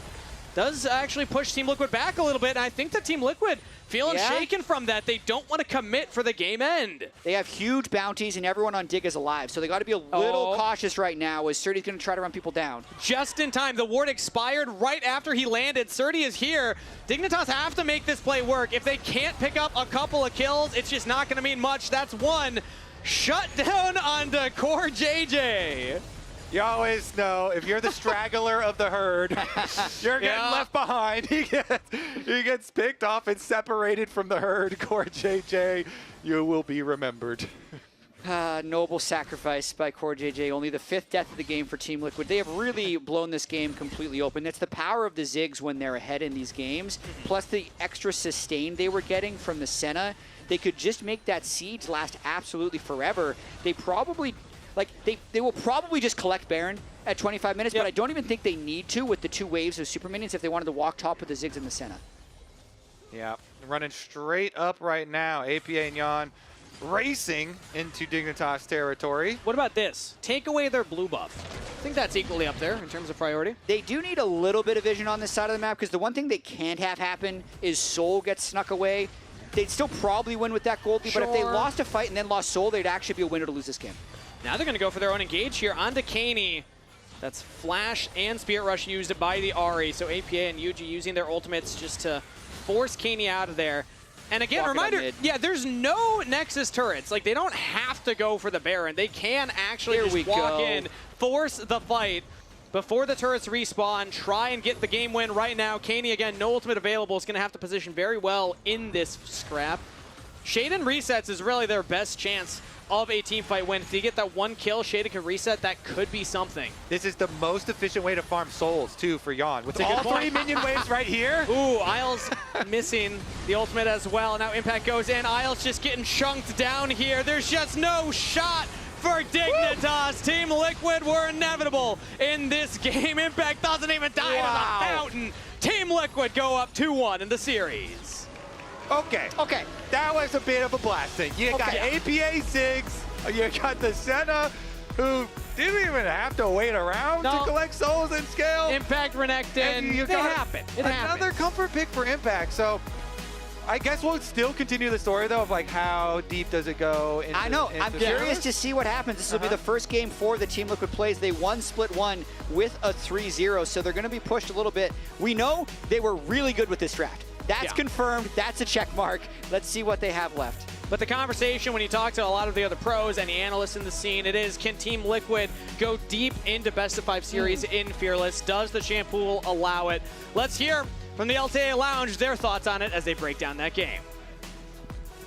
Does their champ pool allow it? We're going to talk about that in a bit. That's a great question. For right now, insane Senna game. Yeah, fun Senna game. Before we start into that, we are going to take a listen in on Team Liquid's victory comms from that game 3. Hold on me. Yeah, I plug. I'm okay. I'm okay too. Vivo's 1 HP. I got it. I'm going down. Eugene, I'm chasing down. Kill Diana for Yeah, now. we're chasing down. Keep chasing Ah, us. sorry, Keep back chasing us. guys. Yeah. Stay back, Stay go forward, back, go forward, yeah, keep going. I have Iron Nade, guys. Yeah. Anyone is fine. I go wave. Burning something is good. Yeah. I'm here. A bit tight, 1 HP too. Oh, catch it. At the end. Oh. Came bot. Oh, nice. Good job. Good job, guys. That part of the game was so crazy because before that, they had made a play topside. By the way, it was like before everything. It was like 400 goal lead from And Team Team had Liquid. 3 dragons. It was pretty close. And like Team Dignitas were doing quite well. Get wiped topside. Okay, come down for dragon. Get wiped bot side. Oh my God, it's a 6K goal lead. Literally that entire sequence was ridiculous. But let's just go through the series recap to catch up a lot of people who weren't able to really come in at the very beginning. Because we finally have a game 4. So we get to take a look at the entirety of the series. Yeah, and I mean, like, I feel like the series is just a bunch of one-sided games. Game 1 was very one-sided in favor of Team Liquid. Like, Dignitas couldn't really get much of an objective or anything of that nature. Game 2 felt the most competitive. Yeah. For sure. I mean, Game 1 was definitely, it was like TL came in, they had 3 pushing lanes. Whether or not you agree that they should have, that's what they ended up with. Yuji's able to double scuttle. They're just dominating all the objectives. And Dignitas never really was able to get a proper setup in a real 5v5 at any of the dragons. By the time it got to 3rd, it was like, okay, they get picked right before the dragon, or they're not in position to fight the dragon. And things just kept going wrong for them. And after that first game, it looked like such a do nothing and lose game that I really was worried that Dignitas was just going to roll over and die and get 3-0. But they come into game 2 and they look way better. And this was a really good moment because, yes, while Surdy is getting picked in the bot side jungle, they find a really good pick on 2 people here. Both APA and Impact go down. They go for Baron. And yes, there was a chance. I feel like this was the chance where you get a flash ulti from Oh, Impact. this was sick, yeah. And then here comes that one good Pantheon ulti that you were talking about that really set up for the hope that Team Liquid could take this game as well. The one Pantheon ulti where he got rooted and then knocked away. Contributed absolutely The damage was fine. The damage was fine. You're reaching if that's all we got. It was something. Oh my God. And this is the game we just watched. And I think this one was also one of those things where it was like, oh, it was looking pretty competitive until it wasn't. I mean, Senna is insane. Another thing I do like to see always out of TL is just the way they use the Ziggs ult in fights. I think AP is really good at it, and yeah, then. I mean, giving Ziggs over to Senna TL in a just takes playoff over. series, I think is criminal behavior. Yep, Someone's got to pay for this. Yeah, Raz, where's your judge outfit? Yeah. Yes, I mean, but the gavel, you can hear it already. We talked about it in the draft in Game 2 because they banned it out, I believe, in Game 2, and then Game 3 they let it through. I just don't care if you think it's not a good angle for Ziggs. I don't care if you think the draft does not fit Ziggs. He's going to play Ziggs, and he's probably going to beat your ass. Just ban the pick. Yeah, it's always a good angle Pay the for toll. Ziggs. You must pay the toll. Pay the You have to Ziggs pay tax. the toll. You must. Yeah. You're not passing You if you must. All right. I need you guys to use your imagination here. Okay, I'm using my brain. Just because this is something that's been brought up a lot. Head empty, no thoughts. Both Raz and I. Exactly. Only imagination. Let's combine our brain cells. They're combining. Now that we have a game 4, I do. Nice. That was good. Thank you. Synced it up well. Now that we have a game 4, right? We can talk a little bit about Are you seeing the champ pool. staircase So of champions? this is I'm not. seeing it. This is not Imagination. just the champions that they can play, but out of their available champ pool. So previously, Impact has played Galio, Gwen, Jace, Renekton, Rumble, Sion, Yorick, and then we also saw the Ornn coming in. And then we had in jungle, Nefiri, Pantheon, Viego, Xin Zhao, Jarvan 4. So imagine there's Jarvan there.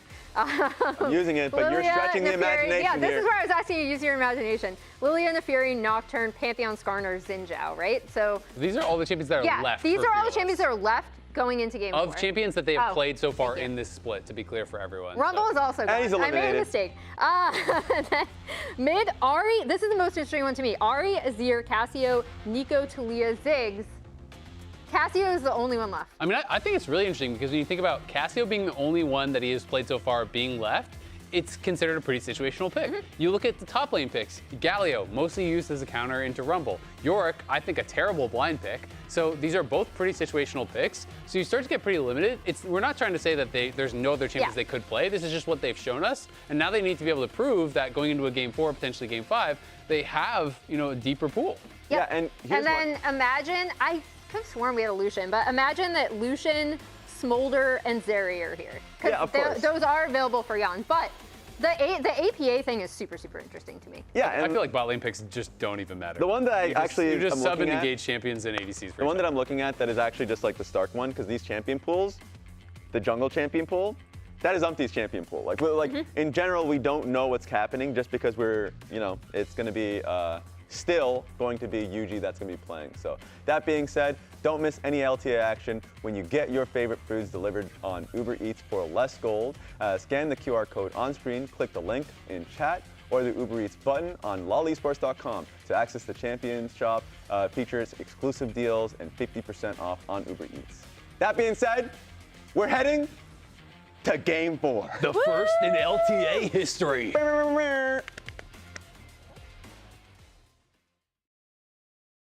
LTA has a new guarantee because most things in life are not guaranteed. Like common courtesy. Really, Brenda? I know you can see. When they say, I'm on my way. no way. Pretty blue, though. Or a fun night at the movies. Yeah, that's not guaranteed. Yo, hold on. Let me put you on speakerphone. You know what AT&T guarantees? Connectivity you depend on, the deals you want, and the service you deserve. Or we'll make it right. That's the AT&T guarantee. Dad, I'm a genius. I figured out how to make us penguins fly. That's gonna be tricky without wings. Exactly. That's why I've got Red Bull. It gives you wings. All we have to do is drink it. And how? Come on, Dad, just drink it. But why? Why? It's 40 degrees below. Do you think we're standing here for fun? Red Bull gives you wings, but only if you drink it. Aww. Rich in the ground before Dove can even get there. In time to try to knock out as Impact gets bursted. Don't feed. Get fed. Scan the QR code for LTA deals only on Uber Eats.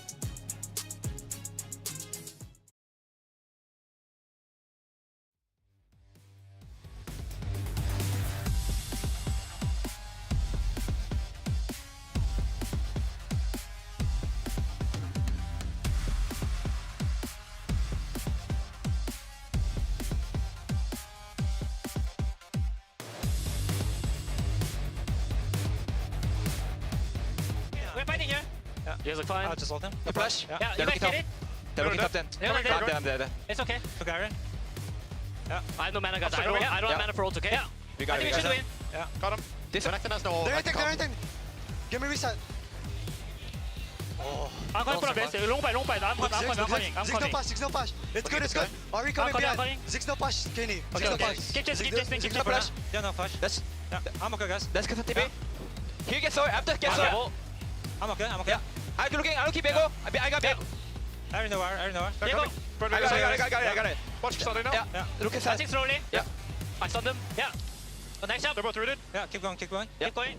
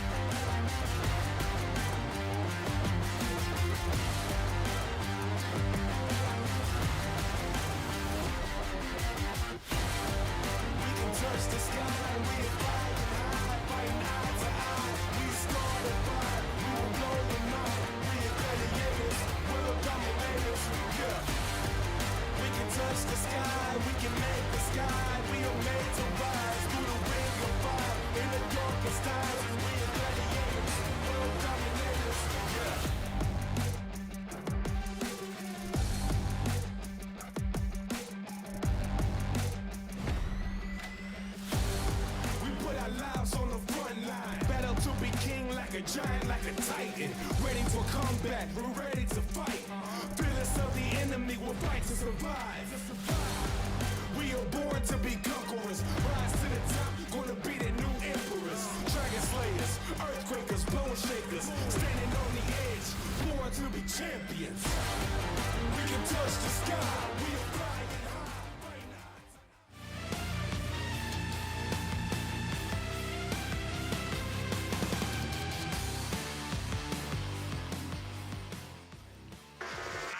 Hello and welcome back, everybody, to the first ever Game 4 Fearless in LTA North history. Woo! We thought it couldn't be done, but we're here, baby. Let's go. We did it. It only took until the last day of May in 2025, but we did it. I'm hoping for a Game 5 as well. There was this weird thought, I never verbalized it, but I feel like I mentally jinxed Dig. It was right before that third Drake fight, where I'm like, man, it really feels like this series could go either way. And then they instantly got slammed. So I didn't officially cast a curse them, but I thought it. You even think about Dignitas winning your curse them? Wow. Yeah, but if the idea is it could go either way and they just lost that game, that means we're getting a Game 5 then, right? It depends on this draft. I mean, we were just seeing how, based on the observable number of champions the Team Liquid have played in Split 2, there are not that many left. So they're likely going to have to stretch a bit outside their champion pool. Keep your eyes on this final ban from Dignitas. If that's Cassiopeia, that means we will get another new pick for APA this split. He already pulled out the Victor, but Cassiopeia was the only one left out of all the champions he's played so far. I know he's got Aurelion Sol. There's a lot of other mages he can play. I doubt we'll see a Cassiopeia ban because it's such a conditional pick, but it's definitely going to be a bit of, we're just going to have to see what he ends up pulling out. Look at the, I love the Fearless graphic that we have right now. It's very easy to see what mid lane champions have been played and what has actually been in that role. Yeah, and same thing for Impact. Our Impact watch here, he did really well on the Renekton. That was smashed. Yeah. You know, one of his best games all year, honestly, because it has been a rough year for him. So. Shenban, I like there you go. Just continue to just like whittle that down as much as possible. Very specific requests on that sign. We'll see if it comes out though. I heart Surdy as well. Thank you very much for that one, audience member. Shen is the ban here, so that Cassiopeia is still available. See if Team Liquid find the comp, because like you said, Jad, it is conditional if you actually want to pull that one out, so it will depend on what Dignitas also draft to allow that for APA. I mean, in terms of generic blind pickable top laners, Gnar is still available.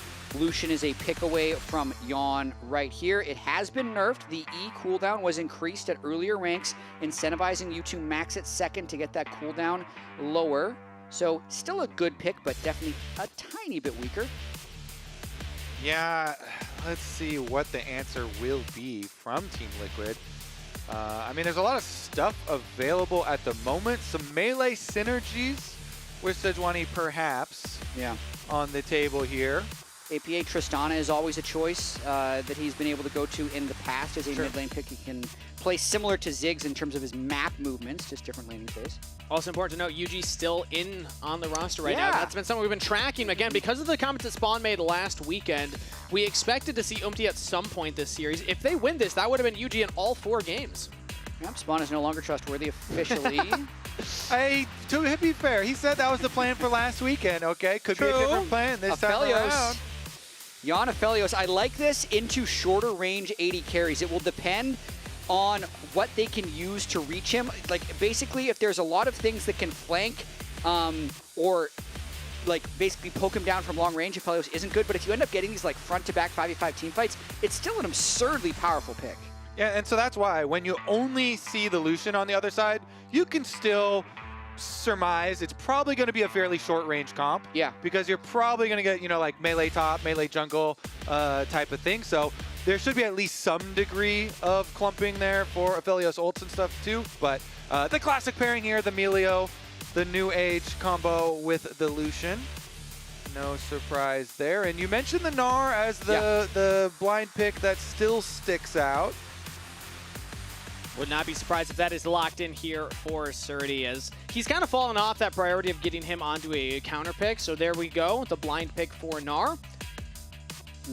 Blind pick Gnar, rather, for Surdy. And CoreJJ just makes sure he can be an enchanter. So they're putting all the eggs into the Yawn carry basket. They have the tank jungler for setup, and they have a lane matchup that they like because it's enchanter versus enchanter, and they have the better scaling on the side of Lucian. And for good reason. That has been the guy. That is the most consistent basket that they have. That is the highest returns of any TL basket has been Yawn carry. So now as we get deeper in, are there matchups that Surdy is scared of Impact counter picking him with? Because Impact has a Sejuani. And so you think of like crazy Gnar counter picks, they're kill-oriented counter picks like freaking Yasuo or Aurelia. Those are not Impact. No. So Jax is a good ban. Yeah, there you go. That's way more Impact style there. Another champion he's played in the past is just Mordekaiser. I That's don't a think good it's point. not that good in Tanar, but it might be something that he's just willing to slam in this game 4. But I also, Kobe, was he teasing you in the pregame interview 3 hours ago where he says, it'll be fun to go to game 5. I have some new picks too, he said. Let's see him. It's going to be fun in game 4 too, buddy. Casio ban. Oh, I love it. Yeah, trying to limit AP's champ. Well, it was almost, if you want to argue that Poppy can be flexed to the top side, a lot of top lane focus right there. But APA will play something new. That is confirmed right now, or at least new for this split. We know that he's pulled out other things on stage, depending on the meta and depending on what the team needs from him. Now it's going to be something new for split 2. Oh, come on. Something new from Impact too. I can feel it. I was thinking about the Gangplank. I didn't want to say it because I don't know with the range matchup in Dinar what that's like, but the Silas locked in. Silas Flex, technically, it is a really niche counter to have Silas top in Dinar. It's weak early. I've seen top laners love it because you can outscale once you steal the Dinar ult. You're just a beast. Sure. But more likely, it's a mid lane pick that APA has been working on. Generally blindable when this many mages are gone. Yeah, you can't get quite as abused with all the ranged matchups, but this is something that it could be tough into. The Corki locked in. Corki's good. I would have loved to see Orianna as well, just to match up against the Aphelios, but Corki will work for the laning phase for sure. I want to see... Whoa! Okay, yeah. That's why they did the Corki, because they have AD everywhere, and Lilia is solo AP. But with that, I do want to see the Silas go top, though. You have a Sejuani. Like, your kill threat on Gnar is good. Yeah, this would actually be great. You move the Silas to the top with the Sejuani threat on Gnar. And the Triss mid. And give APA... Impact said he wanted to show us something new there. Silas for Impact. It actually is so good because you have the chains to close the distance with the Sejuani. Definitely want to see that 2v2 in action. First time Impact piloting since 2022 spring, I believe, if I heard production correct. It's been a couple of years, 2021 spring there for Impact. So that's 4 years ago. Was the last time the Impact pulled this out on stage. It would have been on EG then, so it's been a while for Impact. And APA with the Tristana is a pick we've seen many times, and it's actually in a very comfortable matchup once Dignitas picked the Corki. A little bait and switch there, getting the Corki to potentially punish the Silas mid to make an easy matchup for the Trist. But Team Liquid's going to be pretty happy with their draft. Hey, and I'll say, whenever I see the Enchanter supports, I always think about who's going to start the fight elsewhere. Team Liquid have it with the Sejuani. I don't think it's quite as consistent with Dignitas' side. They're going to need the Gnar to get Mega or Lilia to find these either bowling balls or these kind of flash Q engages. So harder for Dignitas to start the fights on their terms. Maybe playing a little more defensive. Let Team Liquid come into them. But a reminder to all the non-subscribers out there, we will see you in 30 seconds. Everybody else sticking around. We have Team Liquid versus Dignitas about to load into the game. Team Liquid up 2-1 in the series, 1 game away from continuing a lower bracket, or rather beginning a lower bracket run, as they were able to mount last time around as well. Dignitas backs against the wall. And Impact coming off of a very good Renekton game, now with the Silas counter pick into the Gnar, has a Sejuani as his jungler as well. Lilia is basically always full clearing. Lilia also is one of the biggest Raptor stealers that exist in this game. So you always have to account for early Raptor invades, also late after Raptor invades, and keep track of Raptor respawn timers on both sides. Shaden's going to try and run away with this game. I feel like all the lanes need that to be the case, but he needs push from all of his lanes as well. This is yet another Dignitas team composition with very poor snap engage. So they need to win through controlling the waves to get first set up onto objectives and probably win through a Dragon Soul. So it's been a while since we've seen things like Tristana, even like Aphelios Lulu. What do we think the odds are that Dignitas can get that priority in lanes will be the question on everyone's mind. But as Impact's running away from Surdy right here, we actually have Emily standing by with an interview with Coach Rigby. Hello, thank you. And looking at this draft, there was the Flex Tristana coming through from Red Side. Did you expect that? Because you had prepped a lot of top lane bans. Did you expect the Silas Flex? Pretty sure it's not their comfortable pick. Like, it's like game 4 fearless, so many champions are gone. So they're just like looking at the comp and probably picking it, but it's gonna be fine for us, I feel like, but rather than like the other matchup the Impact's way much more comfortable at. Do you think you have an advantage with champion flexibility against Team Liquid? I mean, our plan going into this series was basically like taking out all the champions that they have and then like every game 10 champions are out for them, not for us. So I think it's like going good, and then it just comes down to like skill in general. Like it doesn't feel like it, but we're versing the champion, and then we want to go to the top 4, then we have to be able to like contest in skill levels. So hoping that happens. All right, well, thank you so much for taking the time. We'll chuck it back to casters.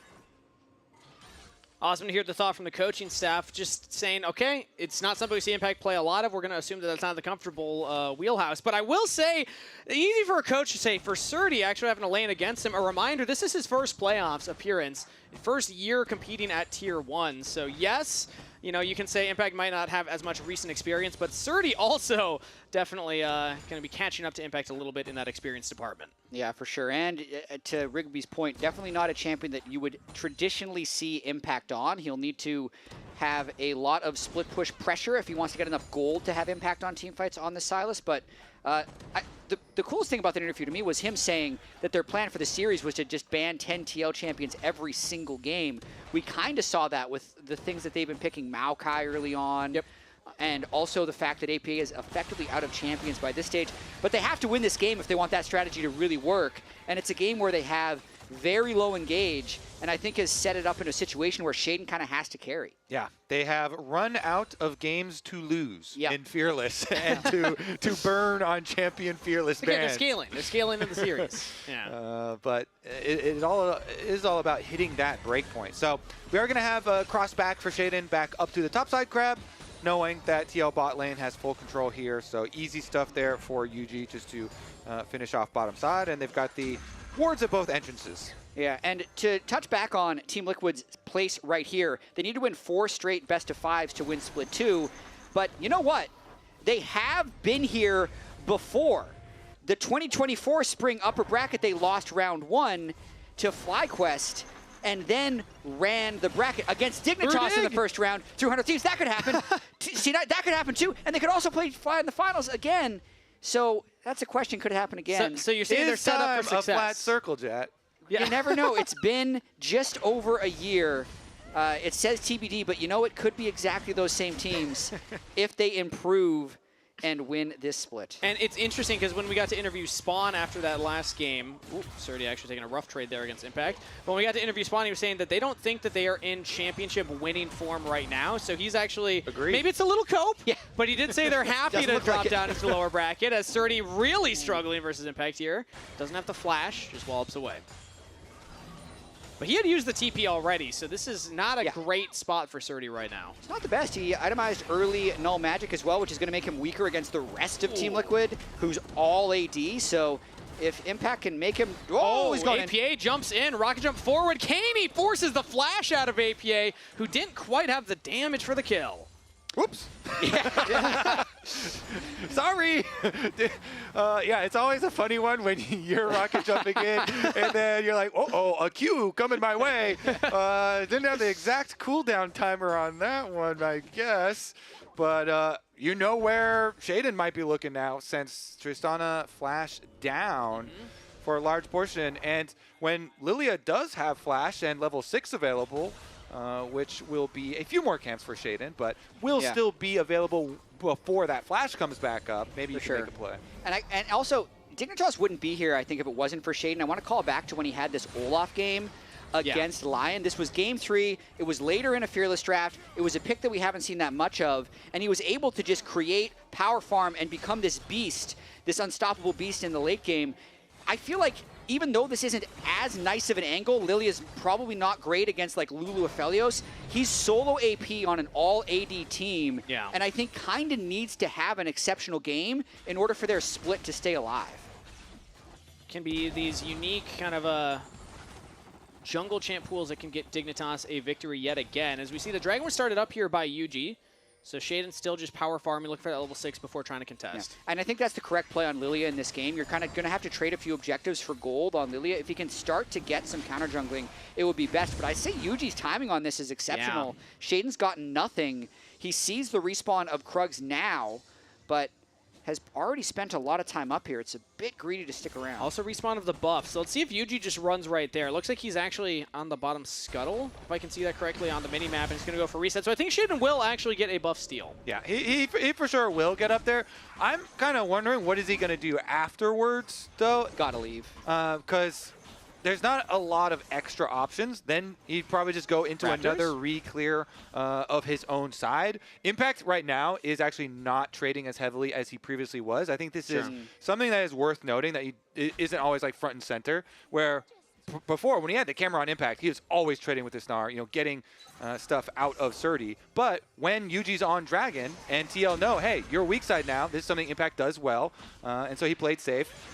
Shaden does come back, and so it's 2 camps in payment for the Dragon. Yeah, I like that call from Caney to back up Shaden. They see that Yuji's clearing the ward, then goes towards the Krub, so they say, okay, we can actually get the Raptors that get Shaden level 6. Yeah, Raptor to Raptor, maximizing his Raptor clearing ability, but he's down 10 CS currently. He has all his camps up, though, so as long as he clears them, he'll be up. So I would just say Yuji's done a nice job early game on the Sejuani, keeping this game neutralized and getting objectives. And we are swapping for the grubs right now. Bottom lane's heading over. Impact does have teleport, as does Surdy. So we could bring all members if they actually want to fight, but the vision control, as the observers are expertly toggling our vision, show TL's early move over there, gives them this big advantage. And they've got a Sejuani ult, so it is very scary to check into vision control at this moment for Dignitas. And in terms of which team is chilling the most in a 0-0 game, I kind of think it's going to be TL, because they have the tank. Silas can also be relatively tanky later in the game with the Rod of Ages build. And I just think the Aphelios Lulu can become so powerful against this team of squishies who can't get through the front line Sejuani. So I think Team Liquid is just very happy keeping these lanes the way they are, as long as they don't get all in. Getting aggressive. They see that there's... Okay, they also have the bowling ball behind them with the Lilia, and there's a little lullaby coming down. Sleep onto Core and Yan, but just not enough damage from the Colleen. Tomo cannot get a kill. Yeah, wakes him up there, and so they get some damage done, but that's going to be it on the top side. Honestly, bottom side has been a lot of exchanges of grass procs too. What are we at for grass no like procs? super meaningful difference. Otherwise, 14 uses for Gnar and 7 uses for Silas. Okay. Yes, but if you factor in the range versus melee. Yeah, exactly. You get the less value on the range ones. So how many were Mega Gnar? Nobody know. Yeah. Yeah, let's. Well, we could Stats actually guy Leo, let's get back to that. we could actually look at the max health gained. 42 for Gnar. And go off of that. 42 for Gnar. 35. So most arranged. Most arranged. Yeah. All right. These are the things that happen when it's 0-0, 10 minutes into the game, and Dignitas has no engage. They have no way to start off the fight. They tried that top side, and that was, the bowling ball landing. But if that doesn't land, there's no way to actually get onto Yan and Core. They didn't even have to burn much, so. Yeah, strap in, everybody. I'm expecting this to just turn into another game where Dragons and Heralds are what dictate when action happens. Definitely agree there, especially with how well it's going for Yan on this Aphelios. I mean, you mentioned Aphelios plus Lulu could be the powerhouse that determines this game. It's said a lot here with Team Liquid as far as those specific players, but also comp-wise here. Core JJ currently, though, has found himself a new AD carry. And you know what? To protect. We talked earlier, the last time that Dig beat Team Liquid in a best of series was 2017. Core JJ won a world championship in 2017, playing a lot of Lulu. That's and a good point, with actually. Ardent Sensor. As, Surdy and Impact trading a little bit there. Also technically was on Dignitas at one point. That was before the Worlds. Wait, he didn't win Worlds on Dignitas? He did not win Worlds on Dignitas, as Surdy's not winning this fight. Impact forces the ult. I gotta say, we haven't seen this matchup in a while, but the Catalyst is just giving him such insane sustain. It's giving him permanent pressure on the Gnar. Impact's making this pick look really good early. So much for that. He's probably not going to be confident on it. And I think it does speak to what you were saying. Maybe Impact was a little tongue-in-cheek with it, but he was saying, I want to pull out new things. We'll see how late this series goes. This is definitely a better look for Impact than we've seen so far in this split. He has had a rough split. There was some criticism for him being in that third pro, as Yan takes another Colin right there. Should be able to get out fine. Yeah, he's got his red gun too. Leech up on these minions. He's getting turret plate money. Yan is the major gold lead, not major, but like the biggest one that they do have. So that's definitely where they want their gold. They want it to be focused, but the Dragon here actually is going to start some combat. Yep, Dignitas started off, and like you said, Meganar, but it's popped early. So they're going to have to try and just burst down this Dragon while they still have the threat of it. Yuji's now here with APA and Impact behind him. No bot laners will be present, and that is Dragon secured by Surdy of all players. Dignitas get the objective, as now can they get out of the pit? It's going to come down to flashes. That's a flash from Shaden, Kaney, and Surdy jump. I mean, they're okay with that. They didn't want to take a 3v3. It would have been relatively close, but they'd already burned the Lily ultimate, so nice to flash out. Oh, and there's the red gun from Jan. He's ready for the fight. Wild Growth, or rather CoreJJ ulting Jan right there, but Tomo's still fancying the fight, chasing forward with the pressy attack. Big damage onto Jan. CoreJJ has to flash as well. Isles kicking him back. The 2v2 go in the way of Dignitas. Oh yeah, they do both have to burn flashes. Jan and CoreJJ also, they move up past the minion wave, past the tower to do it. So there are minions dying while they're doing it. 2 flashes, though, is a lot. Yeah. That is a huge opening. Maybe Dignitas, see if they can actually punish that opening now, though. Yeah, I'm mixed on whether or not that was a really aggressive play by Team Liquid or if they were bored. Because they had been winning the lane, and I can see why they're pushed that far up to get a lot of plates. And then once they're kind of proxying, they think, hey, maybe we can just win this all in. We have red-white. Normally red-white don't fight was the old saying with the Felios. They had the Lulu Wall. I think they thought they could win that fight a lot harder. But I'd say Tomo ended up getting a really nice culling off. Completed item as well. I think it was big for Tomo there. Had the Essence Reaver, so Dignitas able to not get a kill, but at least show that they are ready to scrap in this 2v2. They need to fight back. I mean, they're down 20 CS and a number of plates. It's 1,000 gold advantage for the Aphelios now, the longer range 80 carry. Very powerful. There does come a state in the game where if the Lucian can get far enough ahead, he can really punish the Aphelios because you can dash and basically one-shot him. But before then, it's very difficult against the Lulu and a fed Aphelios. Yeah, also looking for some poke there on to CoreJJ. Stops Jan's back. Jan was looking for a reset there, so I'd imagine close to, if not at, a completed item for himself. 55 seconds until that Herald spawns, though, and because of the lack of hard engage from Dignitas, expectation is it will be around these objectives. There was no big fight at that Dragon. Dignitas were able to get it and then get out. Now no flash on Shaden for that Herald fight because of how the Dragon looked. Mikhail's rush here for CoreJJ. Some extra safety does come in to like help them out, especially while they're waiting for these flashes to come back up. And I think if they can wait out this flash timer for them both to come back up without getting punished afterwards, then retroactively, I do like that, you know, moving up past the big minion wave, getting all, you know, all this turret play money and going through, but we'll see if they can just stay safe in mid lane, continue to farm it up. I'll also say that one of the only forms of engage that Dig have was going to be Lilia's Sleep. Mikhail's is just so overpowered against Lilia's Sleep because you don't even need to like wait until the sleep lands. Like he casts the button and it starts channeling for 3 seconds. At any point during those 3 seconds, Mikhail's the guy, he won't go to sleep. Yep. So it's one of the easiest execution item counters to Lily you can get in the game. So you can save one person, whether that means that you'll save the rest of the team. Yeah, That it's person going to is be on. It's going to be on. True, true. But if multiple members get hit, I guess that means target selection becomes important for Dignitas. As right now, the target selection for Team Liquid is this bottom turret and Surdy under it. APA with 1 Lulu shield will just take Surdy below half health. Not even interested in killing this turret immediately. It's Kaney and Impact now in a 1v1 here. Impact stealing the Corki ultimate, throwing out some rockets. Funny animation right there. Yeah. Kaney runs out of rockets, otherwise... Chest rocket! Yeah, boom! It's like a transformer. It's great. But doesn't mean a kill either way there. I'm surprised, though, that Team Liquid didn't just focus on the turret. Maybe they thought that they could kill Surdy underneath the turret and then take the objective as well. Maybe they just don't even think that taking the turret is worth that much. Who's to say? I think they're just going to get the turret on the next wave anyway. Like, they have him in jail here down in the bot lane. There's not even many camps that Yuji's losing while protecting this. Maybe they'll give up the Rift Herald, but this has always been worth it for Team Liquid to get gold onto APA. Tristana was one of his most played when Team Liquid went undefeated in the regular season of 2024 summer, so it's a style they're really used to playing. The classic wait 5 seconds and the answer, or the question will be answered. As now Herald up for Dignitas here. Team Liquid are teleporting in. That's APA joining up, so that scares away Dignitas. They will back off the Herald. No kills! 16 minutes, 40 seconds in. Team Liquid will get themselves another objective. Yeah, honestly, too, I think they should be able to rotate over to the Dragon afterwards. They've got almost the perfect timing here. You know, the Dragon now going to be like 15 seconds. They can finish up this Rift Herald.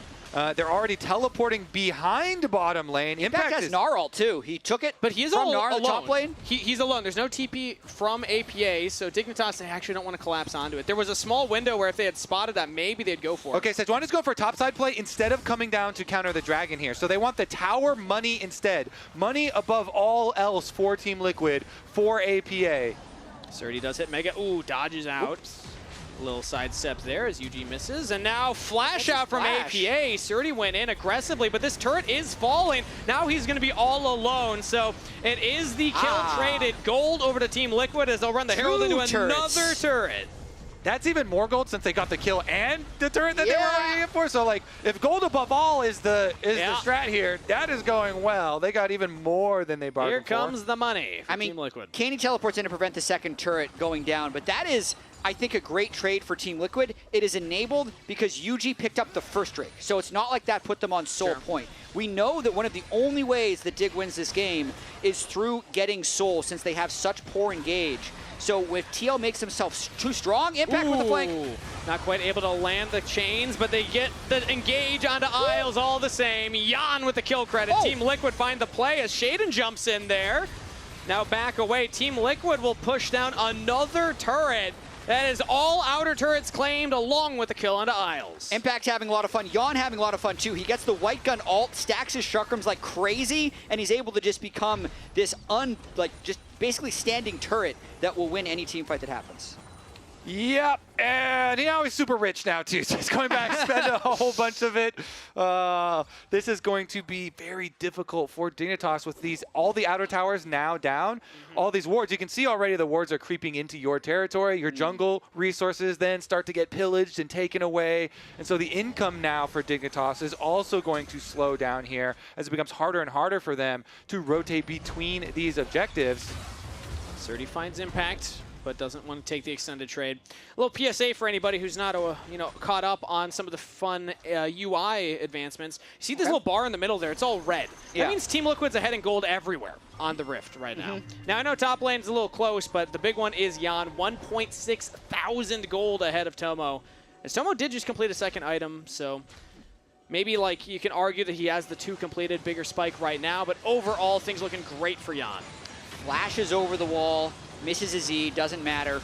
Can still just kill Isles. Then Jan landing that ultimate nearly kills Tomo here with all the chakrams that fly out at the end.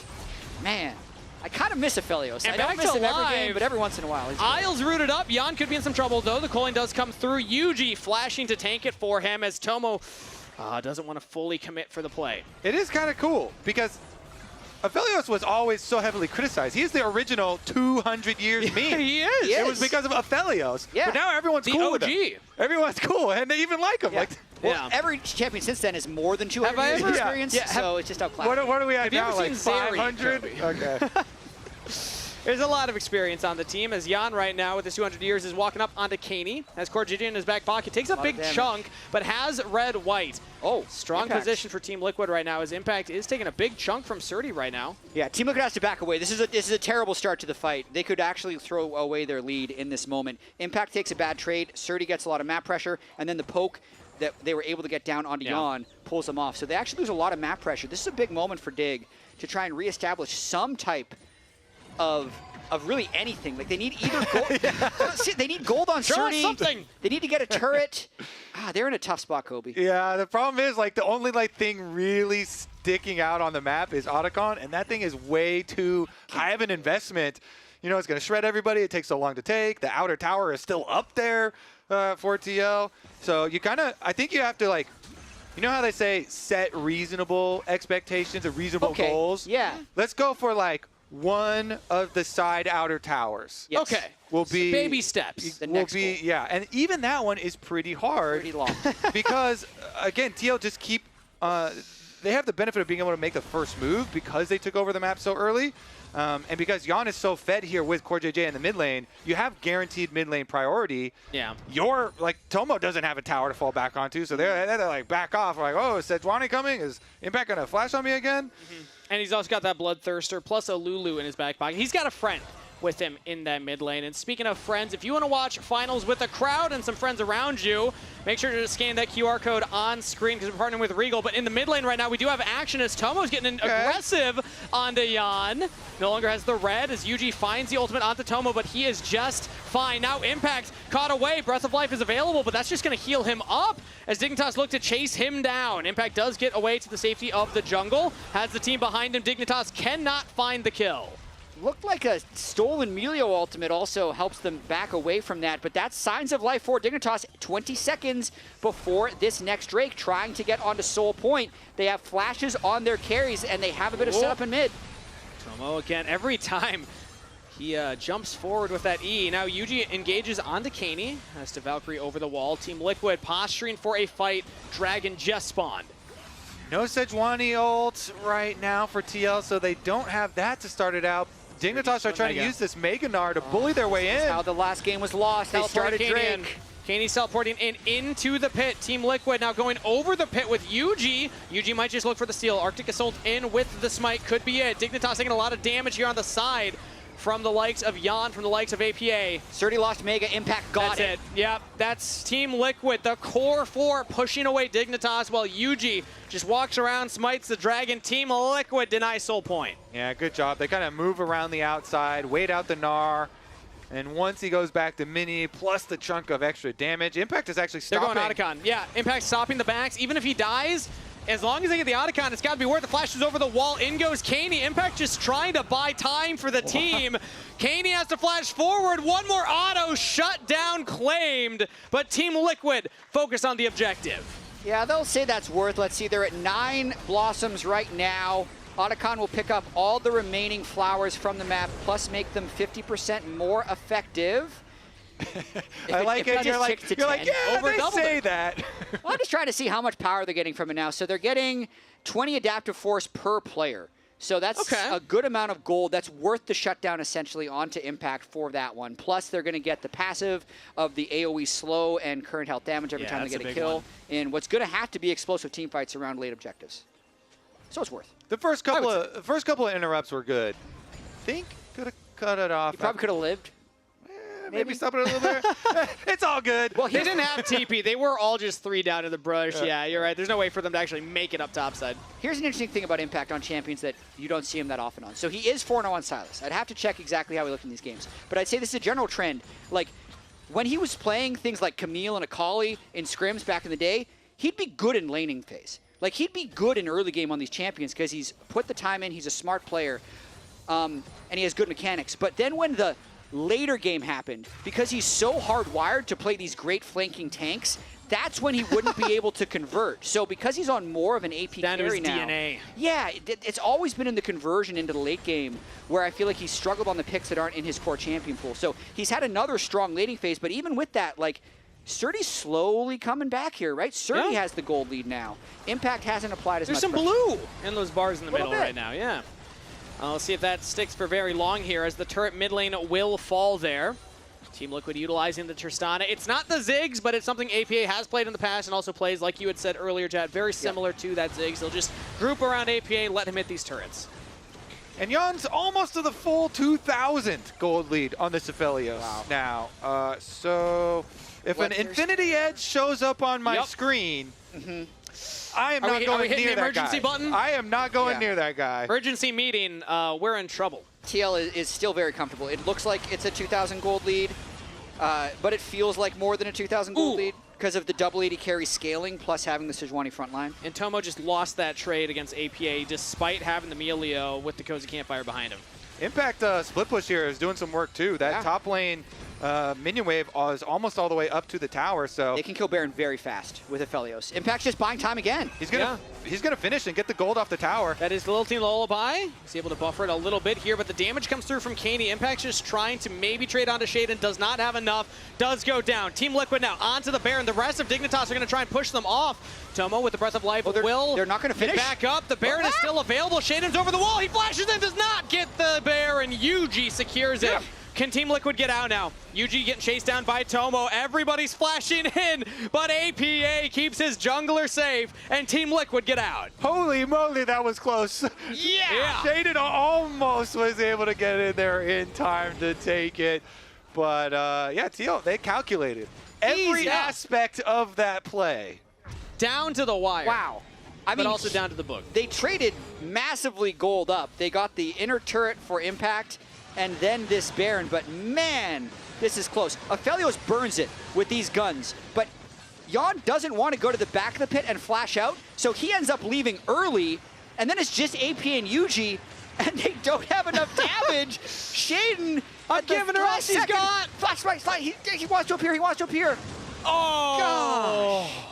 That is so close. Yeah, I mean, he was in there. That's just Yuji, good job securing that under pressure. Not smiting early. When the damage slows down so much, the tendency, I think, can be that you're expecting a little bit of damage come. Maybe you try and combo your spells early. Ooh, but it's actually impacting the side lane yet again right now, but he's just hard comboing onto Caney. Flashes in, will get the kill. He got Have to work for it. Impact's good for one, even in the 2v1 on the side lane. So the rest of TL with that Baron buff, they're going to go right through this tower.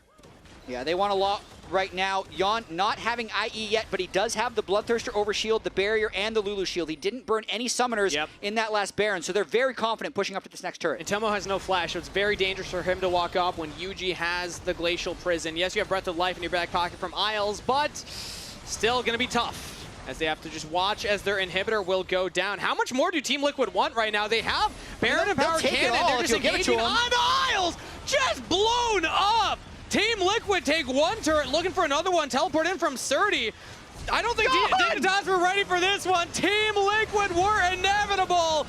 It was more than 3 games, but the 3 TL1 were dominant.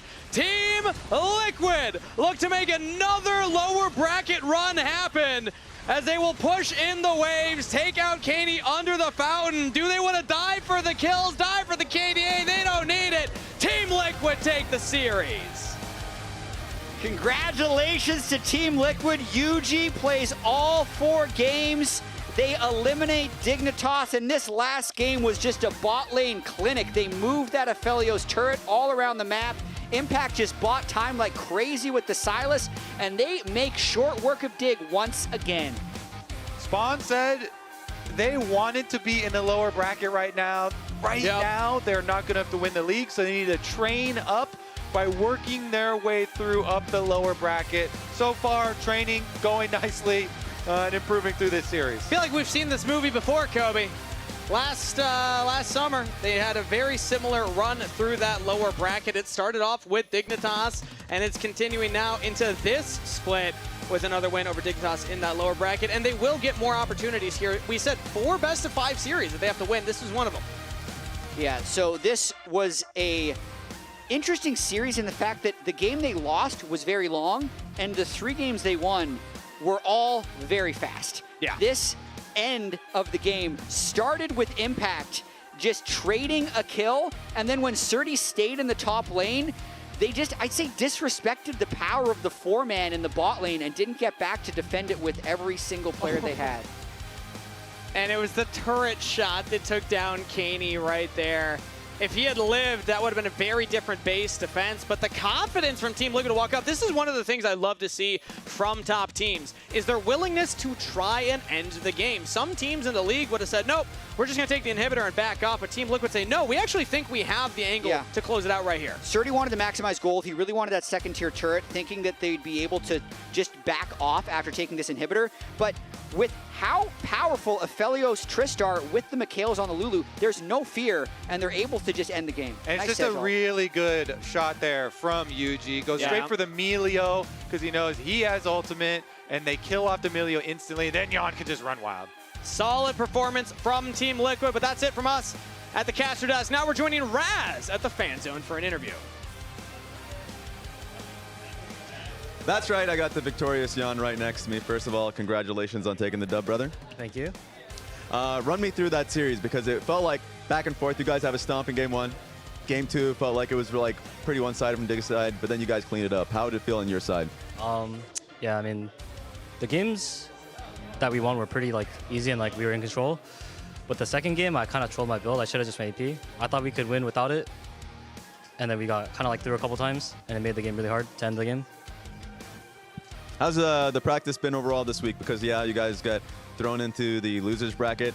Like, it kind of has that spring 2024 vibes, where you guys had to make that run to the finals. You guys ended up winning it. So how's the practice been, and what's the mentality been like overall for you? To be honest, our practice the last couple weeks has been kind of bad, but it's getting better, apparently.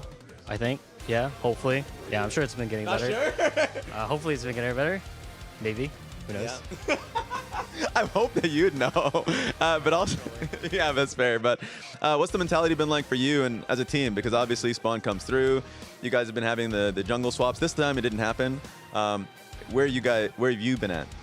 To be honest, I've been like slightly out of energy out of it because of it, but it is lower bracket. We just have to make do with it and then go hard for the next 2 weeks. Sounds about right. And tomorrow we will be seeing Shopify Rebellion versus 100 Thieves. Any predictions for that matchup? I mean, I kind of like Demonte, but I hope Ayla wins. Yeah? Yeah. And any thoughts if you were to go up against 100 Thieves? I mean, they've been looking better, but it's been like an up and down for them. I'm just excited to play against them again. I feel like we always meet them. Especially in every lower bracket besides last split. All right, appreciate you. Thank you for the interview. Gonna be sending this one straight to the lounge.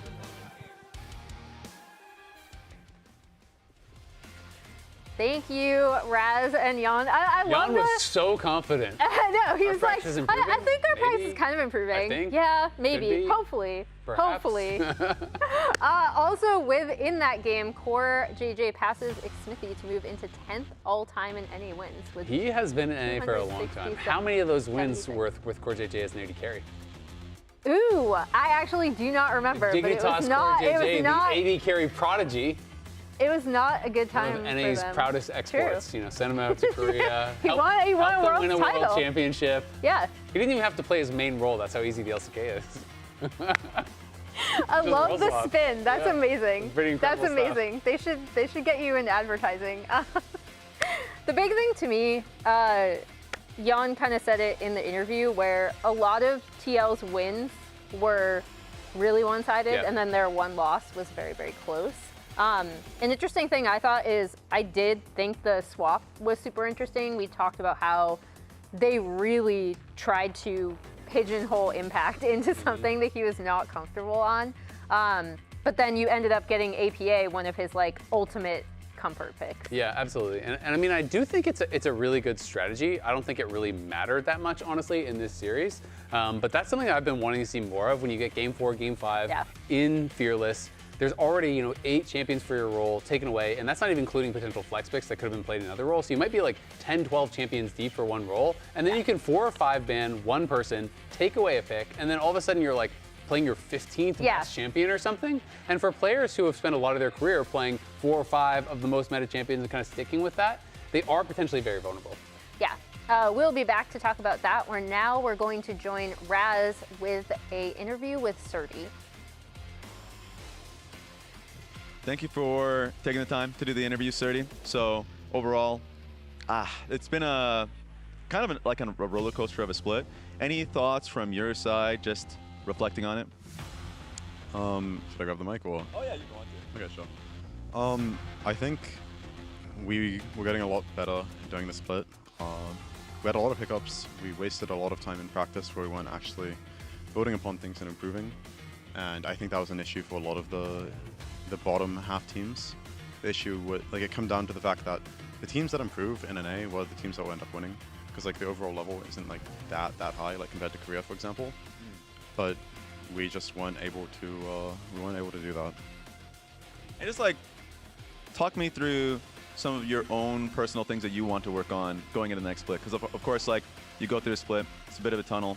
Looking back on it, what's something that you feel like you want to get better at going into split 3? A big thing that I want to get better at is in regards to nerfs. I play a lot worse on stage. I have less of a clear vision of how things are meant to be. I play more conservative at times that I shouldn't be playing conservative, and I give up too much. And that's like a big issue of mine, which I need to work on. I'm not really sure how to, but I'll figure it out, you know. True, and any kind of like positive stories about the split? Because it feels like a group of guys have always been, at least, like, I've seen some jovialness over there. So any positive stories that you guys have had, or any kind of shout outs you want for the team? Not sure about positive stories. We go to escape rooms sometimes together, which is fun. Obviously, we enjoy that, and it's a good way to reset the vibes after you've been losing and things have been rough, because it can be hard to recover from that without like getting out of the game. But for shoutouts, just thank you to my family, thank you to my team. I think everybody on my team improved a lot throughout the split. I think that they got a lot better, and I think that they are able to compete with some of the best in the league. They just need to be a few more steps taken forward. But yeah, thank you for my family, my girlfriend who comes out to every match, makes us posters, even though she lives an hour away. Thank you to everyone who's supporting me. And thank you. Looking forward to split 3, brother. 100%. Thank you for doing the interview. Everyone's going to send this one straight back to the lounge.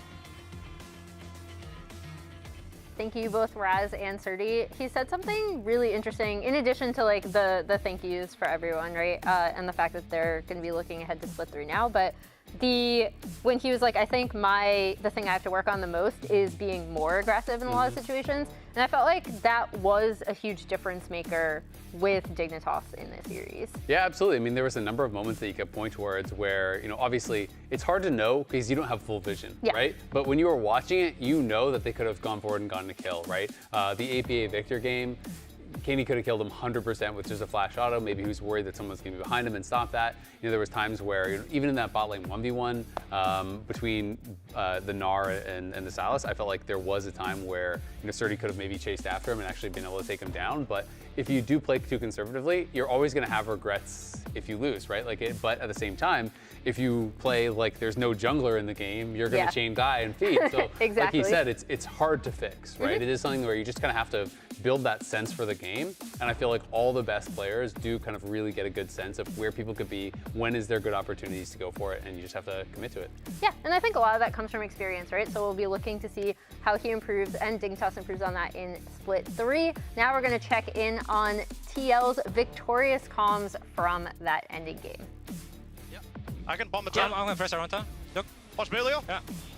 Thanks. Play slow, play together. Lucian, no. Play together. Play together. We can end. Yeah, we can. We end. We end. Hit so flash. Nice. We end. Play aggro, guys. Play aggressive. Play aggressive. Good job, yeah. Well done, guys. You got that. Good job, guys. Kill Corky. Jump, jump. Ah. I failed it. Jump, guys. Jump. What? GG. Good job, guys. Good job, guys. Good bait impact. Ha. GG. Cora's so locked in on getting the final kill. The series is completely over. Everyone's dead. They're like, but what if we bait the Corky in to kill him too? We can bait him back, guys. Come on. I know who I voted for player of the series. I know who you voted because we voted at the same time. I'm pretty sure it's who we both voted for. Jan, having still an amazing split. I feel like even in a lot of TL's losses, I'm still looking at Jan and being like, wow, he still performed really well. 18 KDA coming out of this game. I mean, he's honestly been smurfing in playoffs. Even though they got 3-0'd last week, you know, it's like we showed that before the start of the day where the team stats, they were so far down in gold, but he is massively ahead. He's always the win condition. He is always that threat to be able to take any game. And when his team is doing well, when his team is creating space for him, Jan always pays it back, it feels like. I do think he's such a talent. And even though TL is struggling, it's really impressive that he's still looking good because AD carry is one of those roles that is so team dependent. Yeah, and we were kind of talking about this behind the scenes. The other big thing is that it feels like he can play anything, right? So if they need to do some other stuff with their composition or focus more on one thing, it feels like he not only fits with the team and plays really, really well, especially when they are able to set up for him, but even when they're not. I think his ability to kind of pick and play anything at this point in his career is really, really valuable. It's super valuable, and especially as we get into these later parts of the series, right? You Yep. get into a game 4, you get into a game 5, he brings out the Aphelios dominance, he brings out the Senna, it looks fantastic. When you can bring out these different picks and still carry, it is going to be so important. But I think the big question is, how will TL do as we move forward in this bracket? They're clearly better than Dignitas. They were clearly worse than C9. And we have to check out the bracket. Next weekend is going to be some really good matchups. But of course, we have tomorrow, 100 Thieves versus Shopify first. This one is going to be really exciting because it is a rematch of the series that put 100 Thieves in the lower bracket in the first place. And I think 100 Thieves are really keen to prove that they are the better team. Every time I've talked to them, they have such a chip on their shoulder against Shopify specifically.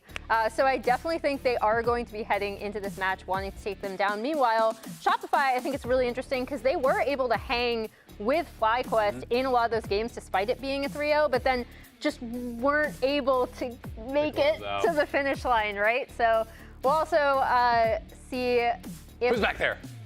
It's probably Raz. It has to be Raz. That's it for us. We're going to cut out before Raz does plays whatever prank he wants to on us. Leave. Be done with it. Where'd you find it? The show is Bye. over. We'll be back tomorrow at 4 p.m. Eastern, 1 p.m. Pacific for Shopify versus 100 Thieves. Get out of here. You're not strong enough to flip the couch.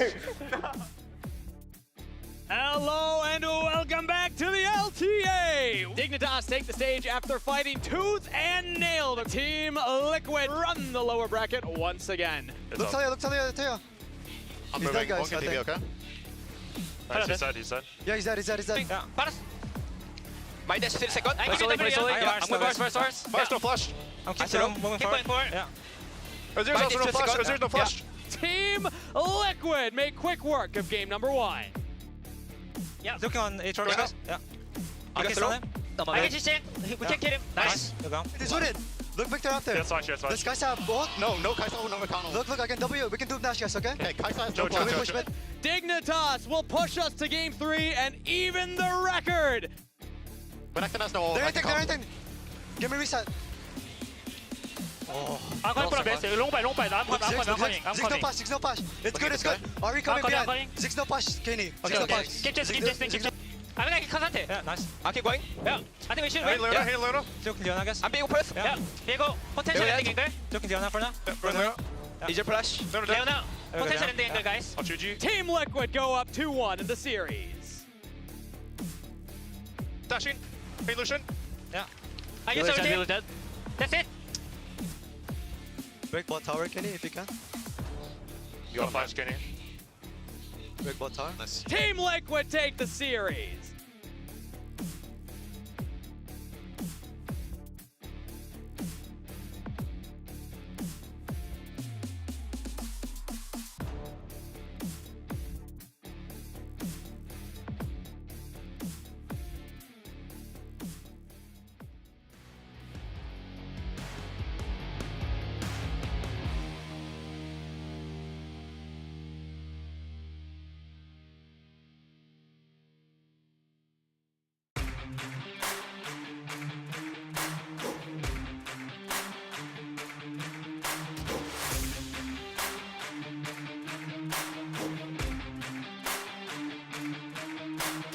Running through every block, we cannot ever be stopped. Put that on everything.